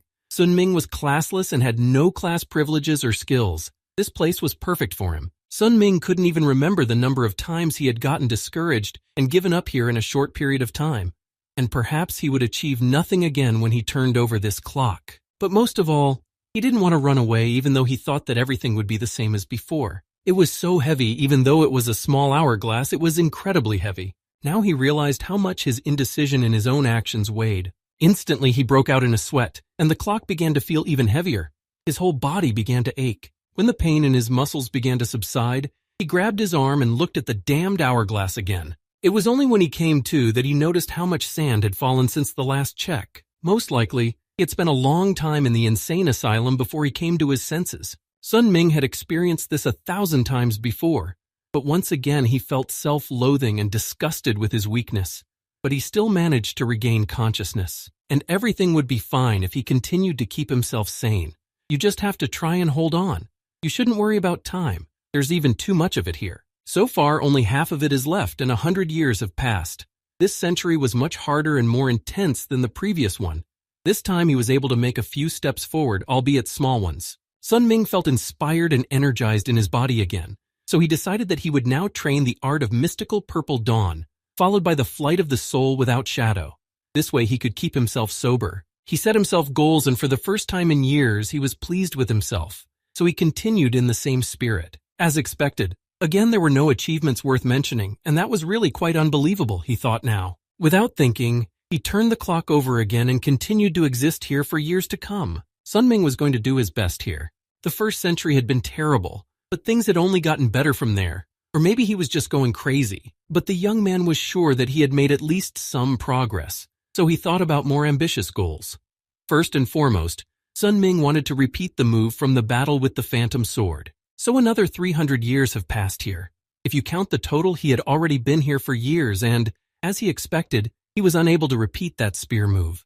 Sun-ming is not someone who succeeds after a few attempts, so he started the next 400 years. Somehow the 1,000 that he spent here passed, and finally something changed.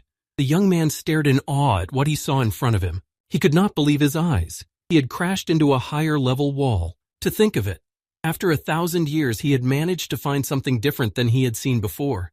Sun-ming reached this wall, so he continued his training in oblivion for another 500 years. It took him many years to reach it, and how long would it take to overcome it and enter further? This remained unknown to him, so the young man just kept practicing and finally made it. He repeated the same move that had killed Dok Bijun. It took him 1,500 years to do it. Of course, it was all just a copy. Sun-ming could not use this technique with the same strength and speed. As was expected of him, he's just a pathetic idiot. He hummed a tune to himself, thinking all the while about when he would finally become a martial artist. Maybe he needs even more time to do all this to become the person he dreams of. Dennis was shocked to see Sun-min in front of him, who kept staying here longer and longer. He thought he was an inadequate idiot who did nothing but mock himself. This was true, but Sun-min was not going to leave without achieving something. And yet there was something that Dennis was hiding about his ordeal. In the space of his own mind, the effect of training was much less. And even geniuses, who mastered everything much faster than ordinary people, had a very hard time. And all the previous subjects were much stronger and more talented than Sun-ming himself. But no one stayed here for more than a year. For Dennis, Sun-ming was a real discovery, because with his abilities he was still alive. This guy was able to live here for 1,100 years. It was really a record. How he could stay here for so long was a mystery. At the same time, however, Sung-min's nose began to bleed. He wiped it away with his hand, not realizing what had happened to him. Dennis explained to him that his brain was very overloaded because of the unexpected memories that had come up during his time here. And if not for the blessing, things could have been much worse. Over these hundreds of years, Sun Myung-min's consciousness has fallen apart many times, but he has done the impossible, putting it all back together again and again. But a person like him who lacks talent simply cannot survive here for that long. Dennis could only explain this by one factor. Perhaps it could be because of his ordinariness. All the other people who took Dennis's tests were incredibly talented. They were all unaccustomed to crawling slowly like maggots. But Lee Sun-min was one from the very beginning. He moved many times slower than all of them. This guy was used to getting up after falling down, and despair was always his companion. And it was all of this that played an important role in his being here. Dennis thought about it. If it was just what he was thinking, then he could explain Sung-min's resilience. But it seemed to him that these were not the only reasons he was thinking of. The guy's body was very heavy, although he was a real lucky guy if he could still feel it. It is very easy to disconnect from your body during this time. One young man who was here couldn't even recognize his limbs after 1,000 years in consciousness, and Sun Ming had miraculously retained his own identity. Most likely he's feeling out of place right now. All of this is just a backup of his memories. They should help him feel better. Dennis helped him a bit to make Sung-min feel at least a little better. And indeed, at that moment, dozens of memories from his life appeared in his mind. They were memories from when he had first come to area, or when he was more experienced. The young man recalled all this without a single emotion on his face. He simply did not know what he was really feeling. All this reminded him of a time when he was miserable, but still, it was a period of life that should not be forgotten. And by the way, he didn't like this body at all. It was weak, like an insect. In the end, there were only tests here, and they trained only the consciousness. However, as long as he has the same mindset and remembers the experience, the young man can quickly return to the same level. Then the boy said he wanted to stay with Dennis for a while. Although he was not very happy with this proposal, he had nowhere else to go, so Sun Ming wanted to get used to his body. Dennis just didn't know where all the boy's manners had gone, even though he hadn't been very polite before. However, Sun Ming had spent more than 2,000 cut off from society. He needed to get used to his previous life at least a little bit. Dennis realized that he could not be persuaded, so he said that he did not care about any of this and allowed him to stay. Another year passed, and Sun Ming finally decided to return to Shaolin. He went there with one goal in mind. He wanted to see a certain person. Jihak was not very happy to see him at first, because he immediately took him for an enemy who had sneaked up on him. But when he looked around, he saw nothing. He only heard a voice from behind him. Realizing that it was a familiar voice, Jihak became calmer and then noticed Sun Min standing next to him. He was really surprised to see this guy here, and immediately felt that something had changed in him. Sung Min became more confident, and no words were needed to show it. His energy had changed a lot. Jihak asked what had happened to him during this period, and came closer as if he was worried. Sung Min didn't know where to begin. There were so many things that had happened. It would take a long time to tell them all. He had also heard that the boy had defeated the Phantom Sword, although Sung Min himself had put it down to sheer luck. However, the victory of the assassin of the leader of manhwa could hardly be a mere fluke. In the end, that was not the main question. Jihak asked how long it had been since Sun Min had reached his peak. The young man calmly replied that 6 months had passed. Hearing this, Jihak did not immediately believe that it was true. It was indeed a unique case, even though he had already realized that Sun Min was very unusual. And yet, when Jihak looked into his eyes, he felt as if much more time had passed than 6 months for him. The boy fell silent. He couldn't talk about Dennis's ordeal yet, and he didn't really want to. Then Jihak suggested the following. Since everything had changed, he suggested repeating the past. He suggested that they spar again, so that they could feel the changes in him. Sung-min was not against this idea. He was interested in trying his skills in a real fight himself. But before they could even begin, someone shouted, stopping the duel. They had barely had time to cross their weapons when a stranger approached them. The old man's voice became even more tired. Boulogne only wanted to say that if the two of them competed now, Shaolin might lose his future. Perhaps the monk had overestimated Sun Ming's abilities by saying this, but he was not willing to take any chances. In addition, since their last meeting, Sun Ming had learned a new martial art and had become more animated in conversation. The boy said frankly that he had come here precisely to check how close he was now. Bouillon guessed who the young man was talking about. He was talking about Huichi Ho Yan. The monk didn't know exactly what level this girl had reached, but given her unique talent, she had grown a lot compared to the 1-year-old Ho Yan he had seen in Shaolin a few years ago. Jihak remembered sparring with her very well. It was a quick and miserable defeat for him. They could both assure Sun Ming that he was still standing behind her as expected. All of this was still his dream and goal, no wonder. In fact, he didn't think that his current level could even come close to what she had achieved. In the world of creation, Sun Ming was making more progress, but he was not yet able to achieve the same with his body. It was even amusing to him. Sun Ming was used to being second best, knowing that his target was still much better than him. Now there were still months to go before the opening of the dungeon he wanted to check out. Jihawk had asked him to stay overnight before leaving Shaolin, but he had too much to do. So Sun Ming took his demon armor and spear and left the place. He wanted to learn as much as he could about the black heart in his body. Sun Ming has to prevent Baek Sogyo from dying in the dungeon, find the Inveris that Dennis was talking about. He also needs to restore the martial prowess he had in his subconscious. There is still a lot to do and time is short, so he needs to use it very efficiently and wisely. To begin with, Sun Ming recalled Dennis's words about the only god who was able to escape from the chains of death and who also had a distortion of cause and effect. Dennis emphasized that the young man must find him if he wants to go further. Only he can give answers to all the questions he is concerned about. And according to the information that Sun Ming had bought from Neville, a traitor by that name had been seen in these woods. Of course, it could be a different person, but this forest is quite unusual. It was known that here in the sleeping forests, people go crazy because of the screams of the spirits and ghosts that roam here. No one knows what sleeps in the forest. People try to avoid this place because it is filled with monsters in every corner. And there is no way that anyone who visited this place was an ordinary traitor. As soon as Sun Ming entered the forest thicket, he immediately heard the moans and lifeless screams of souls. This screaming would destroy a person from the inside out because it would drive them crazy. But for him, who had spent more than 2,000 years in consciousness, these sounds were no more of a problem than an annoying fly. Sun Ming continued walking, trying to concentrate only on the things that mattered to him. But behind him, the first monster suddenly appeared.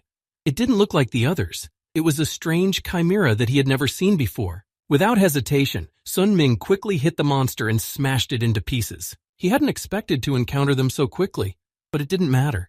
But who was he to be able to defeat forest monsters with such ease? It could only mean that he was a supreme martial artist, and they all doubted that he was from an unorthodox faction because there was no demonic energy. This team was not enough to stop him, so the team decided to call for reinforcements. But Sun Ming suddenly disappeared. He stood behind them and calmly said that he wanted to ask them something. The men were very frightened when they heard the boy's voice behind them and wanted to run away. But the young man asked them his question about Inveris and whether they knew the name. Instead of answering, one of them started actively trying to hurt him, but Sun Ming had no trouble dodging the man's fists. When the man threw his dagger in his direction, the young man barely stepped aside and stopped him. He didn't want to fight them. He just wanted to ask them something. While Sun Ming was trying to simply talk, the gang became more and more convinced that he was their enemy. With fire magic, the leader of the team created a sphere. More and more insistently, the man tried to neutralize Sun Ming and sweep him out of the way. It was hard to believe what he saw when the young man deflected the blow with a single flick of his hand. Eventually, the young man walked toward them, starting to say something at the same time. He did not like the fact that these people did not listen to what they were told. He asked him why they were treating him like that and not respecting his words. But the man shouted that they were all deaf, and if he wanted to tell them something, he should write it on the ground. Then everything became clear to him and he decided to find a stick. Taking one that was lying under his feet, the young man wrote a few words on the ground to find out who they were. The two men replied that they were from the tribe. However, their conversation had to be interrupted because suddenly the silhouette of another man appeared above the trees. He landed right next to them, kicking up a pile of dust. Sun Ming quickly grabbed the two and dragged them along while the stranger scolded them with all the words he knew. How dare they even divulge tribe information to a stranger? He didn't even know the guy, but he assured him that he would not leave here alive. All this made Sun Ming more interested, but the two unfortunates were almost trembling with fear. Well, it turns out now that they are not deaf. But Sun Ming didn't care much about the lies and their tribe. He just wanted to know something about Inveris. This man knew some things about him, so Sun Ming hoped for at least some answers. But the man said only that he would not tell the stranger such information, and he looked very aggressive. The young man already realized that a fight was inevitable, although now it would only be a waste of time, which he already had. The young man did not want to take someone's life, and he did not want to fight. But what he was looking for was most likely connected to their tribe. Sun Ming was easily able to defeat the elder, who was a superior martial artist, so it was scary to cross him. All he asked was to show him the way to where he needed to go. Perhaps they would have met the same fate if they hadn't, so the two began to worry about their own lives. This tribe has set up camp in the sleeping forest, and the people there use a special drug that makes them deaf, so they don't hear the strange and eerie sounds of the forest ghosts. They decided to take Sun Ming where he was going and soon reached their village. The young man wondered why these people decided to live here, because this place did not look like a peaceful place to live. Immediately, the young man met the tribal leader named Kazuya. He sternly told him that they were here because of the desire of the tribe itself. He felt the power he was endowed with. It was hard to describe its scale. The chief was strong. His energy was at the level of a supreme martial artist who had completed transformation. He asked Sun Myung what he wanted, because he had already caused a lot of damage. The young man had killed one of the elders of the tribe and threatened 2 younger members. However, the boy had already said that he had no intention of fighting. The initiative was only on their part, but if they were going to attack him, let them know that he would attack them back. The chief fell silent, as if not expecting to be threatened. But Kazuya decided not to create a conflict at this point. He already realized that many of his men would die if they tried to stop Sun Min. They decided to accept the boy as a guest in their village. He liked that better, because he would not have to waste time on a fight that would not know the outcome. The deal was done, so now Sun Min was no longer perceived as an enemy of the tribe. Of course, the first question was about Enverus. Now he was the one who needed to be found, and Sun Ming wanted to know at least some information about him. Kazuya looked surprised at first when he realized that the young man wanted to meet him, and then added that Enverus had left the forest 2 months ago. Then the boy asked about his current whereabouts, but Kazuya didn't know that much about that. He also did not know if Sun Ming was the visitor that Enverus had spoken of before he left the sleeping forest, but he had said that someone would come here to look for him and ask for as much information as possible. And finally, Enverus said that this someone should be brought to the place he had appointed. It looked like a large cave, with giant trees covering the outside. The whole thing looked like a wall with countless trees intertwined. Then Kazuya suggested that he break down the wall. Sun Min had no hesitation and decided to try. He focused all his energy on the blade of his spear and concentrated on the task at hand. The next moment he stabbed the spear into the tree trunks, trying to split them. A strong gust of wind and energy nearly blew away everything in its path. The boy was shocked when he looked at the place where his weapon had just been. He thought that everything would be easier, but nothing happened this time, and you can't break this wall by force alone. Kazuya said that even Enverus could not do it. Only the tribal leader can open the wall, so now he decided to do it himself. If it was that simple, Sun Ming didn't understand why Kazuya was asking him to try to open the cave, and he was using magic to get inside. All his energy was concentrated on breaking the wall. Sun Ming watched in fascination as the tree trunks parted to form a small passage in front of them. Later, the trees parted and a larger cave entrance opened up in front of them. But even the chief did not know what was inside. All he knew was that this cave contained the same loud and unbearable sound that echoed throughout the forest. Even the highest martial artist could not pass through this area unharmed. Well, upon hearing these words, Sun Ming rushed forward to examine what was inside. This shocked Kazuya even more, because he hadn't even flashed a doubt in his eyes before entering. This screaming and moaning of the ghosts could destroy the mind of any person who heard it. It's an incredibly powerful psychological attack, just like Kazuya said. Even a supreme martial artist who has mastered the mind, body, and energy will not be able to resist such a scream. Sun Ming had lived for years in the realm of his consciousness. His consciousness had already been destroyed and restored numerous times. And in the process of all this, his consciousness was in a strong spiritual state, even though he had become insane. All this was confusing him. It was a difficult place to be, but Sun Myung Moon stepped forward. He saw a small light glowing purple in front of him. As Sun Ming got closer, he heard a voice coming from it. It was rare to encounter beings with distorted causality, so he mistook Sun Ming for someone else. He thought that the guest was someone who had recently entered the room, so he let him in again. But now the unfamiliar entity asked him a question. The being had already guessed that Sun Ming was one of those who had regressed in time. The young man did not know whether to speak to it now and whether to reveal anything about himself. But soon he heard another voice telling the monarch of the void to stop asking these questions. A beautiful girl with cat ears came out of the void. She noticed that Sun Ming was confused about where he was and what questions he was hearing. Everything that was happening now was only making Sun Min more confused. He had no idea who the two of them were or what they wanted from him. Then the girl walked forward to Sun Min and said she would introduce herself. Her name was Rubia. She was Enverus's family man and said that she was waiting for Sun Min here on the master's instructions. Everything cleared up a bit, but it was still strange to see a family man take on the form of an animal man. But even stranger was the thing behind him. Of course, he didn't exactly like this treatment. But Rubia told me that he was the monarch of the void, the echo of all demons. Years ago, He was a powerful demon who became the head of 100 of them, but now he is just a soul without a body. As the disembodied demon grew angrier, Sun Ming asked why Ruby was waiting for him in this place. Then the girl told him that Sun Min had been chosen to find Enverus.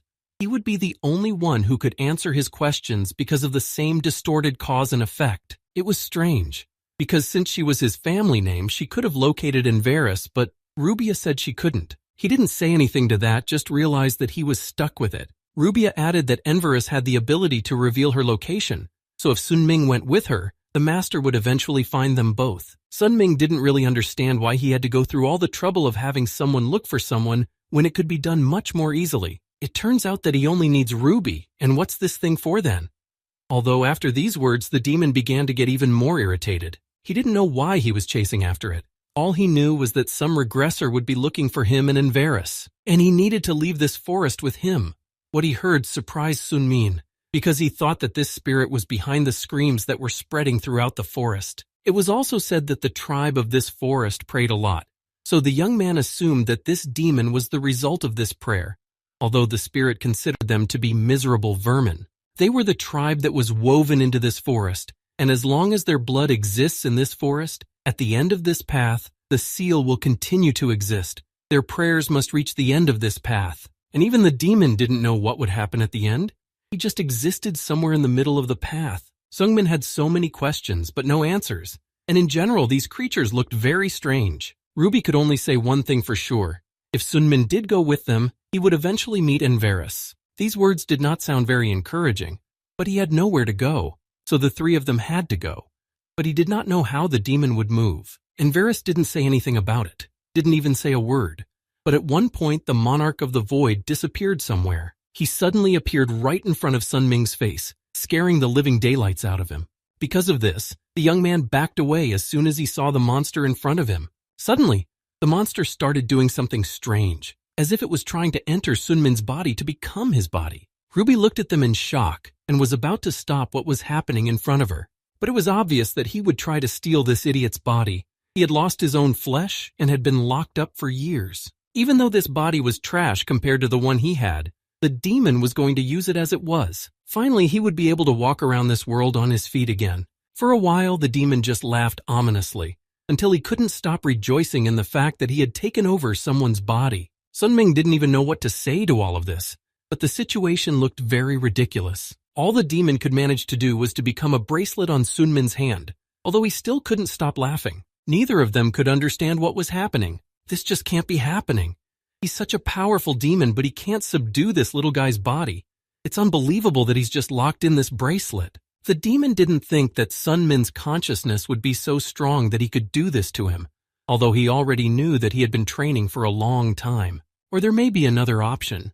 For example, the blessing of the one behind him. And right now there was no way to find out, and the only clue was Enverus. Sungmin's memories still often included the days he spent with Lud. No matter how much time passed, he couldn't let go of his friend. There were so many other memories associated with this thing, it was a shame to have to throw it away. The demon was disappointed to hear that they were going to throw it away. It wasn't like they were friends or anything to throw him away. Sungmin just didn't want anything to do with him.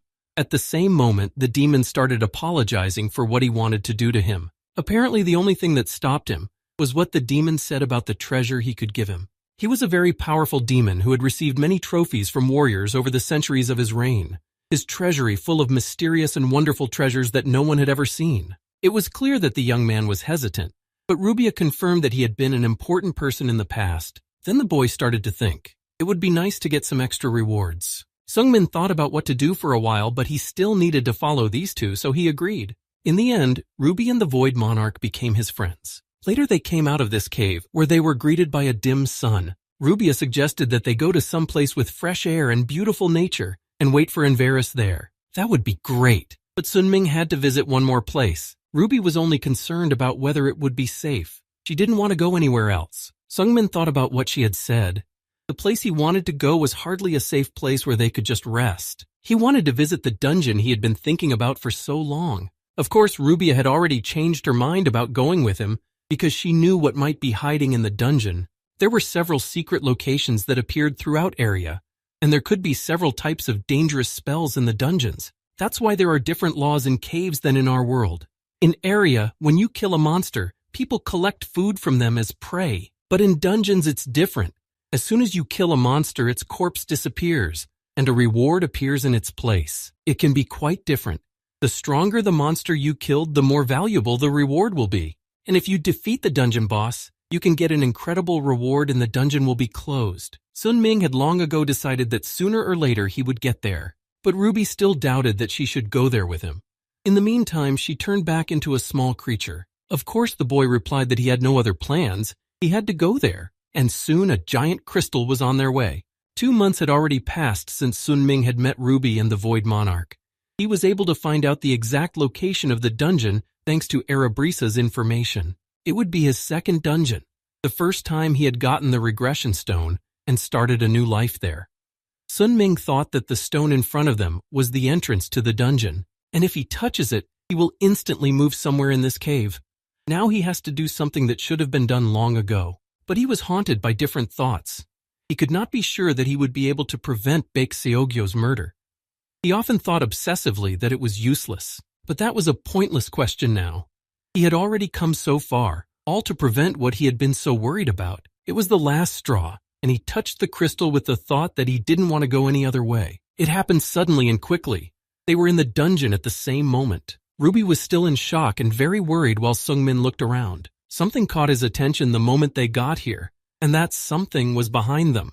They had just arrived, but there were already monsters here, very negative towards the guests. It was obvious that this was a common ambush, and they were waiting for their victim. However, the big man stopped talking at once and just looked him in the eye. The man asked him who he was and what he was doing here, even though he was the first to attack and start fighting him. He had heard of this guy and knew that he was the demon spear who had killed the phantom sword, although Sun Ming himself was not so fond of the nickname. At the same time, the man sincerely apologized for attacking him and justified himself. He said that he thought the young man was from the demon faction and introduced himself as Grismo, who was a mountain yokeball. Sungmin had heard of him before. His martial arts skills were at the highest peak level, and he was one of the martial artists who had been killed by Huichi Hoyan in his past life. Grismo had already guessed that Sunmin had come here to stop the little celestial demon, and he thought he was a very noble and naive warrior. Huichi Hoyan was very dangerous. Not only was she nicknamed a celestial demon at such a young age, but she was also the leader of a powerful group. The rewards of a dungeon are very valuable. If they are left as they are, a great demon will emerge that no one can defeat. That's why Grismo wanted to stop her for the sake of the whole country. Several other people also entered the dungeon. The sword demon Dokko, the lonely grandmother, and the demonic Iron Fist. All of them are at the highest level and are followers of Huichi Hoyan.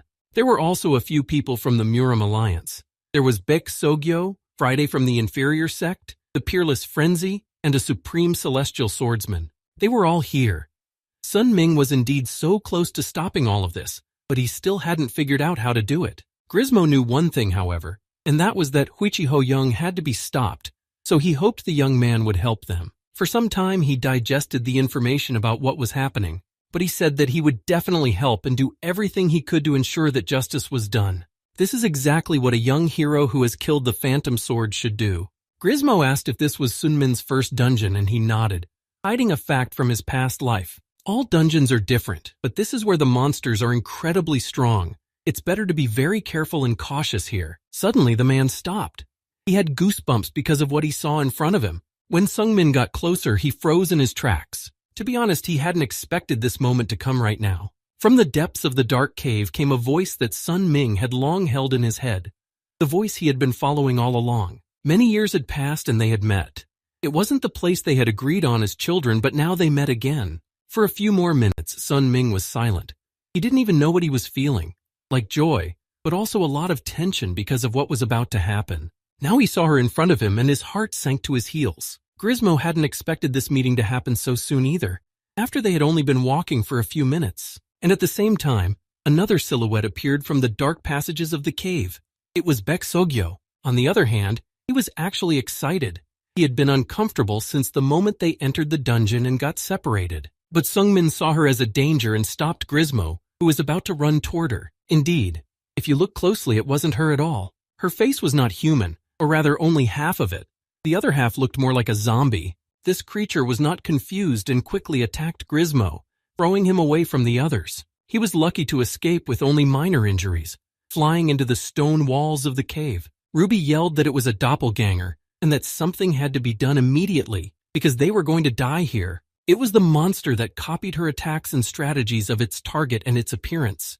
Gizmo was out of luck again because this creature was not going to keep up with him. The natural flight of the soul, the stealthy move she had just used, the monster had the ability to copy combat skills with precision. At that moment, the doppelganger turned its gaze to the others, for the first victim was almost defeated. It seemed that this creature was ready to crush everyone here into dust. What was happening was an unexpected turn of events, but Sun Ming was not at a loss and was going to end it. He was furious that the monster was so brazenly using his girlfriend's appearance for its own purposes. Ruby noticed that Sun Ming was very restless and tried to calm him down, telling him to stop and take a breath. If you look closely, the emotions or movements and behavior of the double were still different from the original, but he quickly forgot about it when he noticed a whole gang of shadow clones above him. Right now, the creature's target was Sun Ming, and then it was going to move on to everyone else.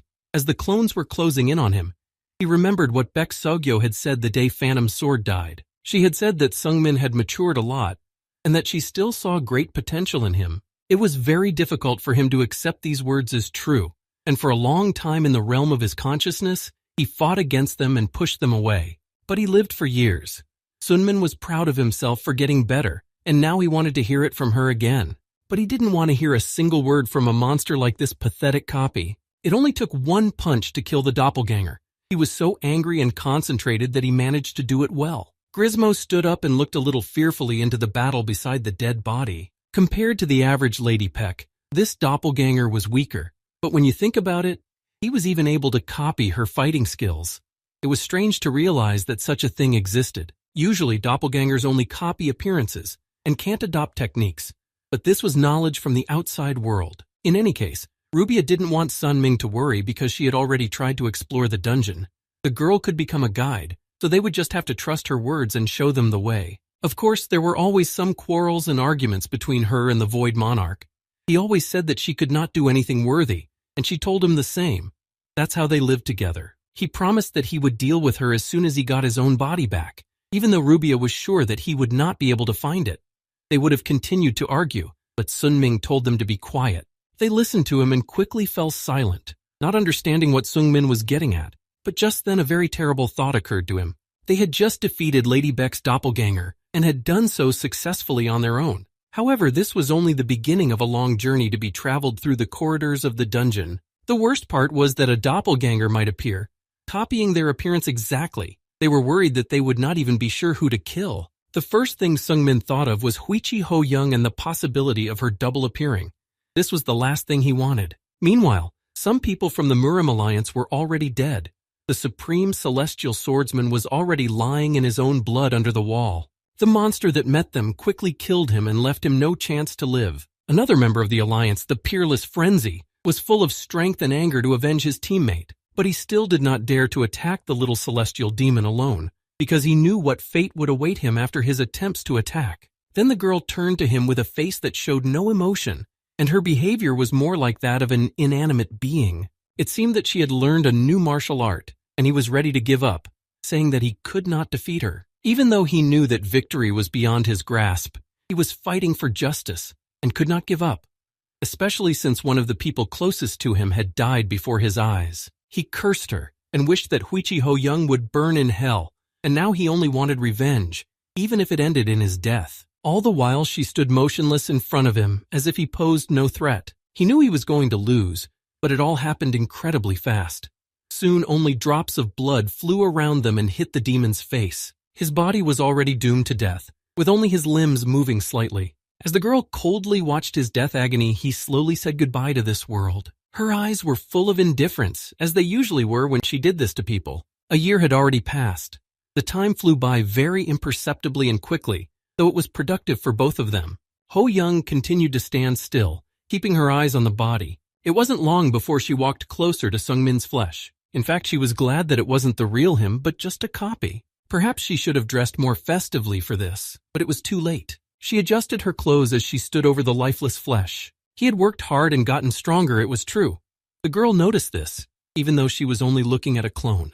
But she would really be disappointed if someone like him allowed himself to die here, in a cave that always smelled damp. She walked past his body, giving him one last look so he wouldn't dare die, he promised. Meanwhile, Sunmin continued to move along the cave corridors with Grismo. This dungeon could be called a real hell.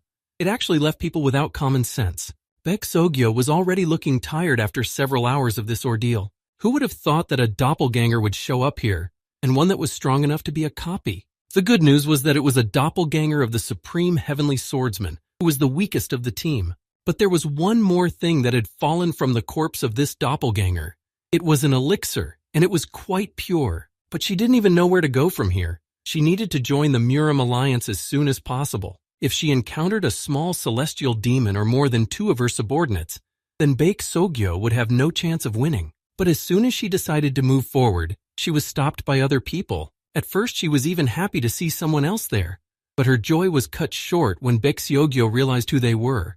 They were Huichi Hoyan's followers. The demon sword Doko and the demon Iron Fist were here. What she had been thinking about and worrying about had happened. She's alone against Hoyan's minions. Meanwhile, Sungmin took another look at the crystal that had fallen from the corpse of the Baek Sogyo replica. The crystal contained a large amount of crystallized mana that could be obtained by eating the thing. The demon inside Sungmin's armor still didn't understand why he hadn't eaten it. He explained that his mind, body, and energy were currently unstable. It was possible that after he ate it, he would be in even worse shape, but the spirit assured him that this would not happen. He felt that Sun Myung-min's heart was something unique. Even among those known as great demons, he had never met anyone with a heart as special as his, except for himself, of course. They continued to move forward a little at a time until Grismo stopped. He spotted Chui Gul in front of him, and he didn't look good. His arm was torn off, and he was sitting against the wall trying to stem the flow of blood. If he could talk to Grismo, he wasn't a doppelganger, which was good. Chui Gul was a member of the inferior sect. He was one of the top rising stars of the Orthodox sect. Sungmin had heard of him and knew that Chui Gul was one of the strongest of the sect, just like Jihak. And the reason he lost his arm was because he met with Dokgo's doppelganger. Dozens of units of sword energy were released in just one strike, and no one could prevent it. Actually, he was already waiting for his potion because he was already dying here, and Sungmin just watched him suffer. It was only when he pointed this out that he handed the medicine to Chui Gul to ease his suffering. It was this that saved his life, though it did not restore his limb. Unfortunately, that was the only medicine they had, but if they had the elixir, they could have restored his arm. Now he finally asked about Sunmin, since this was the first time he had seen him. Grismo readily told him that the young man was the spear demon who had recently killed the phantom sword. If so, he had heard a lot about the boy. Lady Peck had mentioned him many times, and Chui Gul thought he was only helping out because he was worried about her. It was strange that the older and younger had such a relationship, as if they were family. For Sungmin, it was absolutely normal for the younger one to come to the aid of the older one. In fact, he wanted to ask him how he was related to Baek Seok-go. He replied a little nervously that they were very close friends, although Sunmin was also very close to her. All of this led to an awkward pause between them where they didn't know what to say. They were both angry with each other, although they did not understand what was causing the emotions. Now it looked like they were going to confuse each other because they liked the same person. Jigul apologized first, saying that he was being rude to the person who gave him the potion. Sungmin also apologized, and that was the end of their little quarrel. Indeed, all negativity disappeared between them, and soon they heard someone approaching from another cave. Such ardent love of the young people pleased the eyes of the old woman, who was not approaching them very quickly. The lonely old woman was also one of Huichi Hoyan's followers and asked to join them. Of course, this alerted Grismo, who jumped away in a moment. The voice was so loud, like a pig about to be slaughtered. She saw that these people had been fighting with someone and were in such a depressed state, so she decided that she could take care of them herself. This lonely grandmother was also a top master at the peak of the martial arts. Just as a new fight was about to break out between them, Ruby returned, happily announcing that she had finished analyzing the dungeon. It was bad timing, as the young man was about to fight a new opponent. However, Ruby immediately showed him the map she had created based on the dungeon's passages. She explained that the blue dot was Sun Ming, and the yellow dots represented other people. The red ones symbolized the monsters of the dungeon. This was enough for now. Now he needed to focus on the battle. But before he took his eyes off the map, he noticed that those yellow dots were moving very fast, as if they were fighting. Of course, the scenario in his mind was the same one that had ended Baek Seogyo's life, and he couldn't think of anything else. Their location was now outside the wall, where Sungmin was, so he decided it was time to act. He was too worried that one of those yellow marks would be Baek Seogyo. What if she had met Huichi Ho-young or someone else and was fighting alone? He only had one question. Is it possible to break down this wall? Rubia couldn't answer that. She just said that he would know after he tried. The wall was quite thick, according to her detectors. Although Chuigul was already without an arm, he took the weapon in his other hand and was going to fight. This old lady was ready to take them all down, and they were even afraid of what might happen now. For a moment, even Grismo was silent and stared at Huichi's ward Ho-yan with a glassy gaze. He had an incredible amount of internal energy, and all that power was concentrated behind him. Grismo was already excited that the spear demon was preparing a powerful attack, and he decided that he would buy him some time. Normal enhanced energy would not work here. Sun Ming had to act with more concentration. There was still very little time left before his main attack. Now all the energy he had gathered throughout his body was at the end of a sharp blade. But this was not a technique that could be used at Sun Ming's current level. But he didn't care what anyone else said.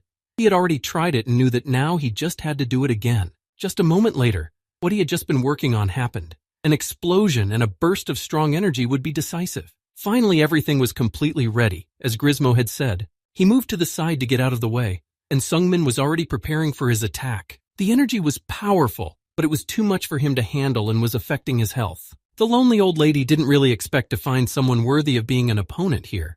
She had already relaxed, but in vain. But the young man didn't bother. He focused all his strength on the wall next to him, and he succeeded in doing what he wanted. Baek Seogyo was truly shocked that Sungmin had burst in on the three of them so suddenly. Huichi Ho-young's followers also didn't seem too happy to have their fight interrupted. They could sense a strong aura from him, but it didn't stop them from winning.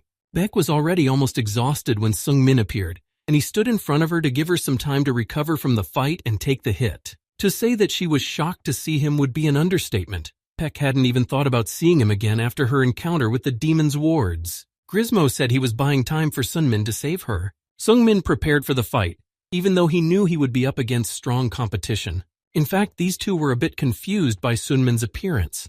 They didn't know who he was and didn't remember anyone in the Murim Alliance using a spear. Baek Seogyo was incredibly happy to see her friend's familiar face here, but her worries were not lessened. Sun Ming kept his eyes on his opponents and said that he had come to help her. He still had the great circulation elixir that Master Boulnion had given him with him. Sun Ming had been hesitant to take it for a long time, afraid of getting an energy deviation. But in a situation like this, he had no other option, so Sun Ming ate the pill. At that moment, his power increased to heights that he could not afford all this time. Sun Ming was a stranger to them, but the two of them could already feel a very powerful energy from him. He had only eaten half of it, and he had already filled more than a part of his energy core that was left without strength. He did not show any symptoms of energy deviation, and it turns out that the Void Monarch was right. Doko decided to take on Sun Ming and Iron Fist to deal with Lightning Sogo, 2 against 2, but this fight was still not equal. Huichi Ho-yan's followers didn't hesitate to attack them first, leaving them in a hopeless situation. Doko almost managed to touch Sunmin, but at the last moment he managed to move away. A fierce struggle ensued between them, with no one willing to give in. Sogo was surprised that Sungmin had become so strong in a short period of time. Last year he was much weaker. Of course, this fight would not be easy for him, but he had a chance. Doko also did not expect to meet a strong opponent in the caves.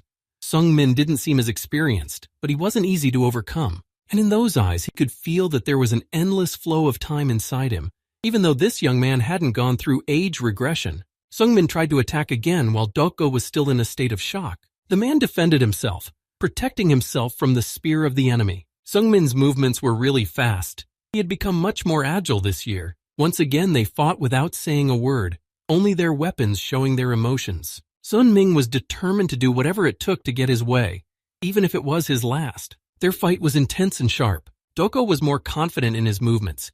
He knew he could not lose to him. Using various techniques, he continued to attack Sunmin. The latter could hardly contain himself. It was really hard for him to resist such an opponent. As it turned out, the man enveloped him in magic and Sun Ming was trapped. It was already looking like fun and games for Doko, but Sun Ming was not at a loss in this situation and used the third form of the Ninth Heaven's Supreme Spear. The opponent easily fought back when he used a hidden snake strike. However, Sun Ming's movements were very unusual for him. He could not even understand where they were coming from. As a result, the young man was able to hit his shoulder and sever his arm. He fell to the ground in front of him, almost helpless from the sharp pain and shock. But Doko still didn't say it was over. The spear came from below very suddenly, and he slowly began to learn Sungmin's techniques. This fight was just great. He had not been able to find a worthy opponent for a long time. Judging by Sungmin's martial art, he was a master who had trained for a long time. Doko now wanted to know his age because this warrior was so experienced, but young. At the same time, Baek Sogyo also began to struggle. They would like to enjoy this fight for a long time, but Sungmin's spear technique is impossible to predict. If it drags on, there will be problems. They need to deal with them as soon as possible and get back to Huichi Yan. There were 3 things that Doko didn't know. The guy in front of him is a close friend of the Senora, whom she loves and respects. The spear technique he had just praised in his mind was the same technique his lady had used. Meanwhile, Ho Young fought with the others she met on the path. She attacked sharply and quickly as was her style. However, Ho Young's face was different, as she killed her enemy in cold blood. His lady had taken his own life without any emotion. Doki did not know why this happened, and he was bidding farewell to life in confusion. For some time, no one dared to say a word. They were just silent. She didn't attack him anymore. They just stood motionless opposite each other. Iron Fist was desperate when he saw Doko's murder with his own eyes, and did not understand the reason why Huichi Ho Young did it. And even if she didn't like them, they called her their senor because she would rule the world in the near future. They sincerely wanted to see the Demon Master rule the world, but it was not to be. However, the murder of Doko, who had followed her wholeheartedly, was still a mystery to him. Ho Young bowed her head slightly, smiling, but she didn't show any obvious emotion. Iron Fist tried to speak to her, but it looked like he wasn't even worthy of the conversation. Seeing all this, he sincerely began to wish her death, saying it to her face. Of course, within seconds, Iron Fist died at her own hands, but Huichi Ho Yan was her doppelganger. Of course, Iron Fist and the dockworker couldn't have known that. They had never met a doppelganger in a dungeon before. The demonic martial artists who followed Huichi Ho Yan could have died at this moment, choking on their anger. Sungmin remained silent for a long time but then turned to Sogo. He wanted her to leave this place to a safer place. Sungmin was going to die here alone. He told her that he had made a hole in the back and that she would be able to get out and find other people. This was so that she could bring them here and they could fight the doppelganger together. Only then would they have a chance of winning. Sogo was against it, but she was faster than him, so Sungmin insisted that she lead them, and he was counting on her and her talent. He trusted her. Sogo just couldn't accept the fact that she was going to leave him now, as if to die. But she realized that this was the only way she could help him now, so she simply gave him the elixir she had extracted from one of the doppelgangers. She told him not to die and to wait for her, and then ran to the others. Sungmin repeated his words after her that he would never die. In the meantime, he was left alone with Huichi Ho Young and the bodies she had callously deprived of their right to live. In his past life, Huichi Ho Young left the dungeon alive. She had one answer when asked what happened. She said that everyone was dead. That's when everyone decided that she had killed them all herself. Everyone thought that she was the cold-blooded killer, but now Sunmin has discovered the truth. It wasn't her who killed all those poor people, but her double. He noticed that cloth on Huichi Ho Young and thought it was an artifact that had the ability to stretch and fly forward at high speed. He was powerless against the real her, but he doubted that he could do it against the doppelganger. The demon's eyes still stared soullessly at him, telling him that he would be the next victim. It didn't wait any longer and started attacking Sungmin. All he needed to do now was defend himself and hold out until Sogo returned. He couldn't follow her attack. His arms just wouldn't obey at that moment. However, the young man fought with all his strength and tried not to be lost and at least survive here. He tried to convince himself that he could do it, even though it felt like his arm was going to fall off. Even though it was a copy, it was very strong, so he could only hope that he could withstand its next blow. He calculated that it would take Sogo about 5 minutes to bring Drunken Lower and Mountain Yokeball, who were currently fighting Lonely Grandmother here. He felt a little uneasy when he realized that he might not be able to make it through those couple of minutes. But then again, he didn't know what would change when they helped him fight against Ho Yan's doppelganger. While Sungmin was thinking about all this, she ruthlessly pushed him away from her. He really wanted to live. He wanted to live and move on. Sungmin had promised many people that he would not die, but now he really didn't know what he needed to do to survive. He needed to fight. He needed to hold on and not let himself and the others he had promised down. Sun Ming knew for sure that he could only survive if he won. His current body might be weak, but not his mind. At this moment, he thought back to the years he had spent inside his mind. He needed to recall everything he had learned during those damn years and smash his enemy into ashes. Of course, all of Ho-yeon's words were always in his mind. Sungmin remembered her telling him that if someone attacked from the front, they would be weak from the side. She gave him some advice for when he was fighting someone strong. The girl said that he would need to parry the enemy's attacks and turn them against his opponent. Now was the time to put all her words into practice against a really strong enemy who had the same abilities as her. He had already gathered his strength again and wanted to continue the fight, but each time he realized that his opponent was too strong. Ho-yeon was too good at what she was doing. Realizing that he was just a copy, the boy tried to imagine how powerful the real Huichi Ho-yeon was. There was no emotion in her eyes. Perhaps this was the main difference from the real her, because she always struggled with confidence and had fire in her eyes. This time, Sungmin decided to attack her himself in order not to miss the opportunity.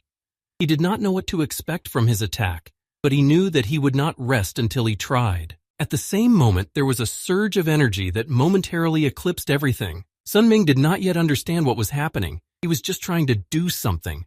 He managed to get closer to her, but the shield that Ho-yeon had was too strong. She didn't have time to strike, so Sungmin moved back as quickly as possible. Finally, the Void Monarch spoke to him, as if to try to help him, at least now. He had already noticed that this girl was not using any footwork, palm techniques, or martial arts. She just waves this canvas. To begin with, it's not a very powerful tool. She is so strong only because she is very experienced and has tons of internal energy. Duplicates are able to repeat the movements and strategies of the original. Sungmin remembered that Huichi Ho-yeon doesn't usually use martial arts, but rather uses canvas. Slowly, he began to figure out how best to defeat her. She really doesn't use martial arts on people who don't deserve it. At least he could now be congratulated on having been identified as an opponent worth using them against. It seems now that she had been playing with him all along. Sungmin thought of Sogo. She would be here any minute now. But even now he was mentally begging her not to. What they were facing was a real monster. Beck quickly got to the right place where she found Doko and Chwigul. She told them that they urgently needed to go to the aid of Sungmin, who was fighting the clone Ho-yeon alone. Grismo could barely speak now. It was hard for him to even move his fingers, and he wanted to tell her something, but there was no time to discuss trivialities. She simply asked him to tell her if they were coming with her. If not, Sogo intended to leave alone. She would not leave her friend to fend for herself. At the same moment, the drunken inferior blocked Sogo's pain point, causing her to faint.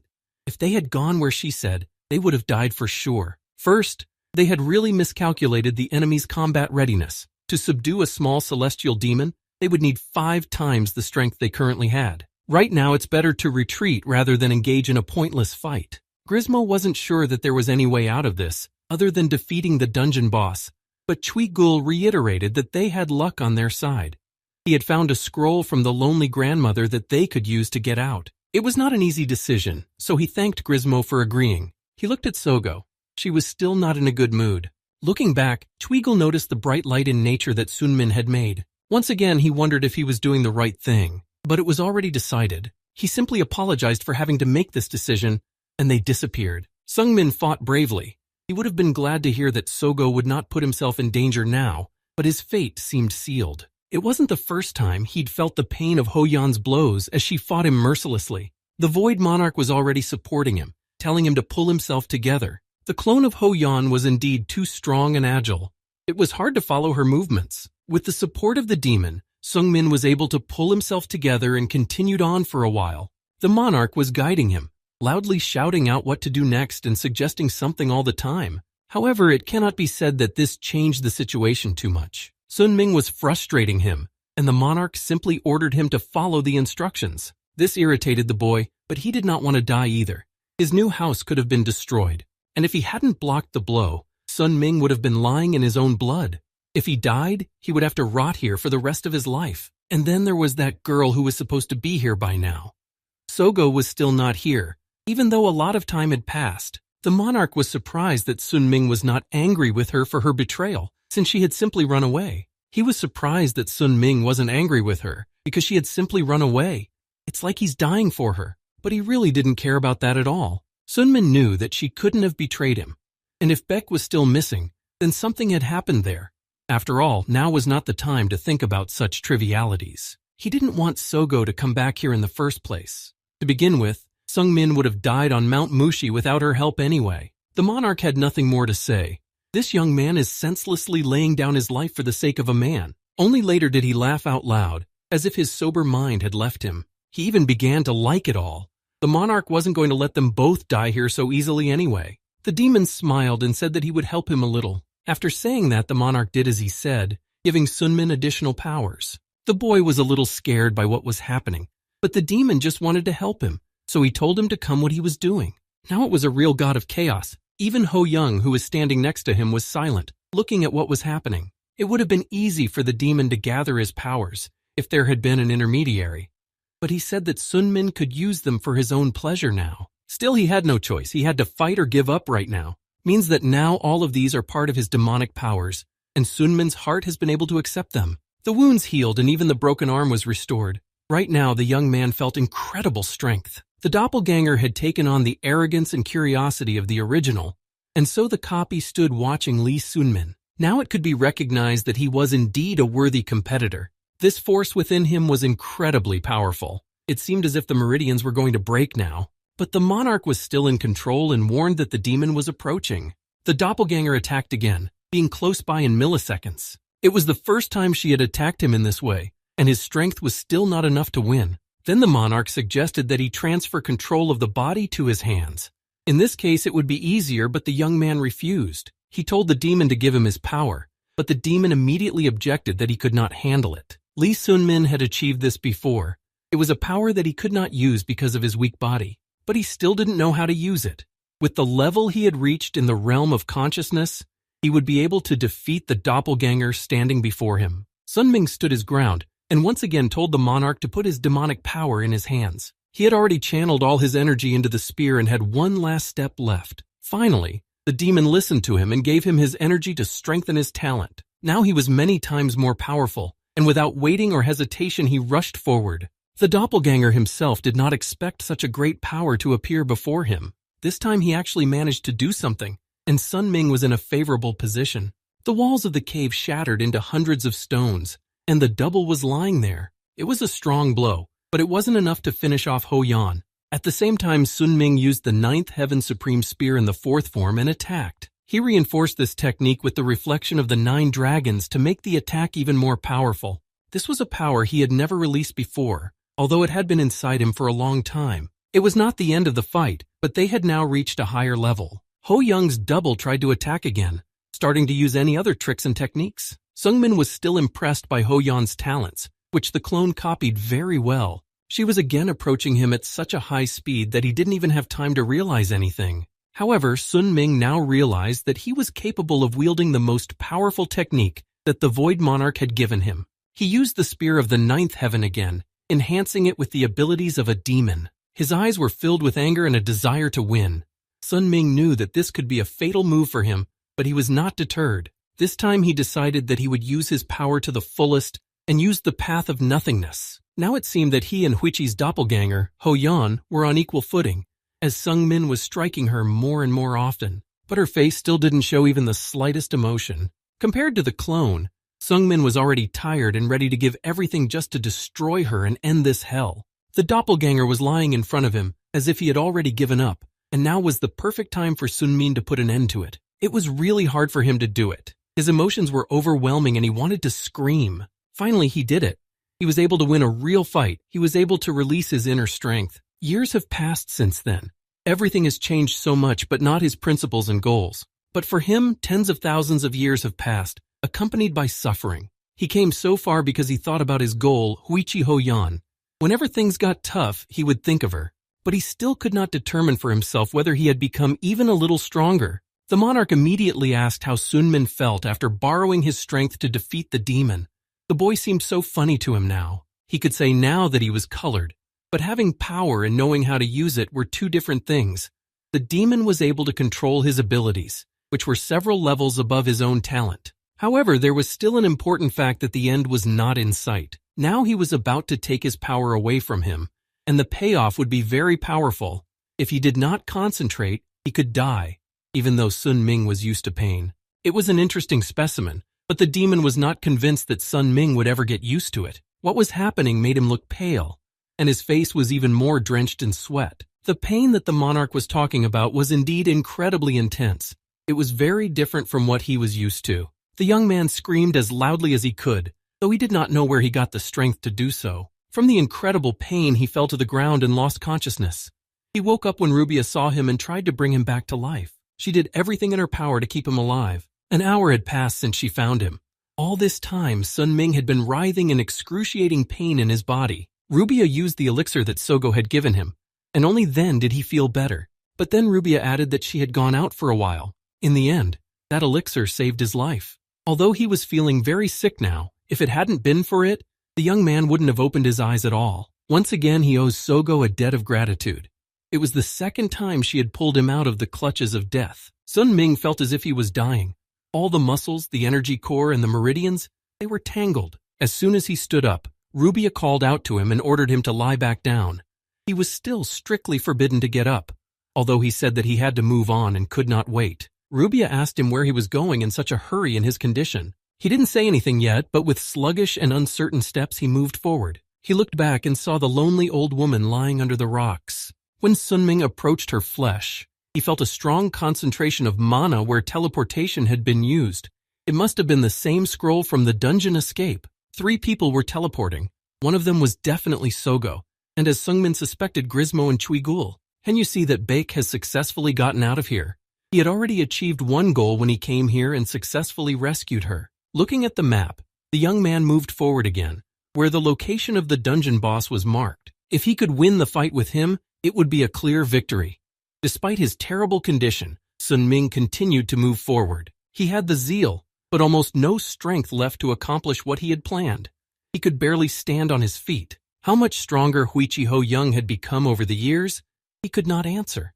He only knew that this bar was still beyond his reach. The way she walks, the way her voice sounds, the impression she gives of herself, all this is a mystery that should be revealed in a year. Sun Min could not even know if she thought as much of him as he thought of her. He wanted to believe otherwise, but he doubted it. Years had passed, but for him, and what she said when they met gave him the incentive to move on, no matter how hard the path seemed. And Sung Min wanted to show her the result of his hard work. He wanted to shout that she had made him stronger, just a little bit more. A few steps forward and the danger he was trying to reach would come. The boy looked up when he got a little further and held his breath. He truly forgot how to breathe when he saw her in front of him.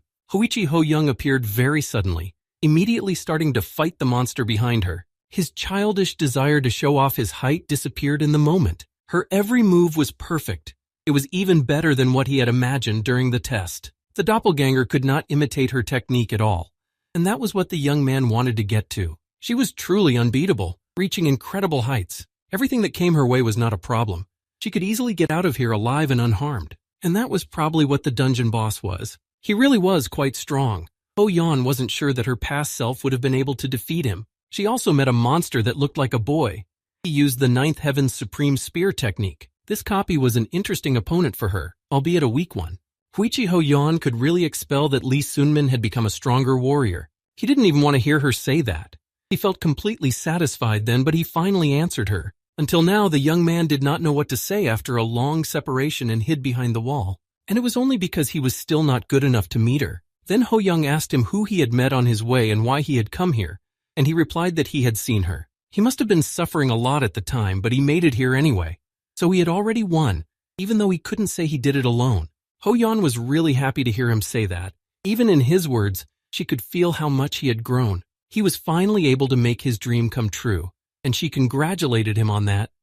Ho Young still remembered his words that in 10 years he would stick a spear into her heart, even though Sun Min himself did not want to remember it. They never looked at each other while sitting behind the wall. It's been 10 years. It really meant a lot to him, and he had achieved a lot. It was a valuable time, but he also suffered a lot during his many training sessions. Ho Yan sighed. She was also looking forward to this meeting, which was still a year away. Then she paused and asked if he would come with her. She had said before that she hated being the object of someone's expectations. That was true before she came into this world.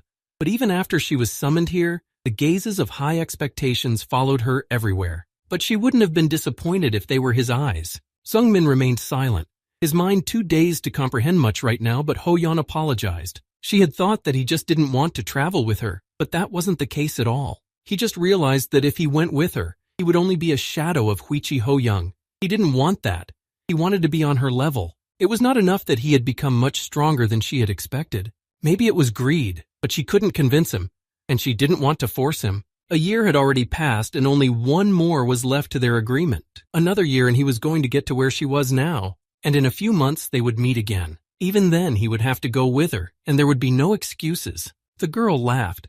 In fact, it was hard for her to let go of her friend, whom she had not seen for a long time. Well, she understood him, so she decided to hold back her greed for him for now. But Ho Young assured him that it wouldn't be easy for him, because she would become even stronger during that time than he had been this year. Sung Min knew this after all. She was the one he had made his target. In every word, she seemed to feel a strong change in him, and that was good. They stood up. It was time to say goodbye again, but not for so long. In a few months, they would meet at the promised place. It was a big challenge for Sun Min, but this meeting seemed to give him strength and confidence. Ho Young was already looking forward to the moment when it would happen. In fact, she wanted to take him with her. Even now, she was dying to turn back the clock and look at his face, but she was reluctant, because she didn't want Sung Min to hate her. They would talk when they met in a year. She wanted to drink and eat together and talk about everything that had happened. But there was one thing she had forgotten to tell him before she left. The girl smiled as if remembering something. After a short conversation, they parted ways. Baek Sogyo was in despair as she looked at everything that had happened. She couldn't forgive Sun Min for fighting for her. She overreacted, even though she was known for her emotionlessness. She called them both cowards. None of this is being a warrior. Chui Gul tried to calm her down, but it was no use. Baek just said she was leaving the alliance. She didn't want to be in a place like this anymore, so she decided to just leave. All of them were incredibly disgusting to her now. She couldn't accept what she saw and found the only way out for herself, which was to run away. She was really sorry, she thought to herself in front of Sun Min. Baek felt guilty and her priorities changed drastically and shifted. She wanted to become even stronger. Only now did Sogo realize that her strength was not enough to protect all the people she loved alone. The elf continued to do her favorite blacksmithing and made wonderful weapons. Scarlet, as she said, traveled in search of a beautiful landscape where she would feel at ease. Jihak and the other monks at Shaolin continued to train tirelessly to become the best future for the temple. Lich, who had created a new life in the form of a beautiful girl, inside of which was a real monster that ate people's flesh. He now got his comeuppance because he became a toy in her hands. All this year, everything was different. He had changed and the world had changed, even though Sun Ming had been growing and improving himself tirelessly. Perhaps this was just the beginning. After meeting the little celestial demon, his outlook changed again, even though she herself was still his unattainable goal.